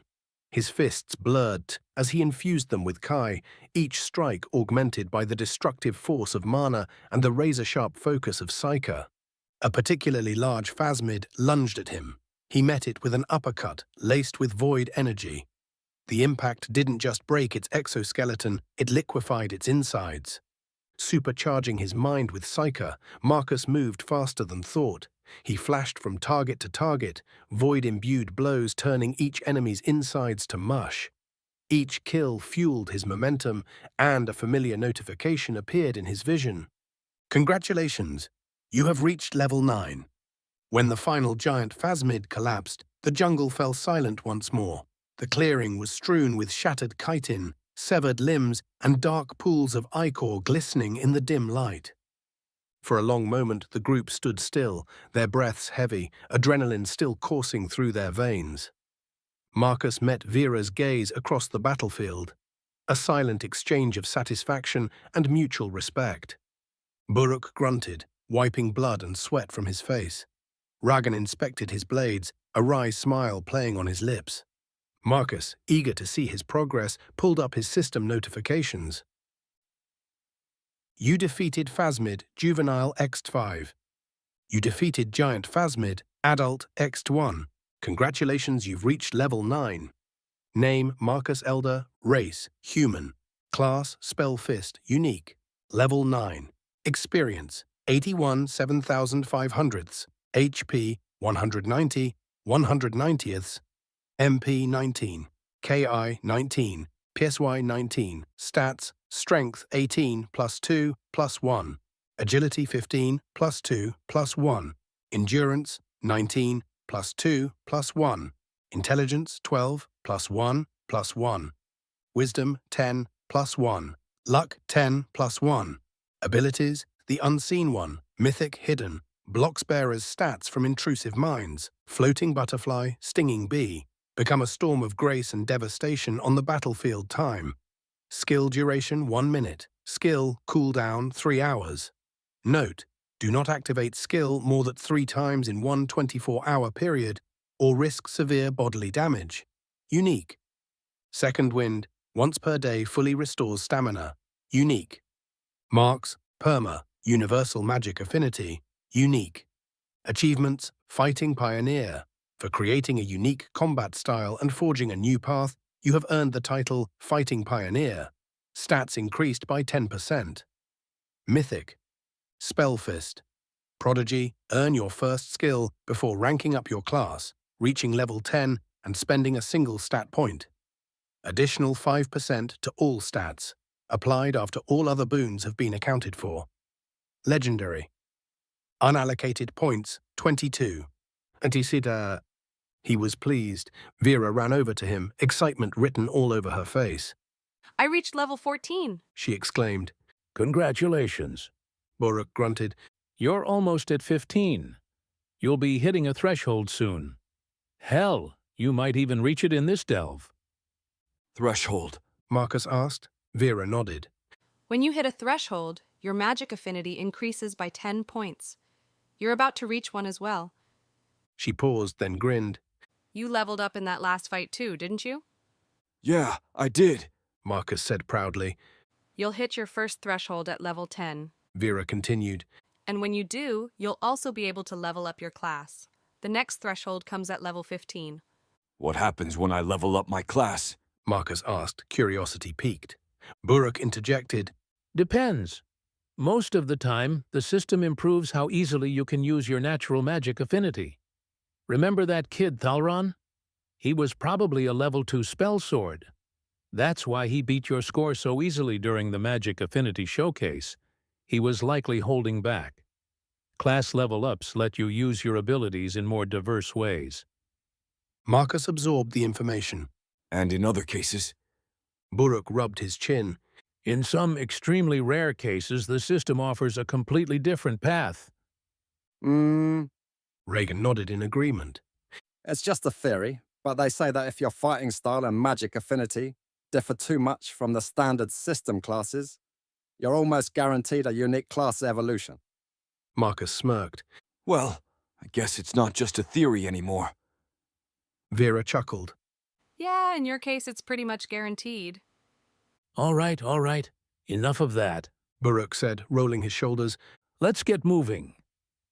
After ensuring no hidden phasmids lurked nearby, the party pressed deeper into the jungle. The dense foliage gradually thinned, revealing an overgrown trail marked by moss-covered stones and faded runes. Ahead, partially concealed by ivy and gnarled roots, an ancient stone archway stood tall. The entrance to the dungeon. Symbols etched into its weathered surface pulsed faintly with a long-dormant power. The very air around it vibrated with latent energy, as if the dungeon itself were a slumbering guardian waiting to be awakened. Marcus stepped forward, his gaze steady as he surveyed the dark threshold. This is it, he declared. Chapter 30, The Dungeon Beckons. Buruk's deep voice rumbled through the air as he pointed at Marcus's delve token. Once you set this token, the dungeon will absorb it, and the entrance will activate. The system will recognize us as a party, and from then on, we'll share experience. Marcus studied the token in his palm, feeling the weight of it. And what else happens? Buruk's gaze grew distant. Time inside moves differently depending on the type of dungeon, and there are 4 major types. He motioned to the others. Each has its own rules. Vera stepped in, her eyes narrowing as she explained. Labyrinths are endless. They have unending, ascending floors. Each floor gets harder, with monsters leveling up as you go. You can leave any time, but you must clear the floor you're on before you can exit. Marcus nodded, processing the info. Boss dungeons, Buruk continued, are about finding and killing a boss. Once it's dead, you can leave, and you'll get loot. But they vary in size, sometimes taking weeks or even months to clear. Time dilates to half of real time in those. Good to know, Marcus said, taking it all in. Environmental dungeons are the rarest, Ragan added, stepping forward. There are 4 floors, and each floor has an elemental guardian you need to defeat.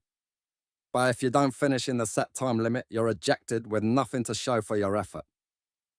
Sounds risky, Marcus muttered, already imagining the pressure of ticking clocks. Resource dungeons are where the real experience farming happens. Nothing valuable drops, but there are plenty of beasts and natural resources. Almost no one can take advantage of it. You'd need ample storage to carry everything out. Most people walk out with as much as they can carry. Time dilation is also half of real time. In any case, no matter which variant, they all have a special trait. The dungeon we're entering has a trait that guarantees at least 1 elemental core will drop. Marcus nodded. All right.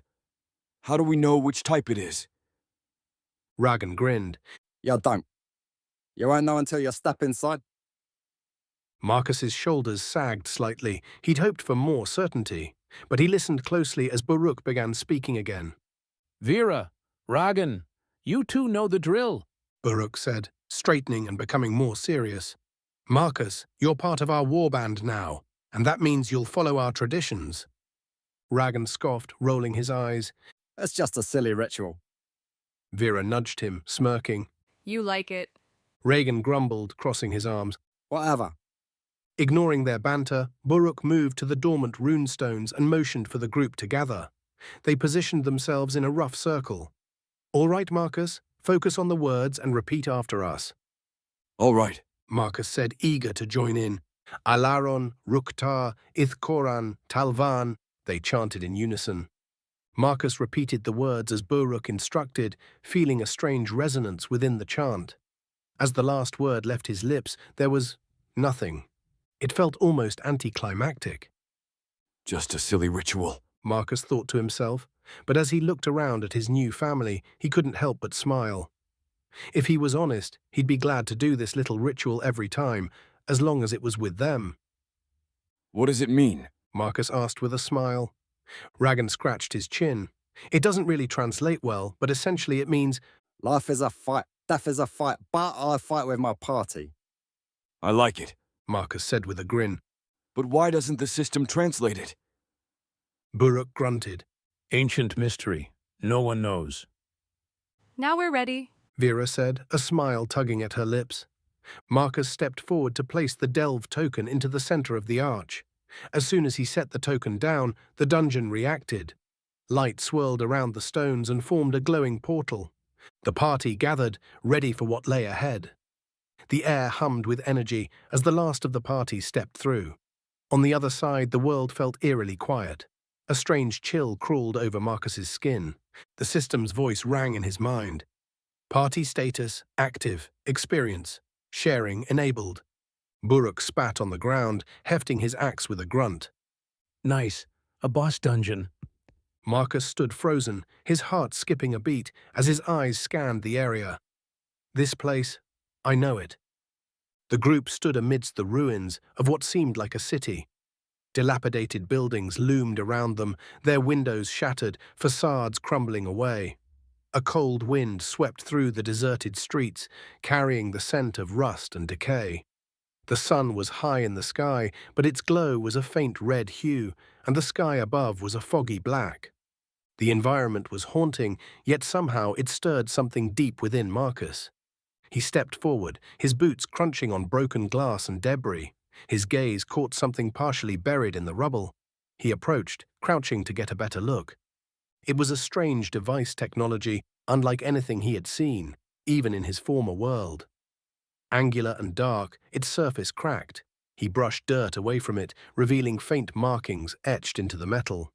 Black Horizon Industries, Marcus read aloud, confusion spreading across his face. He ran his fingers over the words, but they made no sense. He didn't recognize that name. What is this? He murmured, standing up and looking around the ruined city once more. This place, he whispered. I know this place. The wind howled again, almost as if mocking his uncertainty. He glanced at the others, but their attention was focused elsewhere. Ragan gave him a sideways look. Something wrong? Marcus shook his head, still uneasy. No, it's nothing. Buruk grunted. We need to keep moving. This is a boss dungeon, after all. The party pressed forward, the silence of the ruined city around them growing oppressive. As Marcus moved deeper into the dungeon, he trembled, his heart racing in his chest. What happened to Earth?